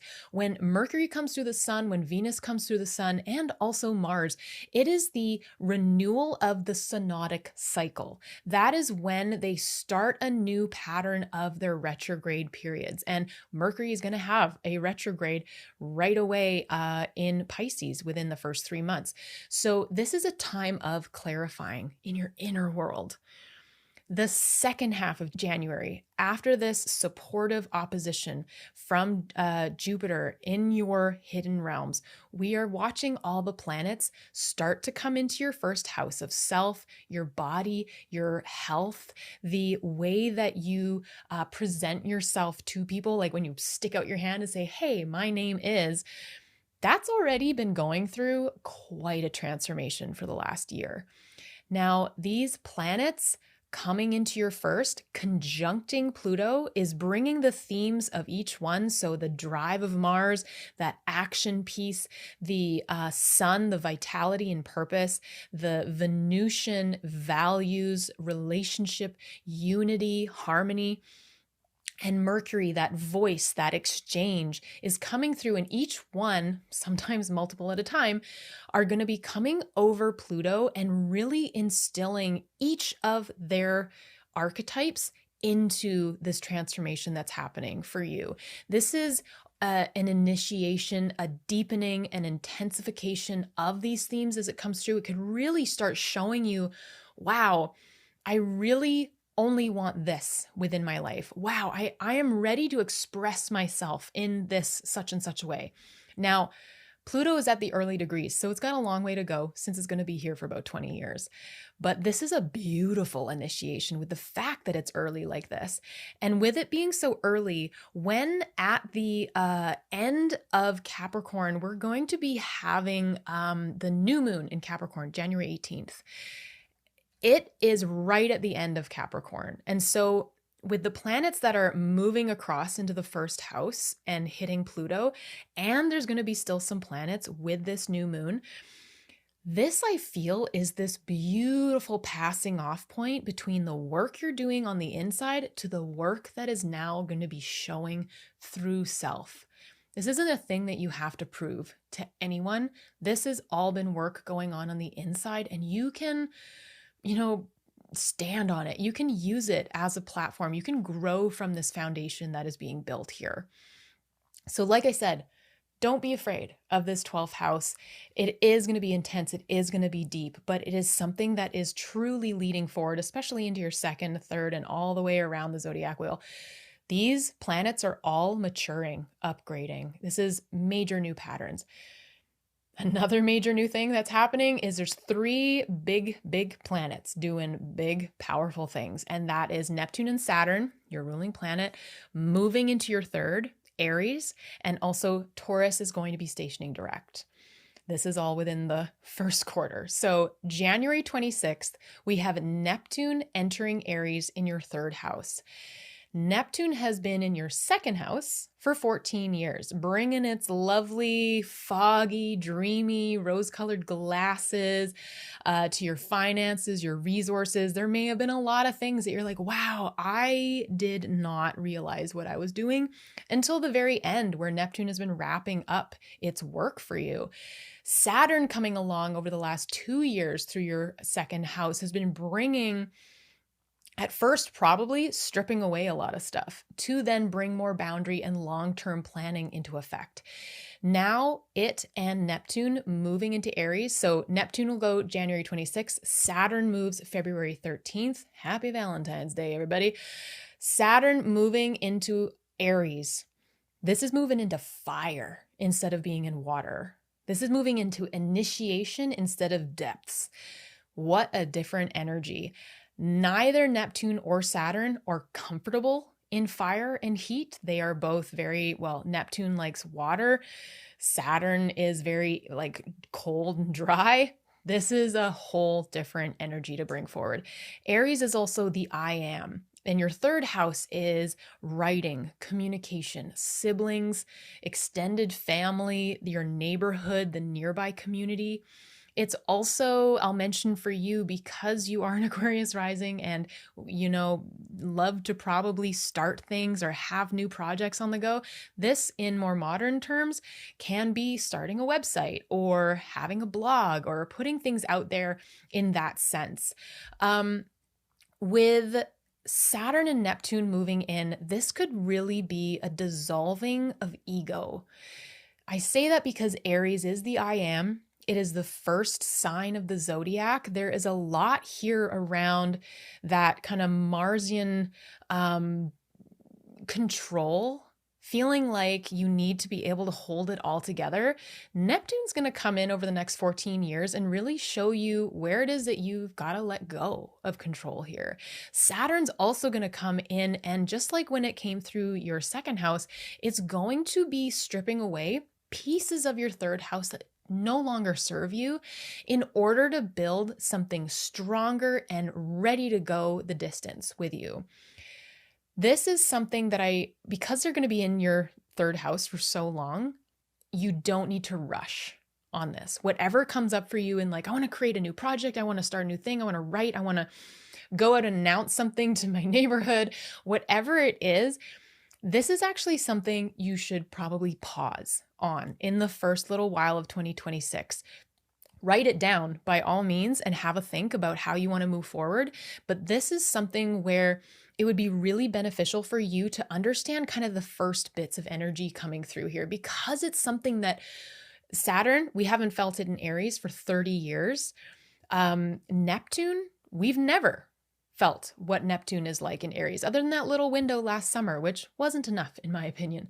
So this is a moment where it would be really beneficial, I think, for you to be able to sense into what's happening, watch what starts coming into play for you, use that journal as much as possible so that you can come back to it later on down the line to see what's really been changing. But this, and especially them both moving together into Aries, this is a big deal. This is a big deal for you. Also, finally, your ruling planet is moving out of being, you can't see the second house. It's way too close to you. When you move into the third, that is where you start being able to be sextiled to the first. So if you have anything within the first couple degrees, like Pluto, of Aquarius, your rising sign, your ascendant, your sun, moon, any of your planets, as soon as Neptune and Saturn move into your third, they're going to start aspecting you, which could be really beneficial. Thirdly, that Uranus stationing direct in your fourth house. Boy, oh boy, what has happened for you in your home, your house, since 2019, March, January 26th, the same day that Neptune moves signs. Uranus stations direct for the last time, and it starts doing its lovely walk out of Taurus into Gemini 5th, where it's going to start doing its own thing, shifting and changing all things joy. It has been here in your fourth, and as it moves out over the next couple months, what are the last pieces that you are getting called to look at, to assess, to integrate the lessons that have been coming forward?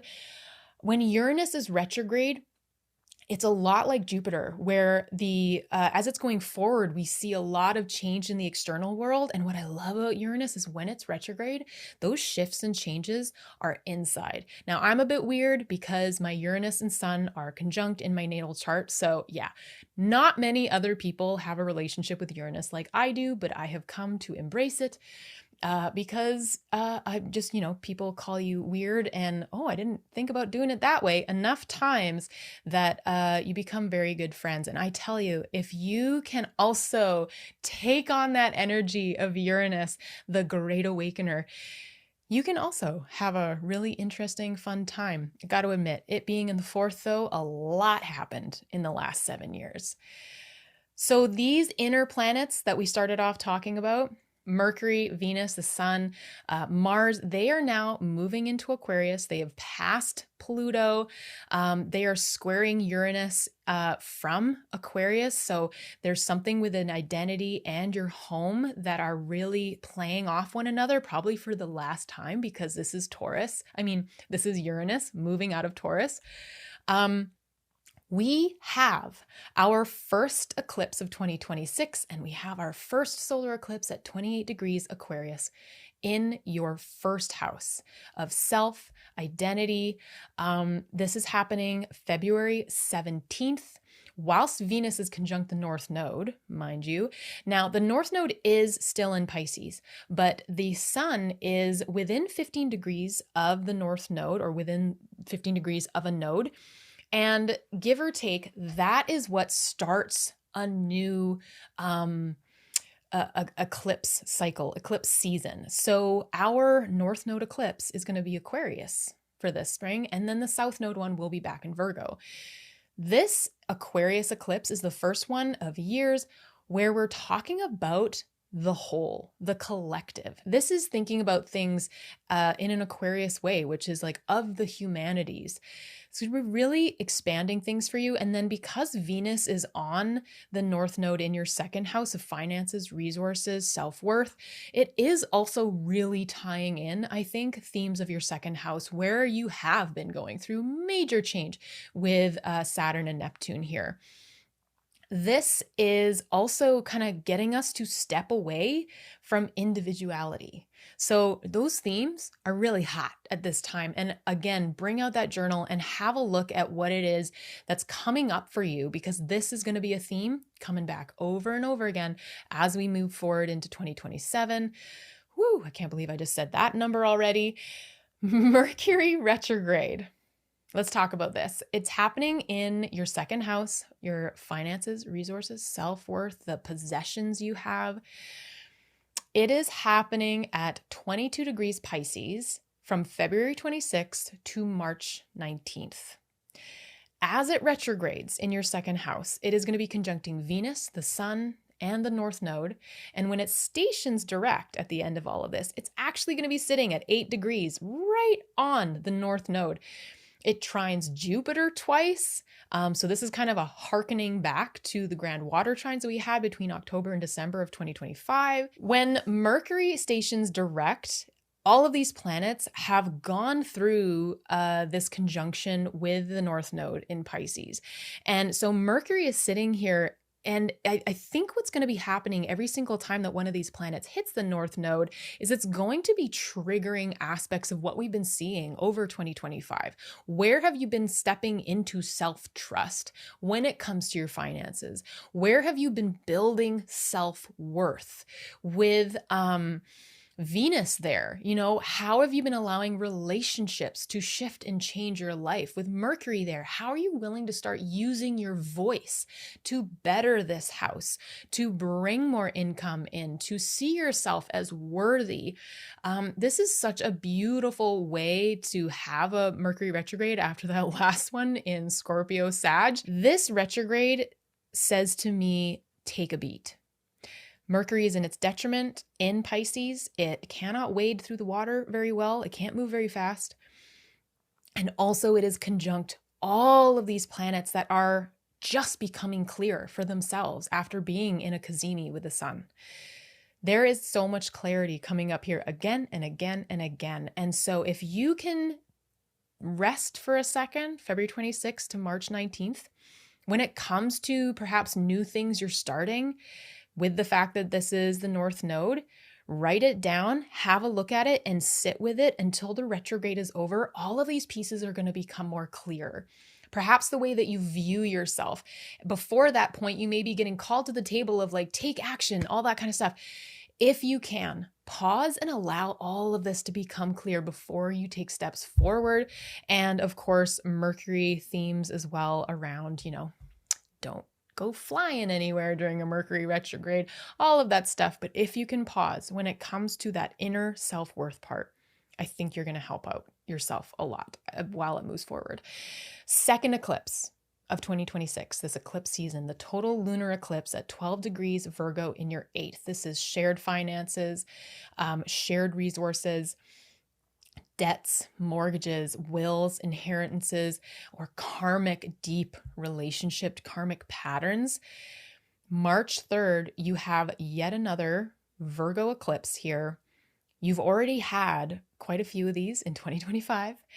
You've probably felt the themes, understood what's coming through. And so when this one comes through, you may still have more things come up and you're going, good grief, was there really more to take care of? But I do also think that this eclipse is starting to refine what the work is that you've been doing in your 8th house and allows you to kind of approach it with more maturity, allows you to approach it with more of a firm foundation. So whilst this eclipse comes through, Try not to manifest anything. Try not to plan too much. Go with the flow. That is Eclipse 101. Go with the flow. And when it's 8th house, some dirty, dirty stuff can come up. So really take whatever time you can during this time, allow the lessons to come through, allow the pieces to fall where they may, because it's all leaving you in the end with what it is you need to move forward in the best way possible. Last few things, we have Jupiter stationing direct at 15 Cancer in your 6th. 6th, again, is that daily grind, daily work, the habits, rituals, care. March 10th, it stations direct, which means that all of that inner wisdom and inner philosophy, that growth that you've been doing, is now externalized. Now that kind of abundance can start coming in. Jupiter is like Venus in that it's a magnet. You can attract things in, but Jupiter is usually the expander. So really whatever is there, if you have personal planets, is going to be expanding it. It brings you what it is that you need, not always what you want. So as you move forward, bring gratitude into this practice. Take in the lessons of it being in your 6th house as it moves through. It's going to be moving into Leo in June, I believe, late June. It's going to be moving into your 7th house, but there's so much that Jupiter wants to show you in your 6th before it does this. So keep your ear to the ground. The sun is conjuncting Neptune and Saturn in Aries in your 3rd. Between March 21st to 29th. I'm bringing this up for you because you are led by Saturn.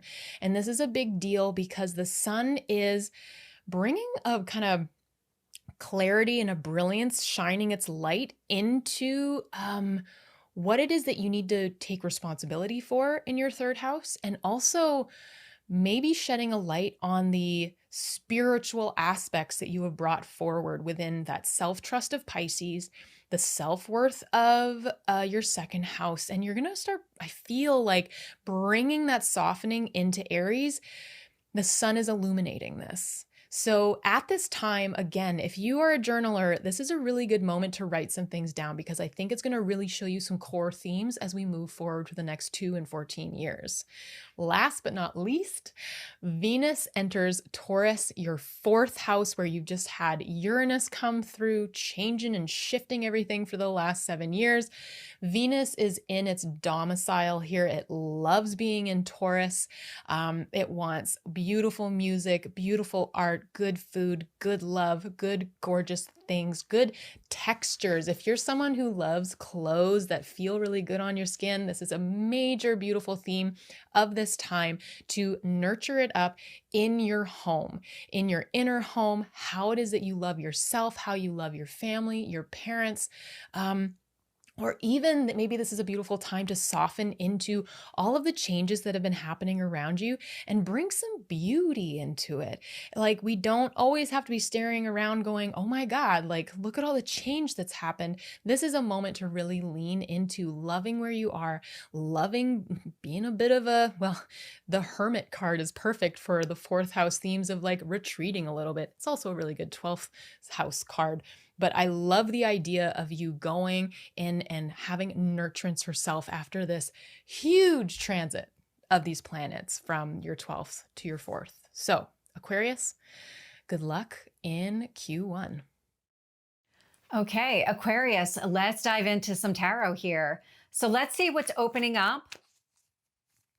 Let's see what's opening up for you here, or any kind of energetic theme.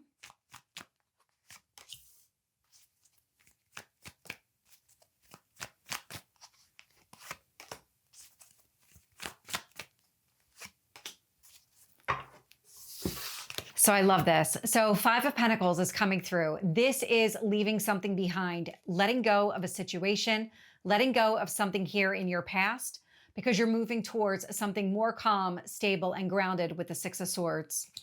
And the Ace of Wands, this is new action. So this feels like turning a corner, that you're embarking on some sort of new journey and you're leaving, I'm getting old versions of yourself behind.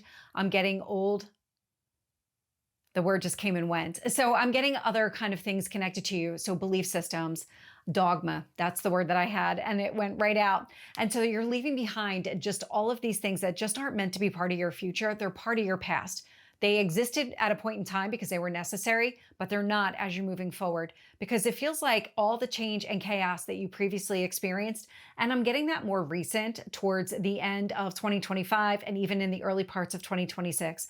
This is what you're walking away from, and you know you're walking away from it. You know that you're moving into a place that's more stable and grounded. Could even be at a distance here, that Six of Swords. So this could indicate maybe a physical move to a new location. Take that as it resonates.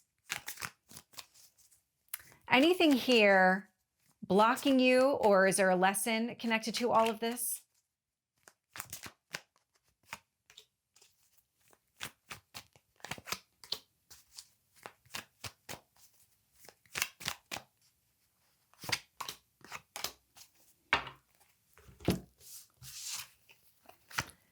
So I'm getting the Emperor, Aries energy. This is Mars. This is a lot of stability. I'm getting a lot of strength out of this card. And so there's something about kind of creating and establishing stability for yourself, so that as you're leaving the past behind and you're moving towards something better, you're coming at it from this place of, I know exactly who I am. I know my worth and value. I'm making up my mind. I'm not going to get distracted here. This is something that you needed to learn. This is connected to a lesson. And I get the Seven of Cups. You're actually moving towards more opportunities. Something is going to grow for you on the horizon here with the Seven of Cups. Now, this can also indicate that it might be a little bit overwhelming. This is where taking the step back, allowing yourself to prioritize your stability, coming at it from that perspective will help you identify which of these opportunities you really want to pursue versus maybe discount and ignore altogether. Because I'm getting the Hierophant here. So between the Emperor, the Hierophant, and the Judgment card, this really speaks to all the changes that you've been going through. The Judgment is a resurrection or rebirth, and the Hierophant feels like it's connected to your belief system.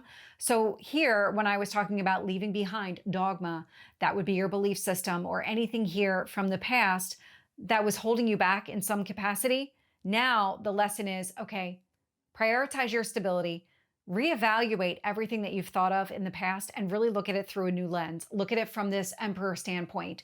What is it that you want to do? How do you want to accomplish all of this? Because the Ace of Wands and the Six of Swords indicate that you're taking action, you're moving forward. This is something here that you want, and you are coming at it from a different point of view here with that Judgment card. That's closing out the transformation. It's settling into that energy. So what is the advice for you here, Aquarius?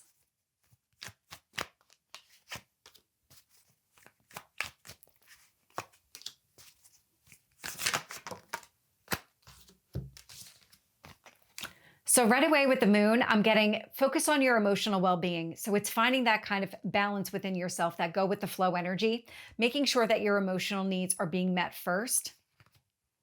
Ten of Pentacles, prioritizing long-term success, long-term goals here. So it's not about that quick win. So if some of these opportunities that are showing up on your path are kind of that easy, I can take care of it, I'm going to be successful doing it, is that really where you want to spend your energy? Because that may have some sort of long-term effect that you didn't anticipate, that kind of unintended consequence of your action. So really be mindful of all that, because I'm getting that message coming through. Here, it's about focusing on long-term happiness, long-term growth, building something stable over time. And then I get the Four of Wands here. So there's more stability connected to this. Also a card of marriage, just like the Hierophant here. And so take that as it resonates, but you're being encouraged to move in the direction of long-term goals, something that you really want, and it's worth working towards. It's worth exploring and moving in that direction, because the way things are playing out here, whatever the shift has been, whatever it is that you're releasing from the past, you're creating stability, and you're creating from a place of stability. So Aquarius, that is your Q1 tarot reading. Hello, Pisces. So you have some big stuff coming up in Q1, like Saturn and Neptune finally getting out of your first house and moving into your second. That is going to be some freedom. Also, your ruling planet, Jupiter, it's been retrograde since November 16th of 2025. It's going to station direct, and also it is being opposed, which isn't as bad as it sounds. When it's Jupiter, opposition can still just be so gorgeous.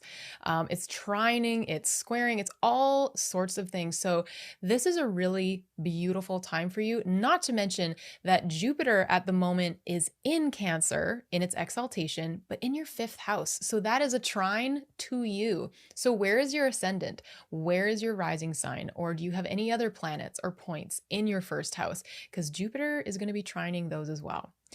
But let's start in at the beginning of January. I want to have a look at this stellium of planets in the 11th house, your 11th house of Capricorn. So this is the house of friends, community, groups, your hopes and dreams. This is a real hopeful house. This grouping of planets, so we have Mercury, Venus, and Mars. Right now, Venus and Mars are conjunct already, are together right with the sun, but Mercury is catching up pretty quick because it's the fastest moving planet. This grouping is going to be moving together over the 3 months through your 11th into your 12th, that inner realm, that hidden self, hidden psyche, the pieces of yourself that even you don't know about, and going deep with Pluto in your 12th and then coming into your 1st house. This is a real moment of clarity, all moving together at the same time. With Venus and Mars and Mercury, when they come close to the sun, it's called a cazimi. And this is when these planets are being burned at the heart of the sun to come out the other side renewed. This is the beginning of a new retrograde cycle for Venus, Mercury, and Mars. Whenever they pass behind the sun, it begins a new synodic cycle. This is really like a whole new point here for all 3 of them, very specifically Venus and Mercury. So as they move forward with your 11th into your 12th, there's some big clarifying messages coming through here, I think. The first thing that's happening right away, January 3rd, we have a Cancer full moon at 13 degrees, where Cancer is the most at home. In your 5th house of joy, creativity, romance, and children, if that's applicable to you. The moon being here is really illuminating that inner wisdom of how you want to find joy in your life, how you're nurturing yourself, and how you're maybe allowing that to create new things for yourself. And that's all speaking to the 11th, where we have this grouping, this tight conjunction. So there's this new action, new drive, new values, new way of using your voice, and this brilliance in Capricorn in your 11th with your friends, your groups, these hopes that is speaking to your 5th of creativity and joy. This is a really beautiful time and an incredible way to start off 2026. My favorite axis in all of this, don't tell anyone, it's the 5th and the 11th. Like, this is the house of joy, the 5th, and the house of like your dreams coming true kind of thing, the 11th. You want to go into traditional astrology to like really delve into that one, because I just simplified it immensely. But these 2 houses and the way they speak to each other, it's like what you make in the 5th being presented to those in the 11th. This is really beautiful, especially at a time of such clarification, culmination of full moon. This is all speaking to that community that you're building in your 11th house. Now, a supportive window that's coming up between January 6th and January 16th has to do with your ruling planet, Jupiter. It's where all of these planets and the sun in your 11th house are coming into an exact opposition to Jupiter retrograde in your 5th. This again is imbuing these energies of drive, what your passion is behind, what you're wanting to do, your values, love, relationships, and that mercurial voice messages coming through, and the clarity they're bringing. They're all being supported by Jupiter. They're being expanded here. But because Jupiter is retrograde, this is going to be a very inner piece of wisdom, I think. This is going to be expanding your inner philosophy and how you want to move forward, how you want to present yourself, and how you want your values and your drive and your voice to present itself as these planets move forward. The second half of January is a little bit different though. Still pretty cool in my point of view, but I am an astrologer, so sometimes I get a little too caught up on what is astro good.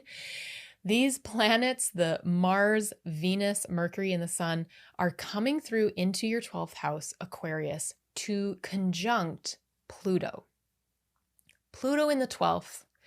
This is deep transformation, intense, the initiation almost of your deepest and most hidden parts of self. In traditional astrology, the 12th house can also be enemies, like illness, things that come up that are kind of bad for you, in quotation marks.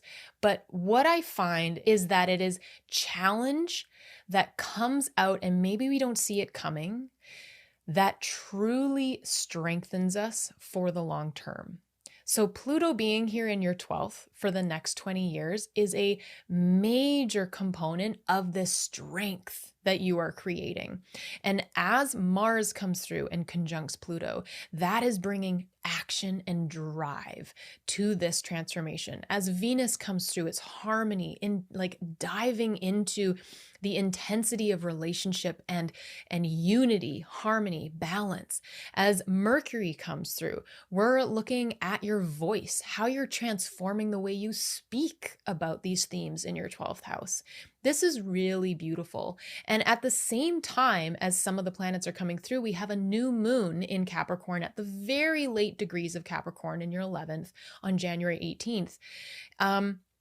It's conjunct Mars in Capricorn, but Venus and Mercury are now in Aquarius. And I feel like the themes of the 11th and the themes of the 12th are really tied together here.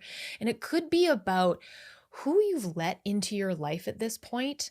And now as things are moving into your 12th, you've chosen some core people to move forward with you, to be there as you transform from the inside out. This is such a beautiful thing for a Pisces to do, for anyone to do, because we can usually surround ourselves with people who cannot go to the depths. But I see something here around action into who it is that you're taking forward with you, because your process at this time is of the utmost importance. Within the next few weeks after this, we have some really cool and major shifts happening. Like I said, Saturn and Neptune finally leaving your first house of self, your identity, huzzah, moving into your second, where they can bring their energy to Aries, the initiatory, the fire sign. And the second house is your finances, your resources, your self-worth, your possessions. And I think with first, Neptune is the one that moves in on January 26th. It's going to stay here until March 2039. So we've got some time to settle in, allow Neptune to, figure out what it wants to put in each of its dresser drawers and like settle in with its rose-colored glasses. This is a time where Neptune is going to be hitting the fire. We haven't felt this before in a sustained long way ever in our lifetimes. So this is a really interesting moment of allowing this energy to shift, allowing this energy to come into this place of resource, and notice where it starts already speaking to the spiritual self-trust that you probably have found with it being in your first house in Pisces. You're going to be bringing that into Aries. It is not forgetting what it just did in your first house, that identity piece, who it is that you are now moving forward as this kind of enlightened being. Yes, that's you. You are now moving into your second, where the more nitty gritty stuff, the stuff that actually allows you to survive, live, eat, pay bills, comes into question as well. I mean, people often ask, why does self-worth have to have anything to do with the second house then if it's finances and resources?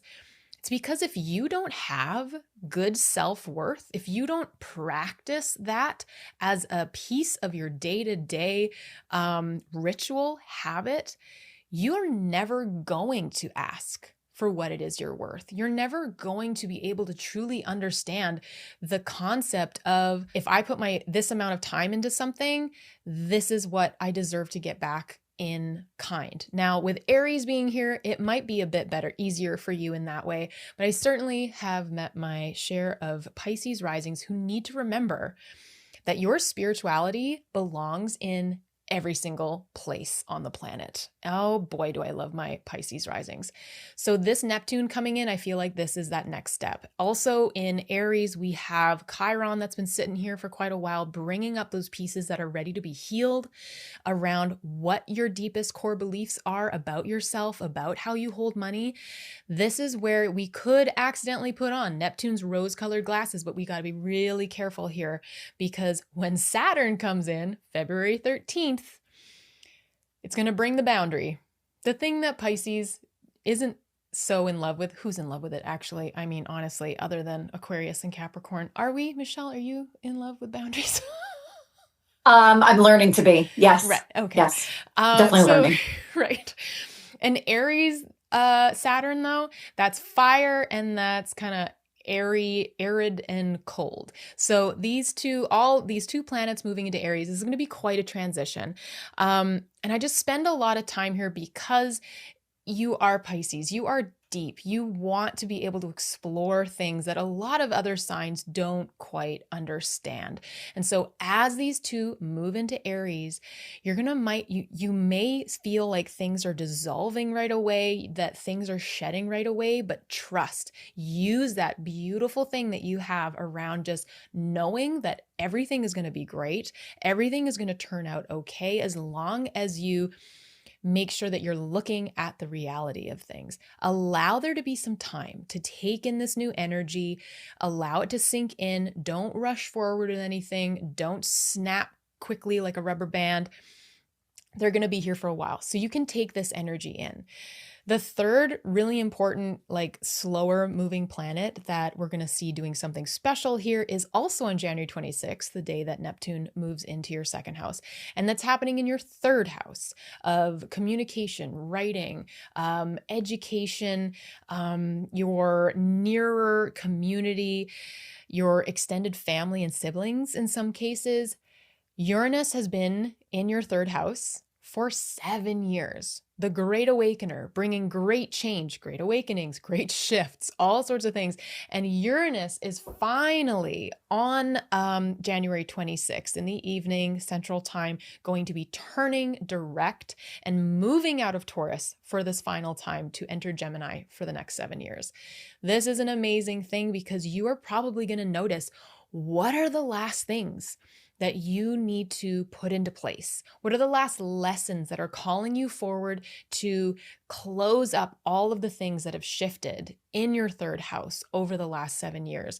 This is an incredible, beautiful moment, especially because it's also sextiling the Saturn and Neptune in your first house before they move into your second house. That sextile has been there for a while. So there's been a connection between your identity and what Taurus has been doing. And what Uranus has been doing in Taurus. This is another time, bust out the journal, have a look at what has changed for you over the last 7 years when it comes to your third house themes. The inner planets that we were talking about at the beginning, whilst all of this is going on, has been shifting into Aquarius, into that 12th house. And we start to see them come into Pisces, your first house as well, which is really exciting because as Venus conjuncts the North Node in your first house, bringing up a lot of the themes of the eclipse season from 2025, and we are going to see more Pisces eclipses this year. We are having our first solar eclipse at 28 degrees of Aquarius. This is happening in your 12th house on February 17th. This axis that's coming into play this year from Aquarius and Leo is talking about what is for the collective, the North Node, what we're moving toward for the whole, and it's less about the individual. It's shedding pieces that want to stick to the ego, stick to the very self piece, and move into what's best for the humanities. happening here in your 12th house. Whilst some planets are now moved into your first, but another couple are still in Aquarius, I think this is a really beautiful moment of expanding what it is you've realized from the inside out that you want to do with your time on the planet, what you want to bring forth, and the message that you're ready to convey to everyone. I am really excited to see what an Aquarius Leo eclipse season is going to be like for you, Pisces, because I think you're the one to be able to do this in a really beautiful way. Mercury retrograde starts February 26th to March 19th in your first house. Yet another major clarifying moment that we're seeing here. And as it retrogrades, it's going to be conjuncting Venus, the Sun, the North Node, and it actually stations direct at the end on March 19th on the North Node in your first house of identity and self. This is all of these beautiful, I love, because last year in 2025, we had that major stellium in Pisces, which included a Mercury retrograde and a Venus retrograde. They were conjunct as they moved back into Pisces. This was a huge time for you because the eclipses started in Pisces. Talking about your self-value, the values that you're using with all of the relationships in your life and the things that you are doing, and your voice, how you're using it, what you want to say. And it really feels as though this Mercury is doing the exact same thing, but like next levels up. So Pisces, if you can, take a step back during this time, February 26th to March 19th. Allow yourself some time to integrate the messages coming in before you say them all out loud, because you might end up changing them if you start a little too early. But this is such a beautiful thing happening, especially with Saturn and Neptune now moved out. This is a clearer energy. This is an energy that is just ready to put some firm foundations in place. And speaking of firm foundations, we have the total lunar eclipse at 12 degrees Virgo in your 7th house on March 3rd. This is the second eclipse of this season. You've already experienced this in your 7th house of partnerships, relationships, committed everything's, best friends, bosom buddies, as Anna Green Gables would say.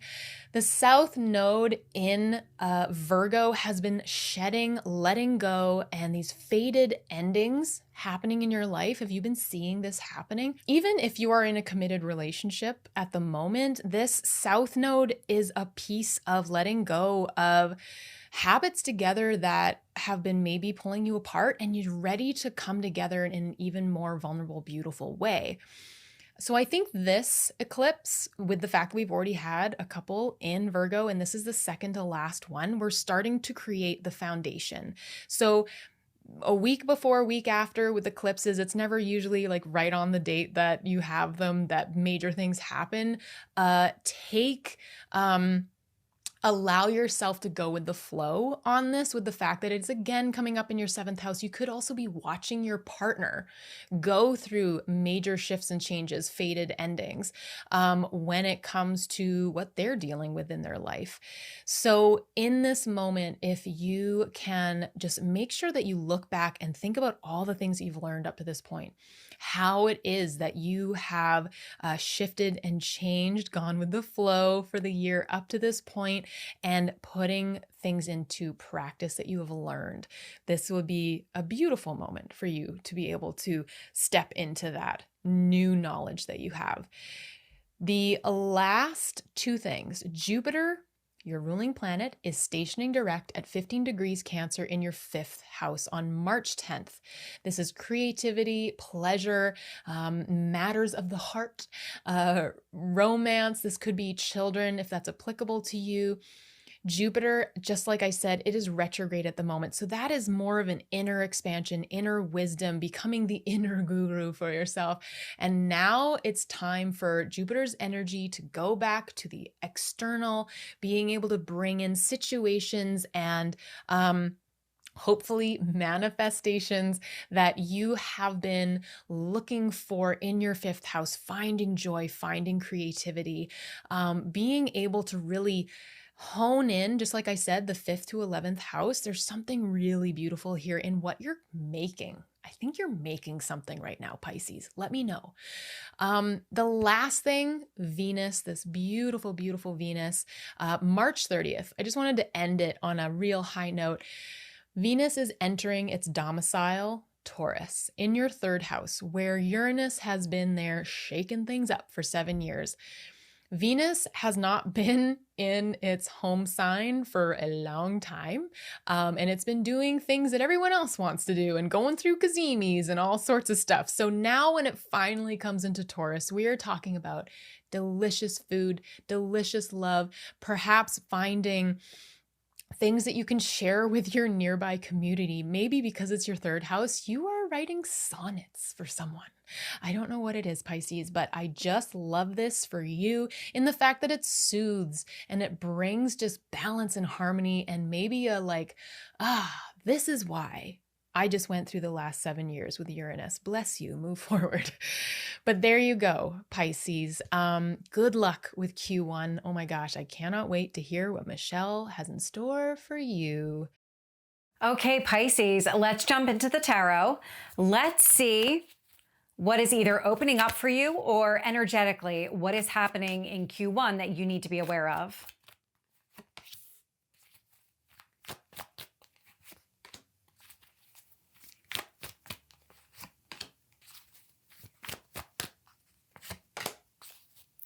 Okay, so you're being divinely guided at the moment, which is not a surprise with the North Node in your sign.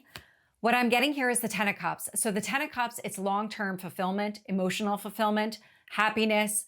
It is a card of marriage here. It's a card of family.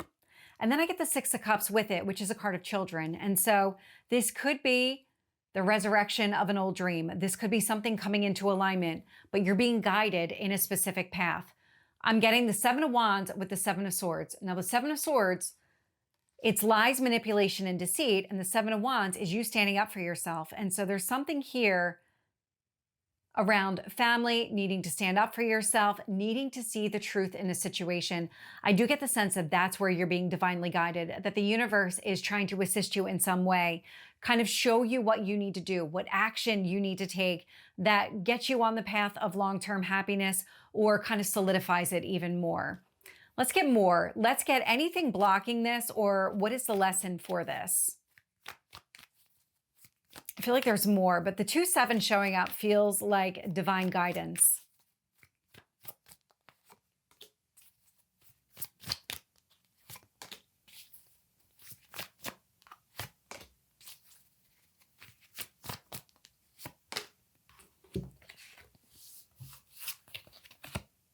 Queen of Cups. So the Queen of Cups, it's your card, and it's a card of self-love and self-care. So it's about taking care of yourself emotionally, which is what you're being guided to do. But it's really this, the 8 of Cups. So it's walking away from anything here that doesn't serve you. 7 of Swords, it feels like it's knowledge being imparted on you. There's something here that you're not seeing clearly. But when you take the time to really focus on yourself and really get in touch with your emotional needs, what you're missing or how you should be perceiving a situation becomes more clear. I'm getting the Fool showing up here. So that brand new beginning, it's because of what you're about to leave behind or in the process of leaving behind. I do get the sense it's not the same for everybody from a timing standpoint, but it does feel like over the course of the first 3 months that you're letting go a little bit at a time, more and more as you just keep moving down the journey. This actually feels like it's towards the end of the 3 months, but take the timing as it resonates. This Fool energy is that leap of faith. I'm ready for something new. I'm ready to leave behind the past. I'm shedding it. I'm embracing the new. I'm prioritizing my emotional needs. And I'm coming at it from a place of balance here with the Justice card. And so whatever this information is, because I feel very strongly about this information coming to you, in whatever way that you receive information, whether it's from your higher self, your spirit guides, through signs, synchronicities, downloads, there's something about the knowledge that will help you move on from the past. And that feels like it's necessary. I actually feel like it's a roadblock at the moment. Until you see everything clearly, until you have that knowledge, it's going to be really difficult to move on. But once you have it, you immediately go within go within yourself. Queen of Cups, Eight of Cups, so that you can find a way to walk away, emotionally disconnect from the entire situation here, really create this new beginning. So what is the advice for you, Pisces?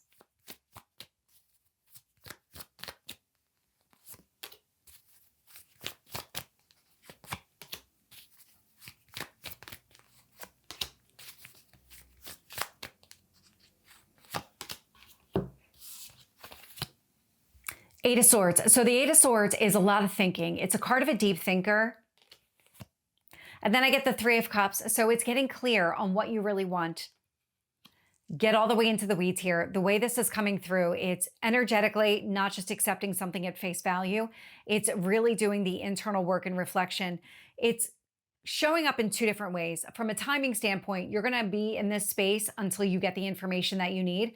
It's almost like a mind loop that you're just kind of thinking about, what do I want? What's going to make me the happiest here? And then once the information is available to you and you have it, you're going to then think about, okay, well, what do I do with this information now? Because I want to be able to move forward.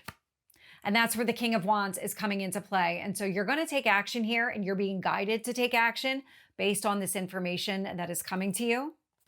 And I'm also getting the Five of Wands here. So any kind of obstacles and challenges that you're facing, there's a lesson connected to that as well. It feels like the lesson here is really identify and work through. But let me see if I can get a little bit more on that Five of Wands.